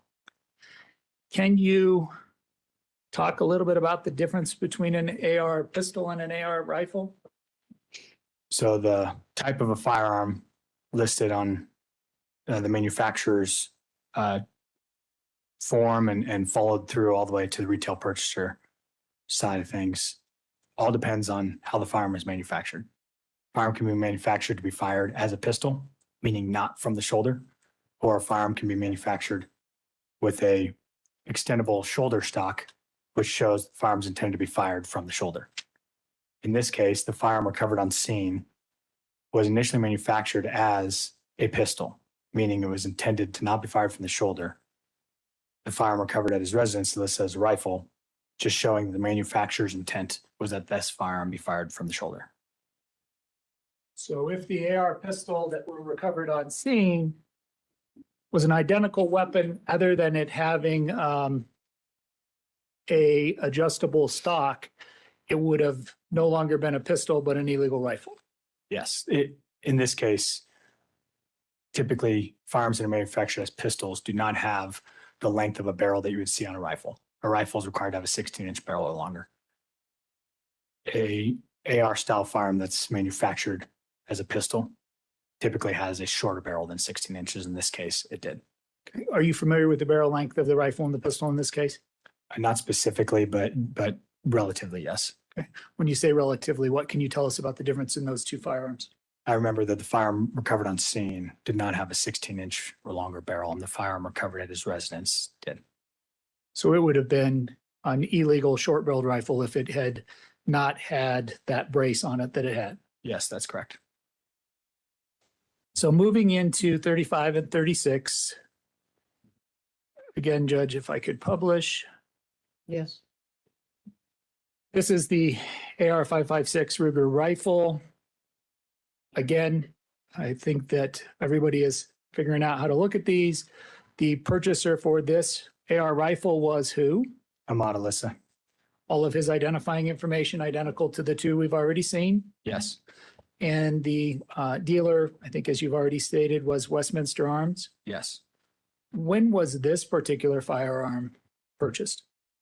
This firearm was purchased on January 19th of 2021. Again, we're familiar with the Westminster Arms 4473 being an electronic form. This again has all of the identifying information, including the serial number for the AR rifle that was recovered from Mr. Alissa's residence. Yes. What date did Mr. Alissa sign the 4473 certifying that he didn't meet any of the prohibitions for purchasing the firearm? It shows that he signed it on January 14th of 2021. Can you talk a little bit about how he may have signed the certification on the 14th on this one and the weapon wasn't actually transferred until a later date? Yeah, that can happen from a variety of reasons. One, the individual doesn't have time to sit there and wait for his background check to be completed. So he says, I'll come back at a later date and pick it up if I get approved.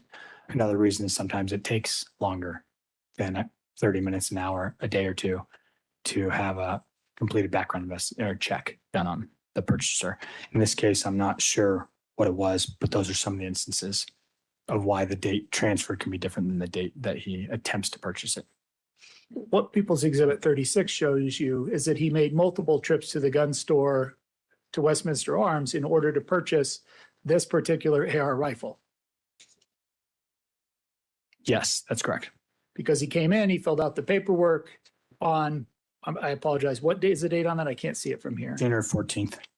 And then he came back 5 days later and actually took possession of that AR rifle. Yeah, January 19th.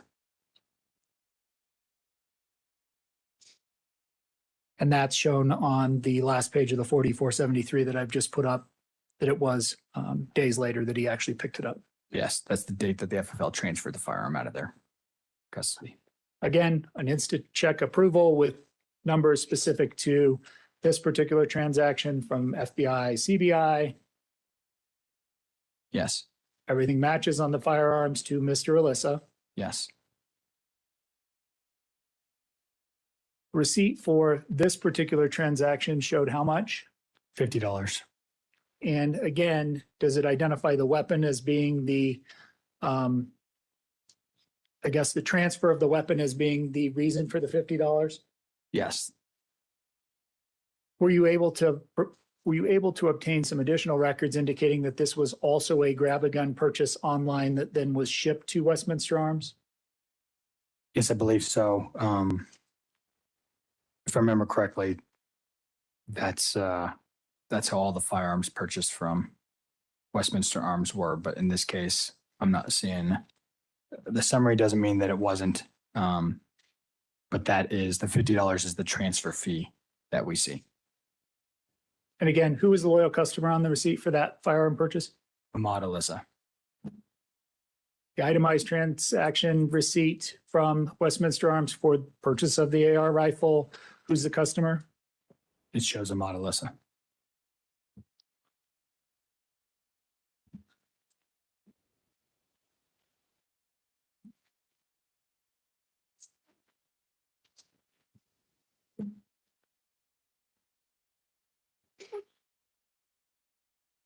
Judge, if I could approach. Yes, sir. I'm going to actually hand him what's been marked for identification as People's Exhibits 37, 38, and 39.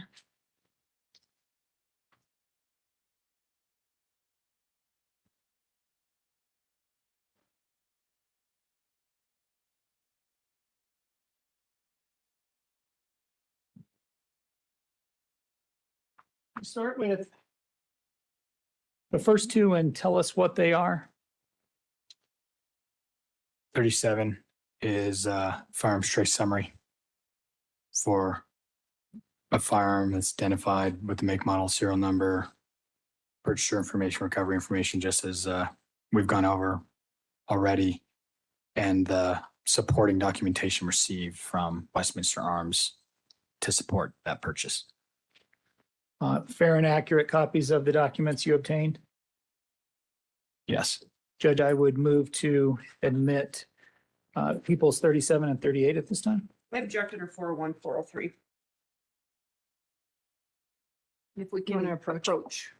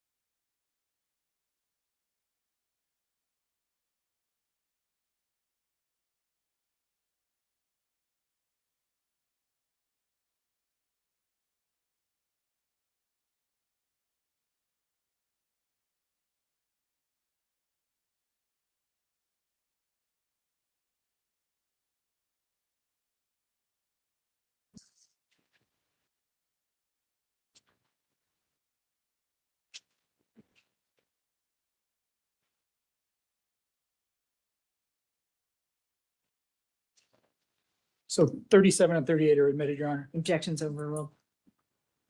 Permission to publish. Yes, sir. Agent, can you just quickly on this one, tell us about the firearm that it pertains to? This pertains to a firearm with manufacturer Sarsolmaz with model K245. It's 45 caliber with a serial number listed there. Manufactured as a pistol in Turkey. It was imported The recovery information is listed as recovered on March 23rd, 2021, with a time to crime as well. And the recovery address listed as 16229 West 65th Place, Nevada.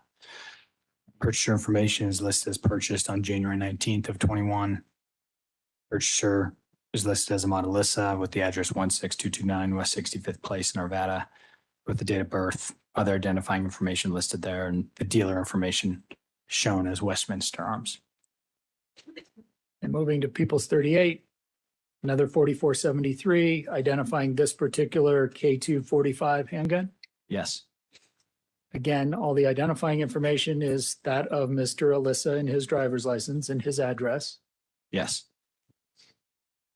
What was the date that he filled out the attestation or form on the 4473 under section 21, certifying that he didn't have any prohibitions on purchasing a firearm? The date's listed as January 19th of 2021. And then the date that the weapon was actually transferred to him on the next page. Also January 19th of 2021. So he filled out the form for the AR rifle on the 14th of January. And then when he came in and picked up the rifle, AR rifle on the 19th of January, he also filled out another form and purchased the K245. Yes. Again, the InstaCheck numbers all match for these purchases with the same numbers, being that one transaction for these two firearms in a single background. Yes. What- Sorry. Well, it might be, I believe it might be separate from the previous firearm we discussed. I think this is pertaining to just this firearm, because when he came back in on January 19th, that's when he signed the 4473 form for this firearm. So they've had to conduct a separate background check on this date. Go back and see. For the last 4 or 5 TRKX52, best of my ability to read it from here, on the NICS on that one. Okay, yeah, you are correct. I think probably what happened is if there's a certain window of time that a federal firearms licensee has for a approved background check. In this case, the days between the last one and this one were within that. So they were able to use legally the Yes. single background check for the transfer of the K245 as well as the AR rifle on the 19th of January, 2021. Yes, that's correct. Talk about the receipt and what it shows for this particular weapon. The receipt here shows that the regular price for this would have been $50. However, oftentimes what gun stores do is if an individual's picking up multiple firearms that were shipped to them at the same time, they won't charge them $50 for every firearm at the same time. In this case, they charge them $50 for the first transaction and then $10 for the second one because it was on the same date at the same time. Who's a loyal customer? Ahmad Al Alissa. Again, who's the customer on the matching itemized receipt from Westminster Arms for the K245? Shows Ahmad Al Alissa. And finally, moving to what I handed you a second ago, People's Exhibit 39. Can you tell us what that is? Yeah, this is a firearms trace summary for an additional firearm. Shows the recovery date was on March 23rd, 2021. The recovery location is 16229 West 65th Place, Nevada. Shows a manufacturer of Beretta model M9A3 9mm caliber, a serial number. Shows the purchaser information. Purchase date was on April 16th of 2020. Purchaser was listed as Gabriel Silas with the address at a residence in Thornton, Colorado. This ATF trace for the firearm was run as a result of this weapon being located in the residence when the search warrant was executed on the 23rd of March, 2021. Yes, that's correct. It did not come back to Mr. Alissa. No, it did not. What did you do as a result of that? We do what we did in the other instances, and we followed the trace to the end, which means contacting Sportsman's Warehouse number 19119 in Thornton, Colorado. When you contacted Sportsman's Warehouse, did you obtain all of the supporting documentation, the 4473 for the purchase of this weapon? Yes.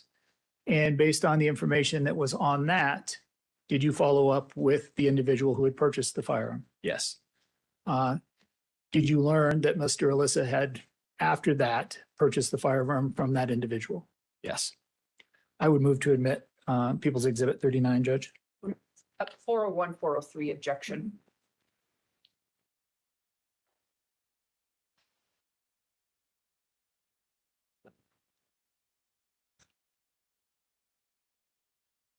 Judge, if the court wants a response, it has no identifying. Come on up to the bench, please.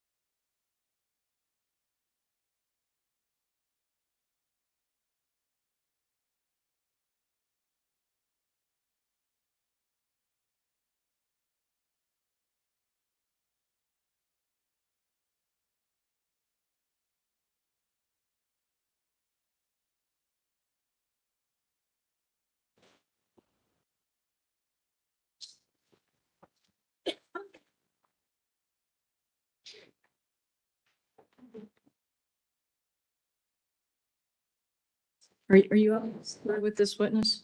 Very close, Judge. Okay, then we'll take our break. Thank you. Approach. Yes, sir.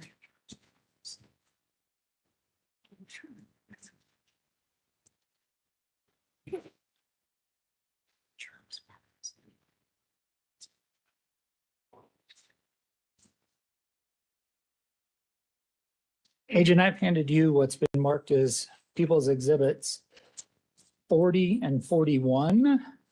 Can you tell us what those are?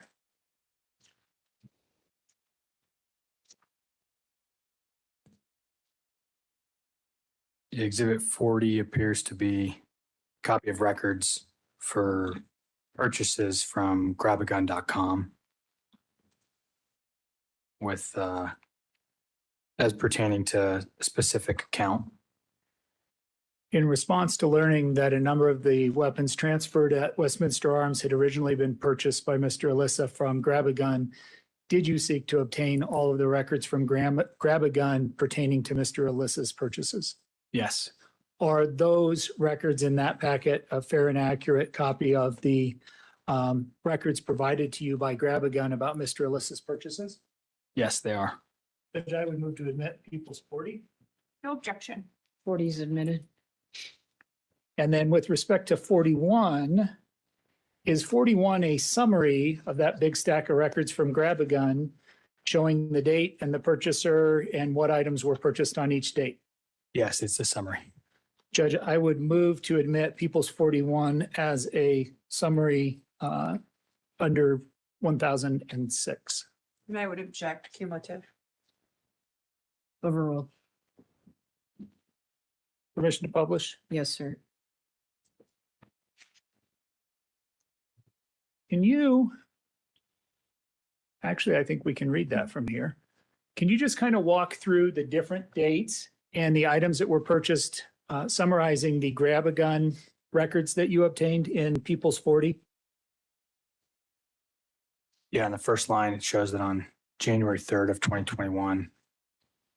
A customer with the name of guest at the time with an email ahmada87654@gmail.com with a shipping address of the name Ahmad Al Alissa, address 16229 West 65th Place in Arvada, a phone number listed there, ordered and purchased items which show 50 rounds of 5.56 caliber ammunition, a plain drop point blade, a knife, and 30 rounds of 5.56 .223 Remington caliber ammunition. And with respect to that first line, that is the firearm we've already talked about. That final item, quantity 1, Ruger AR 5.56 .223 Remington is the caliber that it would shoot. .223 Remington is a different type of a caliber that can be identified consistent with 5.56. Yeah, oftentimes AR style firearms are manufactured as what's called multi-caliber. They can fire both AR 5.56 and .223 caliber separate. Project under 801, he hasn't been qualified as an expert, and this is expert testimony. The average juror is not going to know this information. Sustained. With respect to the final item on line 1, the serial number 858-984553, is that the same serial number that pertains to the AR rifle that we've already discussed him purchasing from Grab a Gun that was transferred at Westminster Arms? Yes, the make, model, and serial number matches. And what did the records from Grab a Gun indicate as the barrel length on the AR rifle? Indicated there was a 16.1 inch barrel. So moving on, what is the second purchase from Grab a Gun on January 9th, 2021? On January 9th, 2021, shows that the second purchase was 50 round box of 45 caliber ammunition. What type of ammunition? Shows cellular and pellet 45 ACP 230 grain jacketed hollow point. Okay, next item as a part of that order. Shows that it was a SAR K2 model stainless 45 caliber firearm with the serial number listed there. Shows that it was a ACP 4.7 inch barrel capable of having 14 rounds in the magazine in the firearm. And then the final item, their quantity was 3 of what on that date? Shows these are 3 AR hex mag magazines for 5.56 NATO or 223 Remington caliber ammunition. And I want to be perfectly clear, the 2 firearms, the one that was shown in the Grab a Gun records on January 3rd as being purchased in 2021 by Mr. Alissa, that's the same AR rifle that we've already talked about in the Westminster Arms records, correct? Yes. And this K2, the SAR K2 45, same gun we've already talked about. These aren't new separate guns. It's just showing a step further back in the point of origin when he purchased them from Grab a Gun before he picked them up at Westminster Arms. Yes. Moving down to January 20th of 2021, what did Mr. Alissa purchase? On January 20th, it shows that he purchased a quantity of 4, and each quantity showed that it was Red Army Standard centerfire rifle, 223 Remington, 55 grain, 20 rounds, full metal jacket. January 27th, what did he purchase? January 27th shows that he purchased 50 rounds of Federal American Eagle 45 ACP, 230 grain full metal jacket. It also showed that he purchased quantity of 2, and each quantity had 1 hex mag AR magazine capable of receiving 5.56 NATO or 223 Remington 15 rounds. Moving down to February 1st, what did he purchase on that date? On February 1st of 2021, it shows that he purchased quantity of 4, and each quantity had 20 rounds of PMC ammunition, 5.56 NATO, 62 grain green tip. Are you familiar with the green tip ammunition? I am. What can you tell us about that? Objection 801. I don't know that it requires specialized knowledge or training. I don't know what a green tip is. Yeah, I agree. All right, moving down. What is the next item that he purchased on February 3rd? On February 3rd of 2021, it shows that he purchased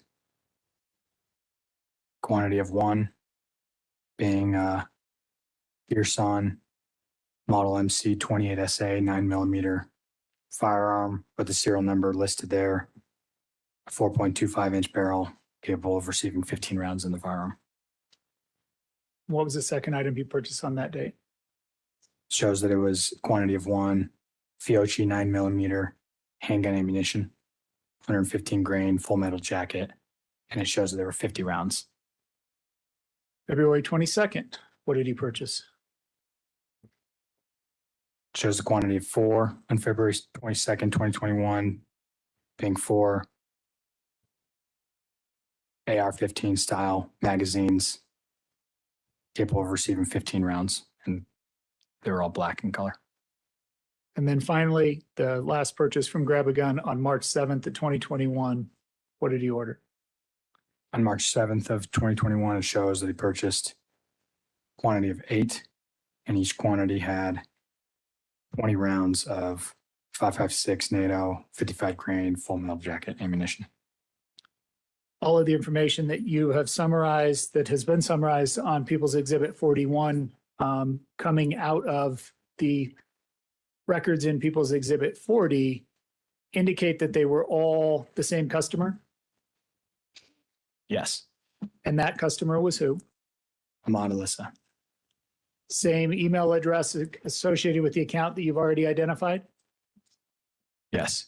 Same address that all of these items that he ordered from Grab a Gun were shipped to, with the exception of the firearms that had to go through another licensed dealer. Yes. And then the phone number is the same phone number for every transaction, the one that is known to belong to Mr. Alissa. Yes. Judge, I have no further questions for Agent Haggerty. All right, thank you. Any questions? I have no questions. All right, thank you, Agent, and he may be released. All right, we'll take, you may be excused and released, Agent. Thank you. We'll take our afternoon break. Have you back in here at 25 after? 25 after 3?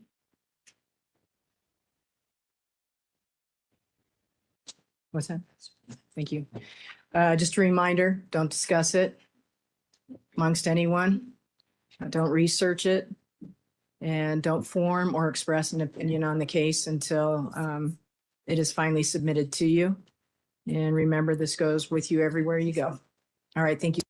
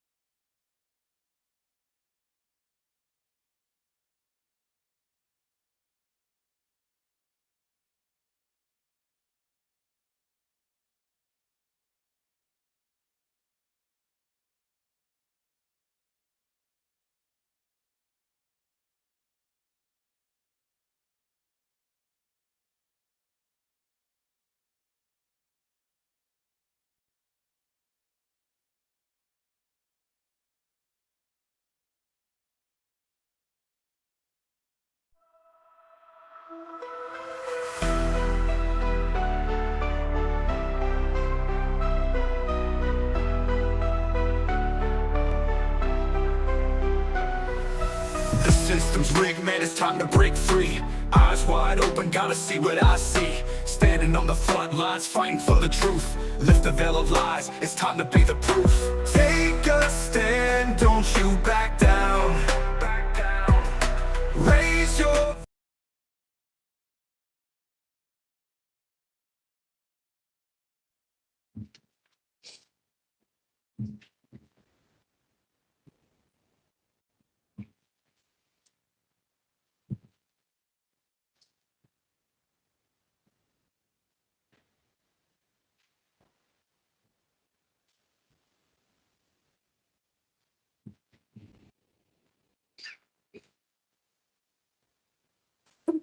All right, be seated. Thank you. Next witness, please. People would call Jacqueline Keaton.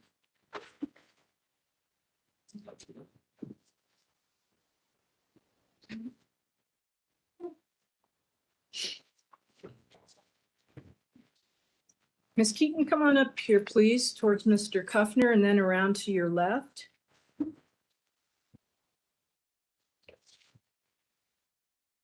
And then, yeah, just make your way along your left around that way. Welcome to set your items down and then I'll swear you in. Take your time.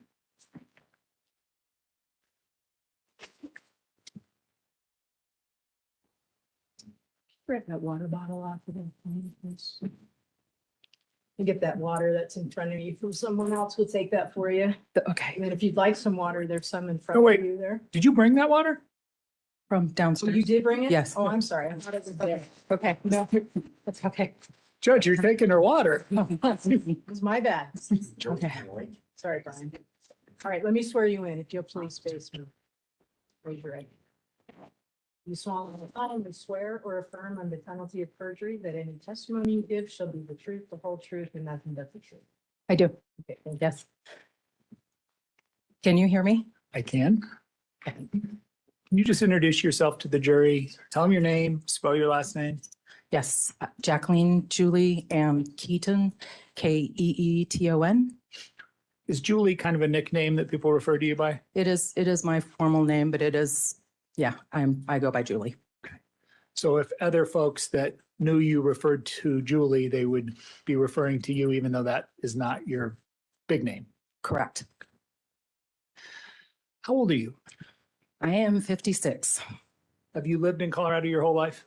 I was born in Boulder and grew up in Arvada and Westminster, and then went to CU and the Boulder College Massage.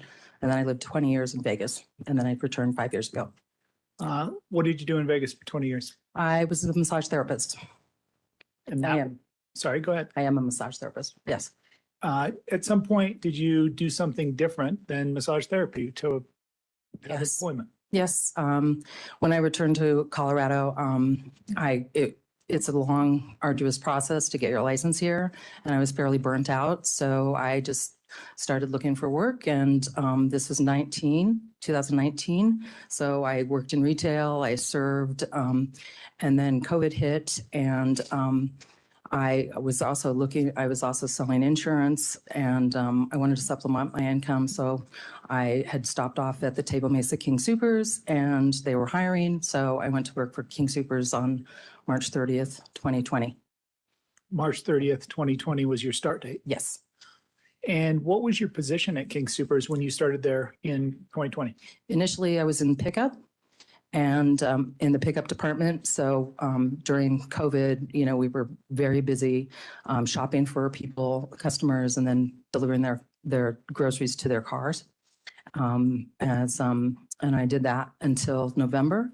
And then I really liked the grocery retail environment, and I asked for more responsibility. So they offered to start training me as a head clerk. Had that started? It started in January of 21. Okay. With respect to pickup, like you worked for King Soopers still? Yes. But you would go and shop for items that people like ordered online or something and then take them out to their car. How did that work, I guess? Correct. So people can create an order online, and then we process it, and we go around the store through every section of the store and choose their items, and then bag them and take them out to the car. And with respect to moving to the new position, did you hold any positions in between pickup and that No, new no, position? no, I went straight to, straight to training for a head clerk, and in the interim, you are considered a desk op. So you work at the service desk, processing money orders and returns and gift cards, and dealing with, returns and customers on that level. And then one would start, cashiering as well. And basically one does everything. So I could go out on carts, I would bag. And I also, because I was training to be a head clerk, I would manage the daily, the front end. So we have what's called the daily, and it's a lane assignment sheet, and it documents like who's coming in, who's coming in when, their breaks, their lunches, when they're leaving. And we have to manage that and keep track of all that. We're running the front end and opening check stands and bagging and sending people out on carts and the self-checkout. So is it fair to say that in that position that you had been moved into and were training, you kind of run the front end of the store? Yes, yes. Are you in that position alone, or multiple people in the position of head clerk at any given time while the store is open? Yes, there's an opener, a mid, and a closer. So we overlap. So I thought lawyers had lots of words for things and we talked in like shorthand, but I'm just going to ask you to explain some of the terminology. Like, what would the hours be for an opener? An opener would be anywhere from 7:30 to 3:30 or 4:30, 7:30, 3:30 or 4:30. The mid person that's a training position. So that would start at 12:30 and go to 9. And then the closer would come in 2:30, 2:45 and close the store. So be there until 11. So you would have sometimes overlap of 3 head clerks at the same time, the way I'm understanding it? Yes, that's correct. And that would have been during the same time period that this incident occurred? Absolutely, yes. Okay, that's helpful to me. Explain who the other head clerks were on the date of this incident. Paul Johnson was the opener, so he would have already been there when I got there at 12:30. Ricky Olds was scheduled to be in there approximately 2:30, if I remember correctly, but she was always early. So she got in there about 2 and just started the day. So I was running the daily. And when I came on that day, she had fallen the day before and had a wrap around her knee and was kind of limping along. She was also sporting a new tattoo on her left shoulder. And you're talking about Ricky Olds? Ricky Olds, yes. What time did you come on that day? 12:30. Okay, so you had been there for a while, and then Ricky shows up around 2, half hour early for her 2:30 shift. Yeah. I think she was early. If she was definitely there by 2. Yeah, because I was scheduled to go on my break at 2:30. So we got Paul, we got Ricky. You started talking about Ricky had fallen and had a brace, and so she was kind of gimping along. And she had her sleeve rolled up, and she was sporting this new tattoo. I made a comment that she kind of looked like a Mad Max gimpy kind of gal, and she just did this little dance like she always did. She was a great riot. She was a funny person. What was the tattoo of? It was kind of a mosaic. Like she had one on her right shoulder, and then the new one was on the left shoulder. So it was kind of a mosaic. Like it was like very detailed, and it was a very pretty tattoo. How long have you worked with Ricky? So I was training, but I worked with her that year. I didn't work directly with her when I was in pickup, but I knew her. How would you describe her? Very very detail oriented. She could be direct, but she always did it with a smile, and she was, she made, she got things, she was effective, she got things done. And she was very diplomatic and delegated, responsibilities. As a head clerk, was she responsible for some of your training in that new position? Yes, yes. Explain how she interacted with you during your training. So I would be, she would give me the daily to run the show. And, while she did other head clerk duties, which, I would be to go assist at the service desk or assist with customer complaints. And so I was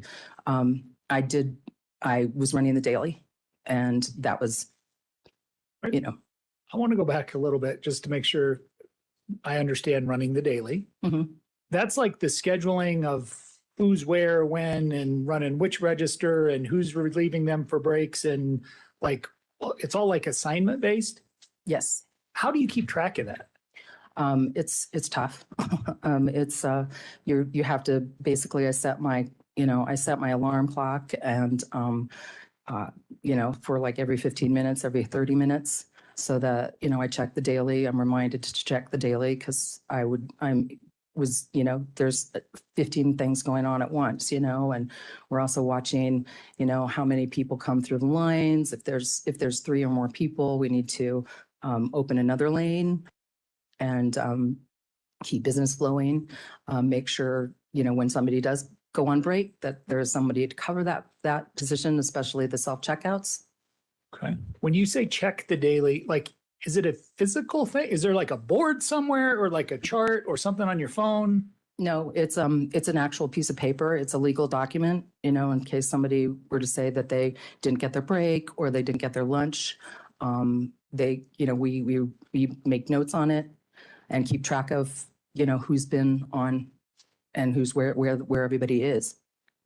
So when you say Ricky would let you do the daily or take care of the daily, she was entrusting you with responsibilities as part of your training and allowing you to do some of the actual head clerk jobs. Yes. How else would you describe her as a trainer and person responsible for getting you to the next place in your career? Kind of a gentle leader. She was definitely, she would explain what I needed to do, or she'd, give me insights to people's personalities, especially cashiers that have been there for a long time or very specific. They definitely want their breaks on time, or they'll, new in kids, and just how to work this diplomatically, work the daily diplomatically. Do you know how long Ricky had worked there? I can't remember. She had just put in for a transfer to an Erie store that week, the week prior. So she was, Non-responsive. oh, sorry. That's okay. So you don't know how long she had worked there? No. I want to go back because you said Paul was the opener. Yes. That's Paul Johnson? Yes. Tell us about Paul. Paul was very energetic. He was all over the store. We also have to do sweeps. He's very intelligent. He's a music major, not so charismatic as Ricky was. He's very matter of fact. And was he also part of your training?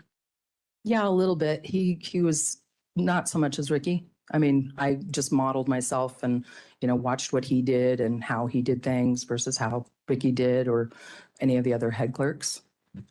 And then was there a third head clerk on that day as well? I'm guessing it would have been the closer? Yes, that's Ricky. And then there's also, there's Ben DiDomenico, who was, he was kind of an acting middle manager, but he was also a head clerk and assistant manager. I can't remember, but he was always at the front end or running around the store and doing stuff. So would that have put him kind of in a position of moving up from a head clerk to a different middle management position? Yes. Yeah. He was more our supervisor, if I remember correctly. Talk about what kind of morning it was as far as the store. I thought it was really quiet for Monday. Let me correct myself. Sorry. You said you got there at 12:30, so it would have been the afternoon, right? Yes, What kind of afternoon was it after you got there at 12:30? it was quiet. Thought to myself, it's kind of quiet for a Monday. At some point, did that change? Yeah, we would have, ebb and flows of business. So we get a rush or, that's basically it. We would get a rush. When there was situations in the front of the store, were you in a place in your training where you would help other people that needed supervisor approval, for lack of a better term? Yes. So we also have a manager override ticket. It's just, you just print it out on the registers and they would expire like within, a half hour, 45 minutes, an hour. So Explain to me what that manager override that only lasts half hour, 45 minutes is. So you print out a manager override to void transactions or help assist with other kinds of transactions that cashiers don't have that ability to do. So if the cashier makes a mistake or something gets messed up that needs changed, cashiers don't have the authority to do that? Correct. So they would have to call a head clerk to come over and you would have to utilize this limited time head clerk pass. Yes. Yeah. How does that work as far as how do you use it? So I would print it out and I swipe it and then enter my passcode. And that would give you the ability to do things on the machines that the cashiers themselves could not. Correct. It's like a void over a certain amount of money or a change order.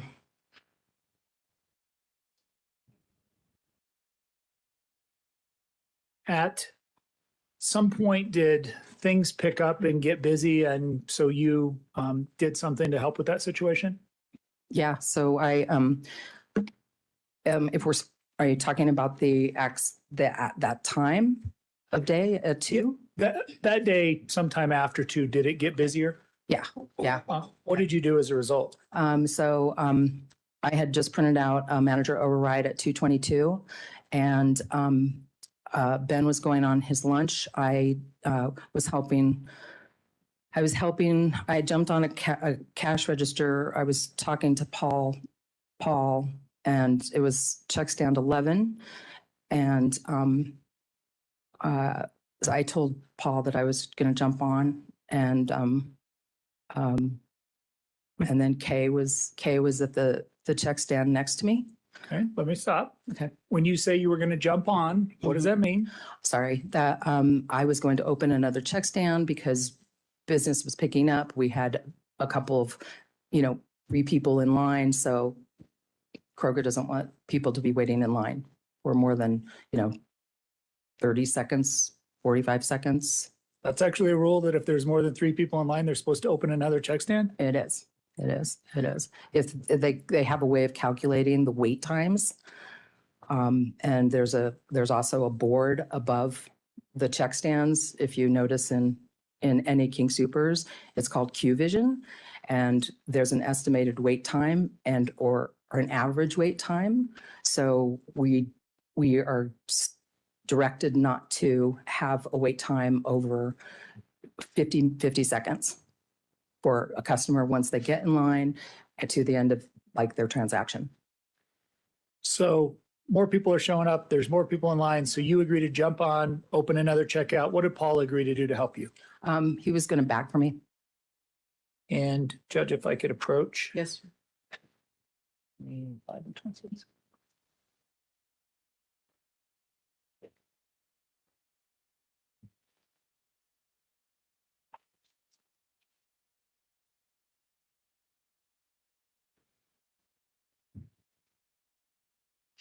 Okay. Let me just ask. I've handed you people's exhibits 25 and 26 for identification. Do you recognize those? Yes. What are they? They're overshots, they're cameras above, and 25 that's Kay and Lynn Murray. And 26 is Paul Johnson. So let's start because you had talked about some point after 2, it getting busy, and you were starting to talk about, you jumped on a register, Paul agreed to help you by bagging. Is that right? Yes, Is that what is depicted in People's 26? yes. Judge, I would move to admit People's 25 and 26. I have no objection. They're admitted.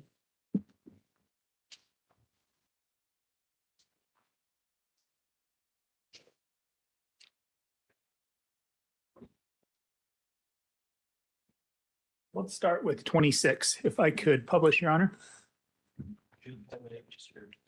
Yeah. Oh, sorry.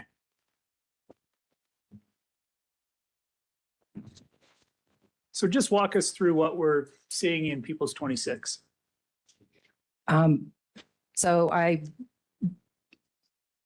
probably said, hey, I'm going to jump on here and, Unresponsive. okay. So I'm, Just tell us what we see in this picture. that's Paul Johnson, scanning items, and that's me.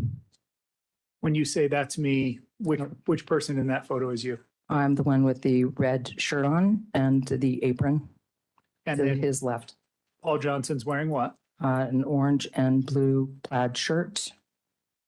And the date and time stamp on this is March 22nd, 2021. This actually indicates 1:29:45 PM on that day. That's what this photograph indicates? No, it would have been later. Well, correct, but this is an hour off is what I was getting at. Okay, yeah, Because this incident occurred around 2:30. yes. Are you, and it's okay if you're not, are you familiar with the overhead cameras being an hour off at the store? I wasn't aware that they were. With respect to this is that time frame though of right around when the incident began. Yes. And then you started to talk about other things and overrides and things that managers had an opportunity to do. And when you were telling us about People's Exhibit 25, you indicated that it includes Kay and Lynn Murray. I guess we can go ahead and publish that one. And you can just tell us what's going on at this point in time. So Lynn Murray was an Instacart shopper, and Kay was scanning her items for her shop. He had accidentally rung up her chicken salad for her lunch, and she wanted it to be removed. I told her that we'd probably have to rescan everything because it looks like it's already in process, that she's already pulled out that green Instacart card. And so I suggested that she perhaps give the customer a few dollars for the chicken salad that was rung up with that Instacart order. And she was reluctant to agree, but, I would have had to probably, rescan the whole order. Okay, couple things. Let's just start with, how does Instacart shopping work? You mentioned some green card or something. Like, tell us how Instacart works. So it's like pickup. You can go and place an order online. The shopper gets the order, agrees to take the order, and shops around the store like I would have done in pickup. And then she's looking at her phone, checking the order, and she's going to scan and take a picture of the receipt for the customer and for Instacart. At that time, they were using manual cards. And when you say she, you mean who? Lynn Murray.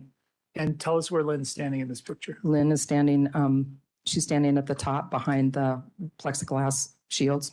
With the phone in her hand. With the phone in her hand. You called her by name, and you mentioned that she shopped Instacart. Did you know her as a regular customer at King Soopers? Yes, she was practically in there every day. And that day I had just asked her, Non-responsive hearsay. Sustained. Without talking about what other people said, Did you interact with Lynn Murray on a pretty consistent basis? Yes, And that was based on what? that she was a customer, a regular customer. I was a cashier. I introduced myself to her. If I saw regular people, I would introduce myself to them. And as an Instacart shopper, she was one of those regular customers that came in quite frequently? Yes, So you recognized her on site as being the person in this picture and on this day that Kay was checking out? yeah, yes, checking her out, yes. Tell us who Kay is. Kay is another cashier. Kay is the person with the brown flannel shirt on and the beanie circle hat and and his left hand is is gloved. Would you have been responsible for supervising Kay? Telling him when he would go on his break, assisting him with checkouts, bagging for him. Okay, according to the daily. According to the daily. And what can you tell us about Kay? Objection 401, 403, may we approach? Sure.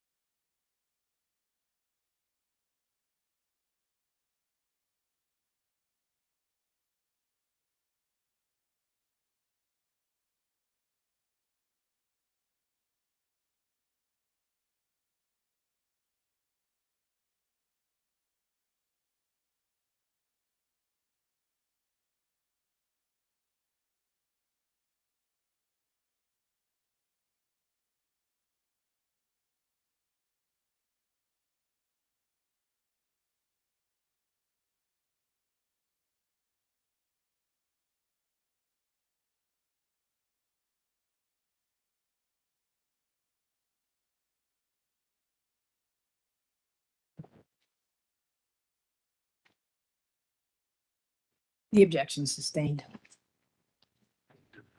Ms. Keaton, did Kay have anything that was unique about him? He was Nepalese. Was English his first language? No. And with respect to this transaction, explain what was taking place, what you have in your hand and what you were doing. I have the manager override. And what are you doing? I just have it there. I did not use it at that time. I just had it there in preparation to use it. How do you know you didn't use it? Because we didn't void anything. We didn't void, the transaction had already occurred. She had already paid for the Instacart order and she was ready to leave. Who else was working that day? Terry Leiker, Paul Johnson, Ben DiDomenico, Matthew, I can't remember his name, Lance G, he works at the service desk, and another young man named David. There was a young man on the west side self-checkout, another special needs sales associate, Tasia, and Clint, Terry's boyfriend, he's special needs as well. And I can't remember who was on the east side checkout. I think Kim, it was, I can't remember. Kim, she was Vietnamese. She was on the east side checkout. Tell us about Terry. Terry she was just getting back from a staycation. She had on a blue and black velour shirt. I had asked her earlier in the day how her staycation was. She loved Disney. And she was very sweet and she would bag. She was one of our courtesy clerks. How long did you work with Terry? The year. She was there long before you were? Yes. Was Ben around when everything started to happen with respect to this incident? No, he Objection, non-responsive. overruled. I think she's getting there. Go ahead. He walked right by me and placed the keys to the back door in my pocket as I was checking my last customer out. Tell us why he would do that. Because he was one of the head clerks, and should I have needed to open the back door, I would have had those keys, and he was going on lunch. What type of things would have required you to open the back door?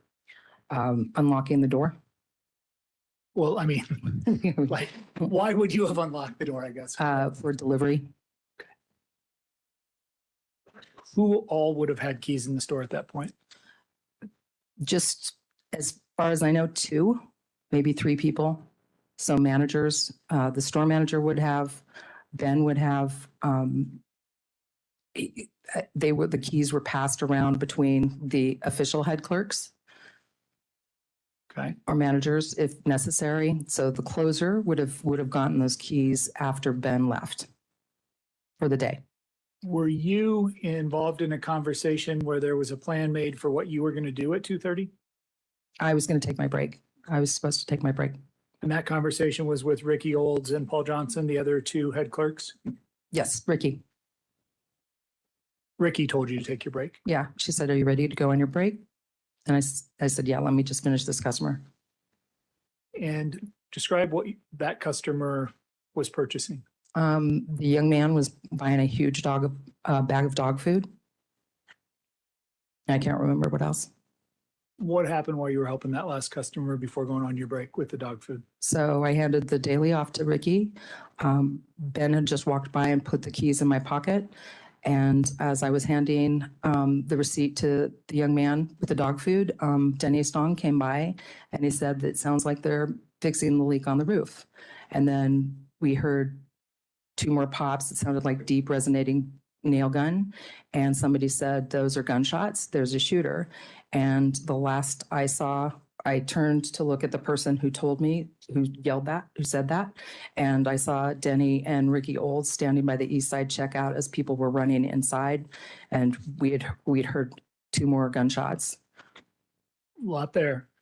Back up, you said you said that Denny walked by right as you were finishing handing the receipt, right as you were handing the receipt to the man with the dog food. Yes. Tell us who Denny is. Denny Stong, he was a maintenance guy. He was 20 years old. He liked guns. He was kind of a Boulder hippie who loved guns, and he loved Pink Floyd and played Fleetwood Mac. He would come in there early in the morning to do maintenance and clean the bathrooms. Was he working that day? No. Did you interact with him before this point in time when he says he thinks they're working on the roof? No, he just walked by. Where was he coming from? The west side? Did you see anything in his hands? No, no. Do you remember what check stand you were on at that point in time? I was on 11. And Kay was on 12? Yes. Do you remember where Paul was? I don't remember where Paul was. I vaguely remember seeing him that day running. I forgot that he was even there. And you said that you had just handed the daily to Ricky in anticipation of going on your break and she was walking away. In handing the daily to her, what did that mean? That means I'm handing off the responsibility to her so she can mind people's breaks and see when people are supposed to come back for their breaks or go on the next break. What other responsibilities would a head clerk have that would require them to go to the customer service area?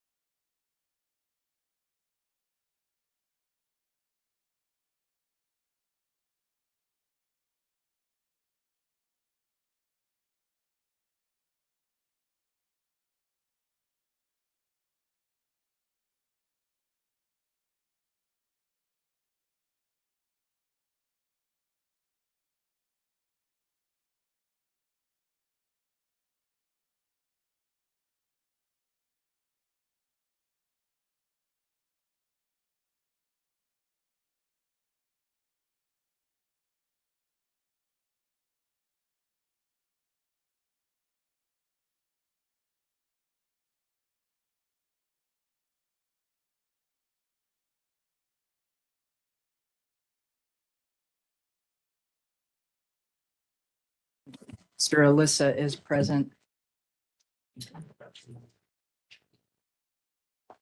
There was an issue that came up yesterday at the end of court. Mr. Brian Collins was made aware of, and I'm going to have him talk about it. So go ahead, sir. Yeah, one of the jurors mentioned that they, in their professional capacity, worked with one of the witnesses yesterday, Dr. Allison. Sheets. Yes, Dr. Sheets. That they were, in their capacity as a rescue person, would bring people to them about the person that needed rescue medical attention for them to continue giving their service. But other than that, It was number 3712.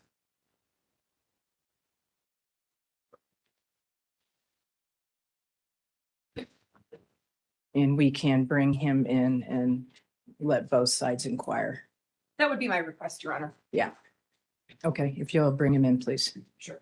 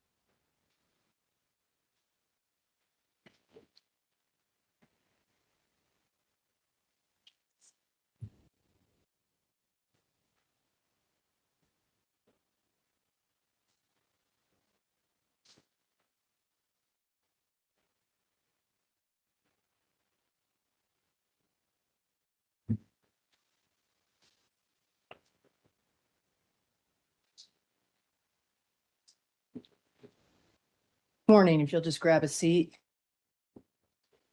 Sorry to make you feel like you're on the spot here, but you kind of are. We just wanted to do some follow-up with the information that you shared with Mr. Collins yesterday, and very much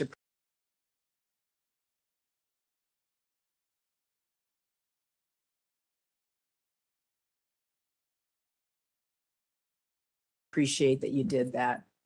So I'm going to let you speak to it, but it is about you did know Dr. Sheets once you had an opportunity to see her. I did, and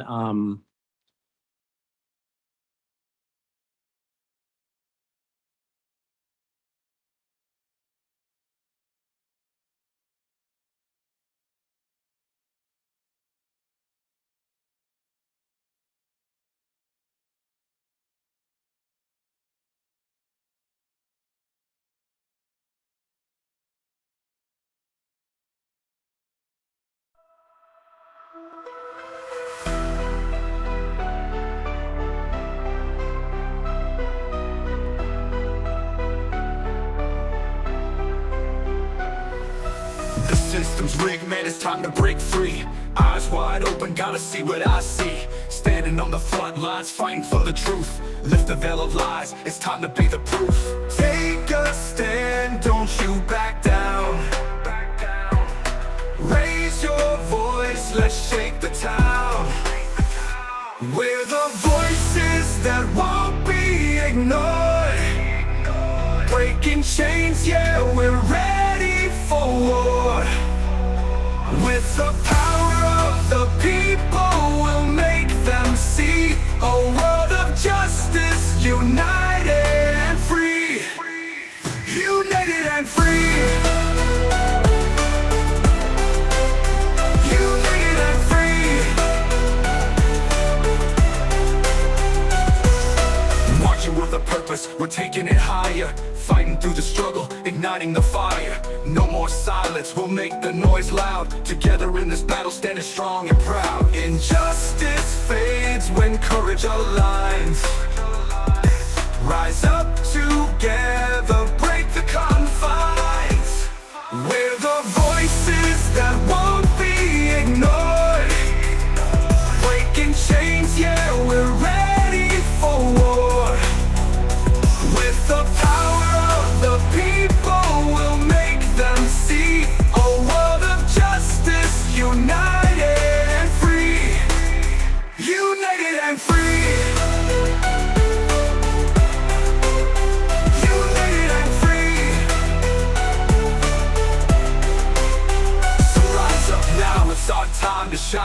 Together we'll write a new paradigm. You paradigm, you paradigm. Whoa, whoa. We're the voices that won't be ignored. Breaking chains, yeah, we're ready for war. With the power of the people, we'll make Closing head clerk in would go and do sweeps to check all the drawers to make sure that there's not too much money in the drawers. And so they might be doing a sweep. That's part of one of their oncoming responsibilities is to make sure there's not enough money, there's enough money, or not too much money in the drawers. That would be one of Ricky's Ricky's responsibilities. coming on as the Closer. Got it.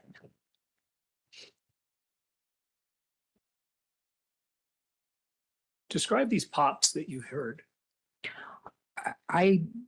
When Denny walked by and said, "It sounds like they're fixing the leak on the roof," I went, "Huh?" And then we heard two more deep resonating gunshots. And I'd never heard gunshots, but somebody yelled, "Those are gunshots. There's a shooter." And then I turned around to look at the person who said that, and we heard a few more pop gunshots, and people were streaming in from the outside on the east side.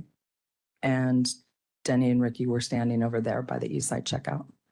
When you say standing by the east side, where exactly were Denny and Ricky standing?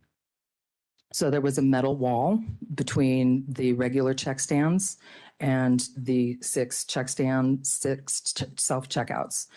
And people would be running through that self-checkout, and at that time on the other side of between the customer service desk and the self-checkout scanners.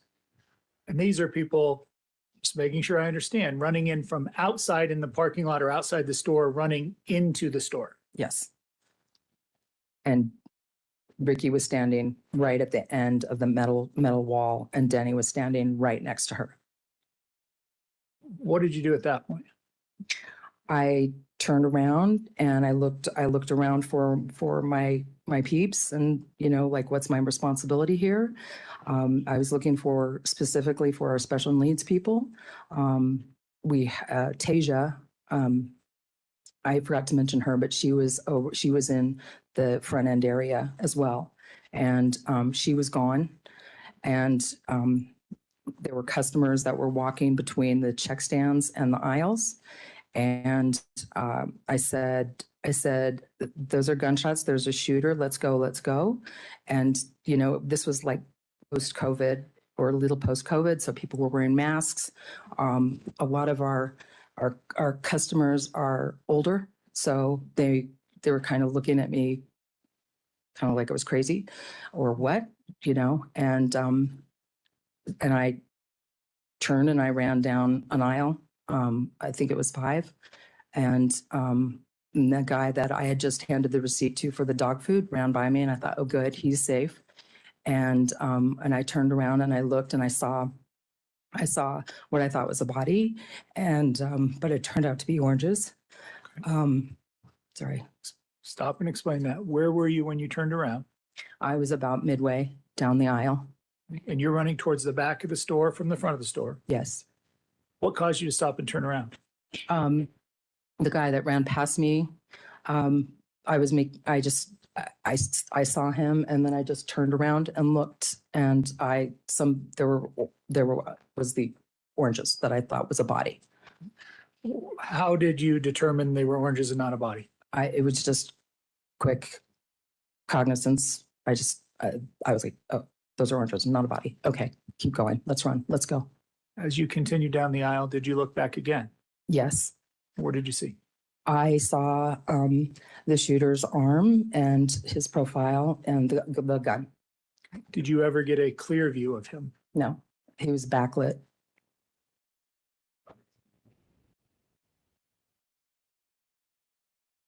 How did you ultimately get out of the store?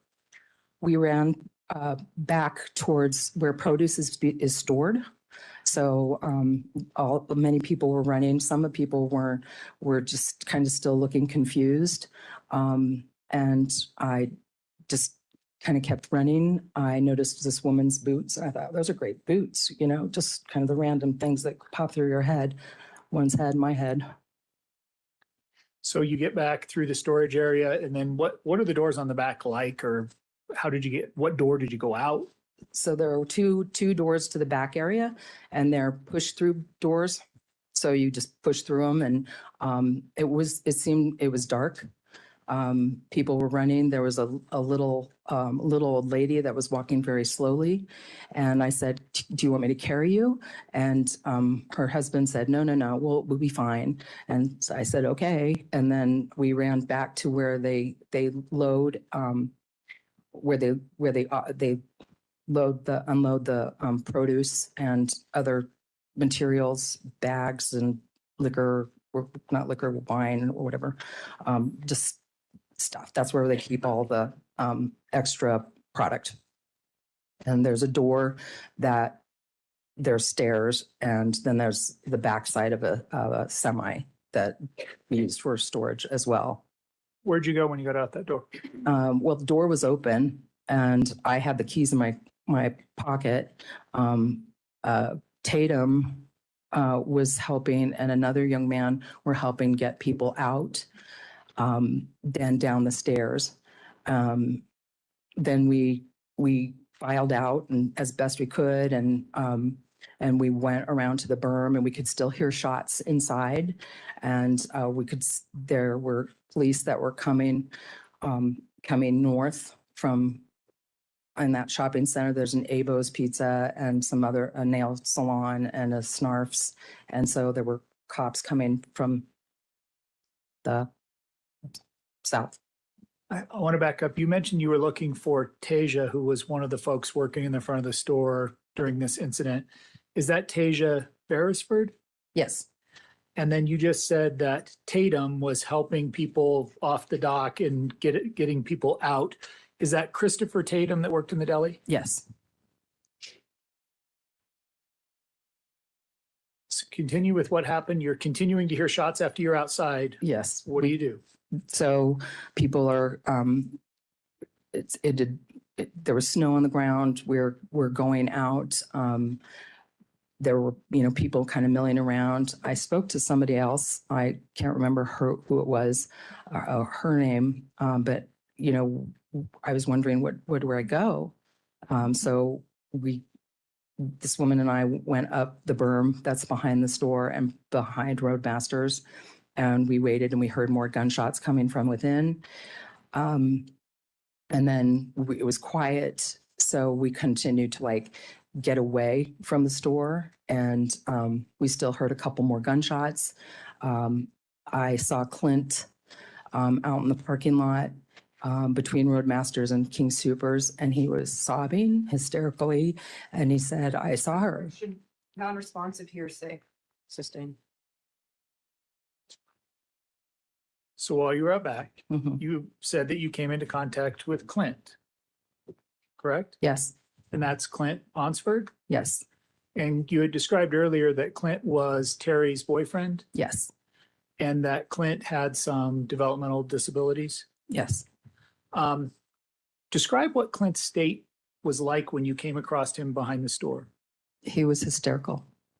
And while he was in that hysterical state, did he make some comments to you? Yes. What were those comments? He said, "I saw her. I saw her." And I said, "Who? Did you see Terry? Did you see?" He said, "No, I saw Ricky. I saw her go down."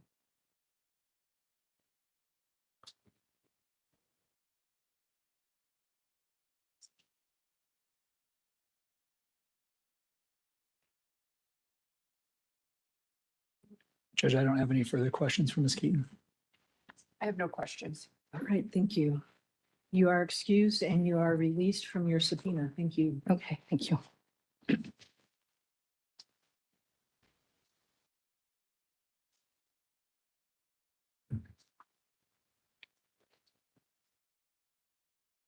Yes, sir. Your Honor, people call James Graham at stand. Good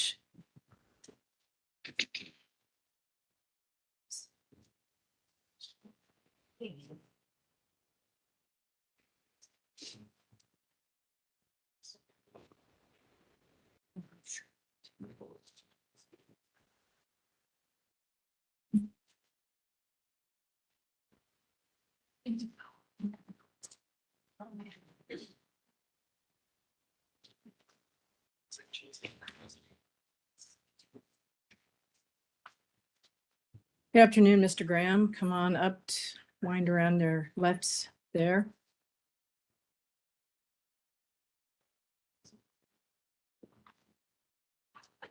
You just go around this one.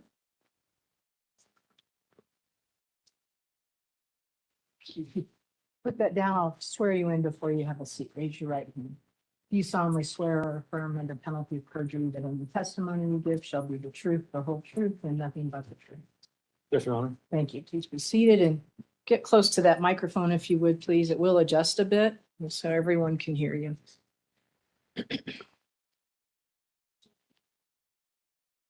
Good afternoon, sir. Good afternoon. How are you doing? I'm okay. Can you please state your full name, spelling your last name for the record? James William Graham, Graham. Mr. Graham, I'm going to ask you a few questions about your background and then talk with you about the events of March 22nd, 2021, okay? Okay. Where do you currently live, sir? Erie, Colorado, And how long you've been living in Erie for? about 5 years. Are you currently employed? Yes. What do you do for work? Operations and maintenance at NOAA Building in Boulder. What is the NOAA building? International Oceanic Atmospheric Administration, How long have you been working there for? 14 years. And on a daily basis, what does your work consist of? Making sure the building operates for the scientists and the tenants in the building, temperatures, equipment, so forth. So if I were to join you for work for a day, what would that look like? What are you doing on a daily basis? Just making sure that office spaces are at comfortable temperatures, and all the equipment's running properly. Were you working at NOAA on March 22nd, 2021? Yes. And where is NOAA located? About a quarter mile north of the King Supers, 325 Broadway. Had you been to that King Supers before March 22nd? Yes. How often would you go to that King Supers? Not a lot, but maybe a couple times a month. What would you usually go to that King Supers for? Lunch. Were you living at Erie at the time? Yes. So when you did your food shopping, would you do food shopping there or somewhere else? No, I would do it in Erie. So you go there for lunch. What would you normally get from King Supers? Oops. Whatever I was in the mood for, I guess. Chicken, ramen noodles that day. Do you recall getting to King Supers on that day around 2:15, 2:20 p.m.? Yes. And after you arrived at the King Supers, what'd you do? Well, I went inside and I wasn't sure what I wanted, so I kind of went around the aisles and I found something that was satisfying and I got it. And you mentioned ramen. Judge, can we approach quick? Yes, sir. That's right.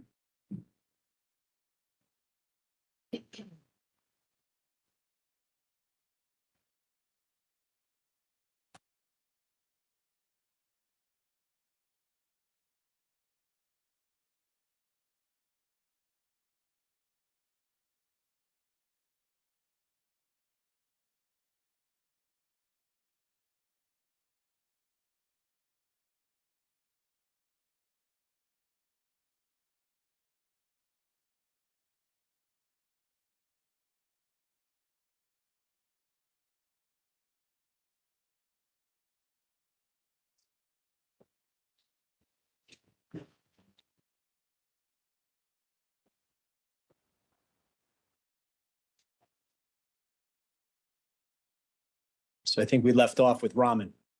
Yes, sir. Where'd you get the ramen from in the store? One of the aisles. I'm not sure what aisle it was. Okay. And after you got the ramen, where'd you go? Self-checkout, front of the store. On the west side or the east side? It'll be on the west side. Do you recall how many packages of ramen you got that day? 3. And you're at the self-checkout area, so just describe for us what you were doing in the self-checkout area before anything happened. Well, I was checking out and I noticed I was charged 10 cents for a bag. So, okay. And then I started hearing shots being fired. I heard a big bang and then shots being fired, so I ran. I'm not going to ask you to look at video, but if it's okay with you, I'd like to show you a photograph, okay? Okay. Your Honor, may I approach with what's been previously marked as People's 27 for identification? Yes, sir.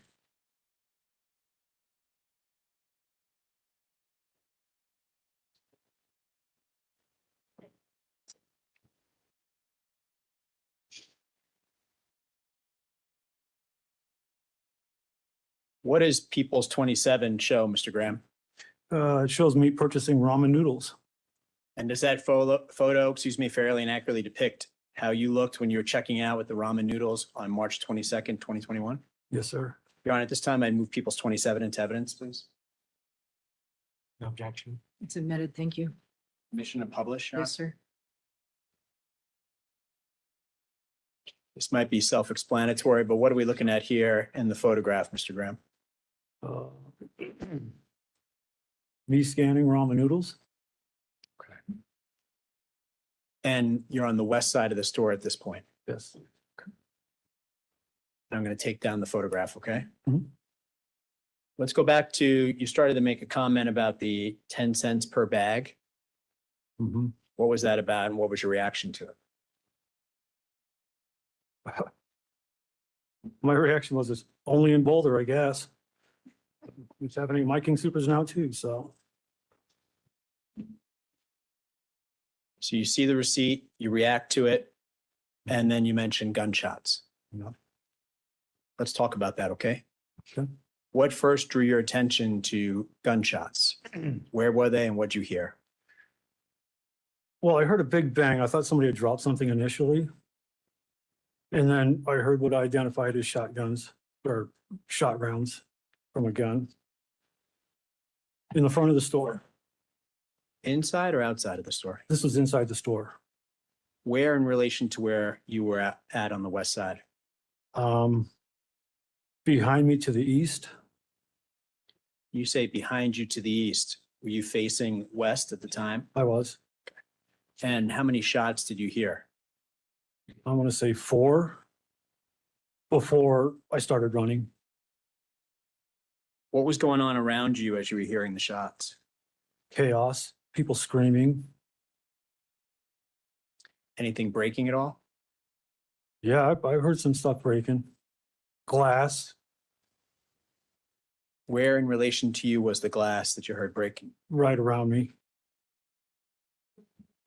Did you feel as though you were being shot at yourself? Yes.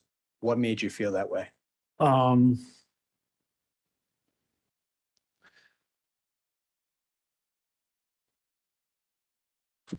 Things being broken around me. The smell of gunpowder. Can you recall smelling the gunpowder as this was happening? I did. Okay. Did you see the shooter? No. Did you believe that you heard the shooter? Yes. And what do you believe you heard the shooter saying? Judge, objection, foundation 41403, reapproach. Yes.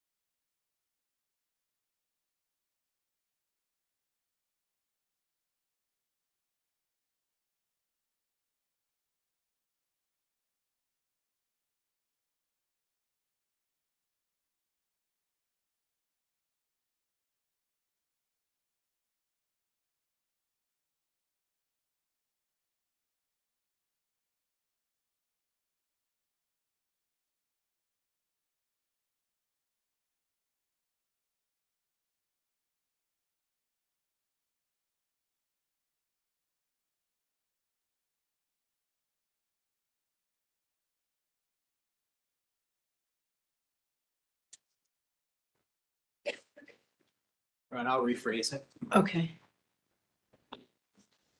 Mr. Graham, while the shots were being fired, did you hear people screaming? Yes, And did you also hear an individual yelling? yes. What did you hear that individual yelling? Fuck you. Where was that yelling coming from? I believe it was coming from the front of the store. Where at that point was the shooter, based on everything that you were taking in at that point? Front of the store. Did you believe that yelling to be from the shooter? Yes.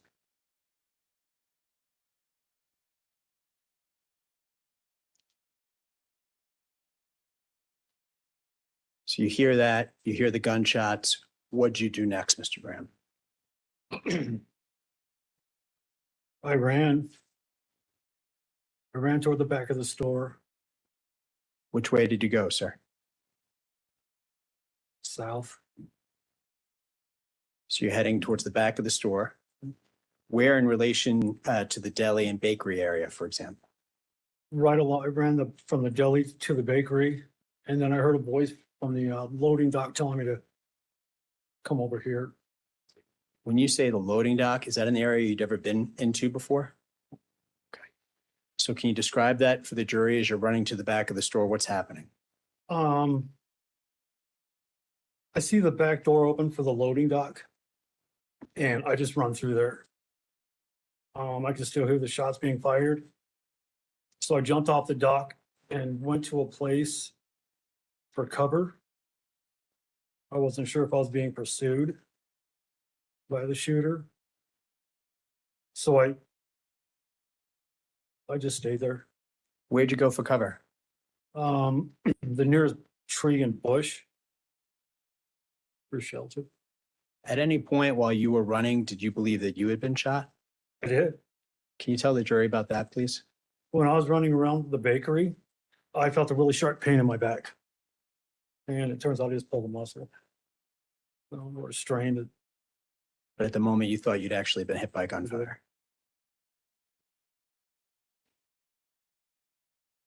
How long did you stay out back? Until I knew the coast was clear, probably 10 minutes. But by then the police had arrived. And the officer told me to stay there. And where specifically were you? Southwest corner of the building, How were you positioned? laying down On what? the ground. Any snow on the ground there? Yes, How long approximately did you stay laying in the snow for? about 40 minutes. What happened then? I saw the snipers on the roof. And they were gathering, and one of them had noticed me laying in the bush. So he drew his rifle toward me and yelling from the roof to don't move. Female officer who kept me in place there was yelling at him, don't shoot, he's a witness. So, What was going through your head at that point? well, if hostile fire wasn't gonna get me, friendly fire might. I don't know. So what'd you do? Put my head down and started crying. What happened then? Nothing. Did you get up at some point? I did. How'd that come about? Couple officers came over and told me to walk out to the street, and this was after everything went down.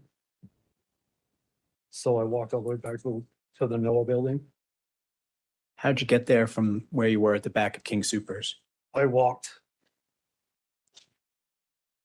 And when you got back to the Noah building, what'd you do? Grabbed my coat. Went back to King Supers to get my car.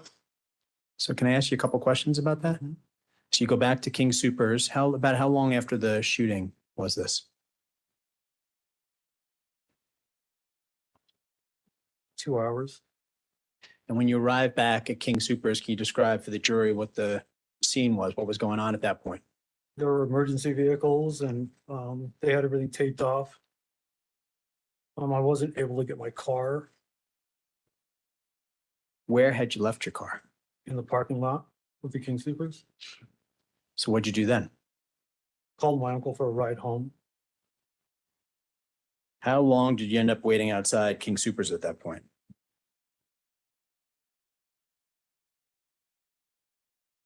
About an hour. What were you doing during that time?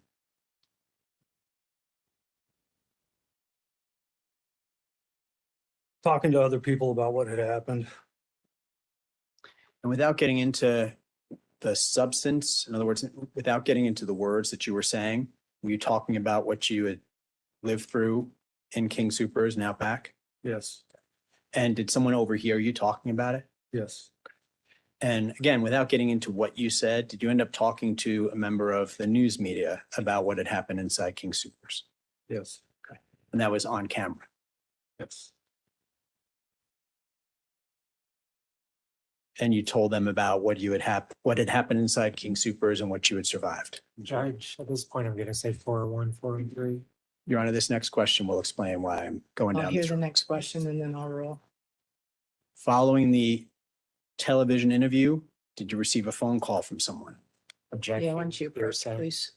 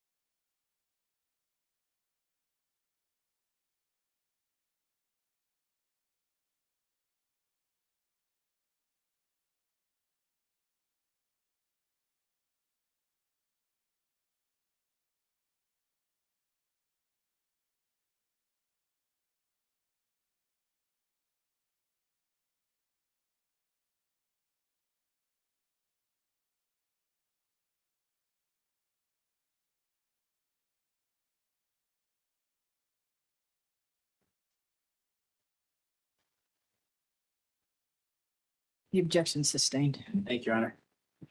So without getting into the substance of it, you receive a phone call. After that, without just yes or no, sir. yes. Okay. What was the impact on you of going through the shooting at King Supers? I was devastated. Can you share with the jury some details, please? Couldn't eat, couldn't sleep. Anxiety, depression. Had to go through therapy. Any change to your physical appearance, Mr. Graham? Yeah. Such as what? I have diabetes. Since the shooting? How about weight loss? I have lost a lot of weight. How much weight approximately have you lost since the mass shooting? About 60 pounds.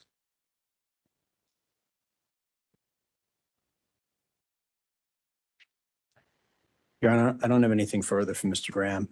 All Thank right. you. Thank Thank you, you. sir. No questions, Judge. Okay, all right, thank you. Mr. Graham, you are free to go and you are released from the subpoena. Great, thank you. Yes, sir, thank you.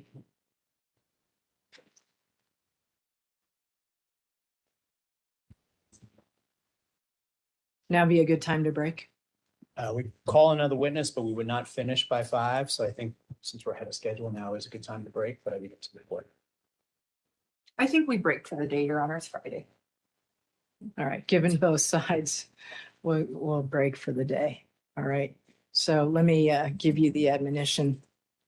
I want to remind you that until the trial is completed, you must not discuss this case with anyone by any means. This includes members of your family, people involved in the trial, other jurors, or anyone else. If someone approaches you and tries to discuss the trial with you, let me know immediately or as soon as possible. If it happens over the weekend, can't have that either. You must not consult any outside references, do any internet searches on anybody involved in this case. Most importantly, do not form or express an opinion on the case until it is finally submitted to you, and you all can go talk about it once once the case is submitted to all of you. This applies every time you leave this room. All right, with that, thank you. Have a nice weekend.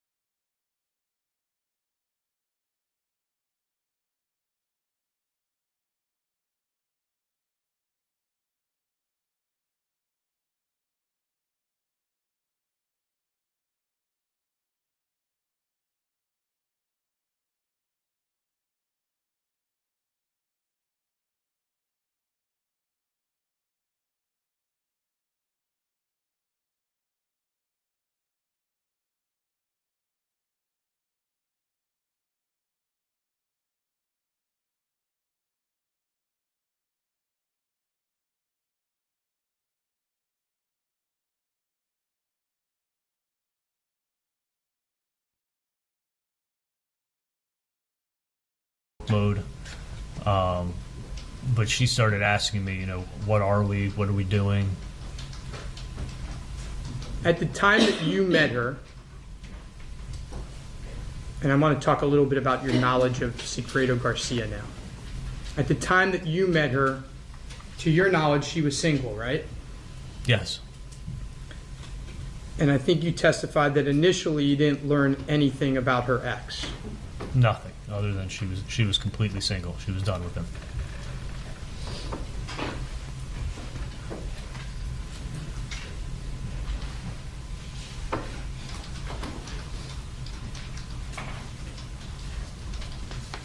I want to show you defense exhibit. It's not in evidence.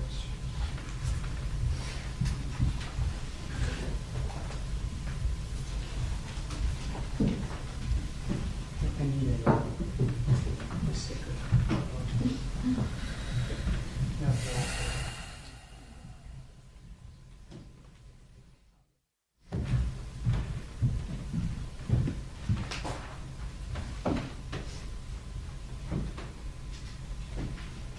Yeah, approach, Your Honor.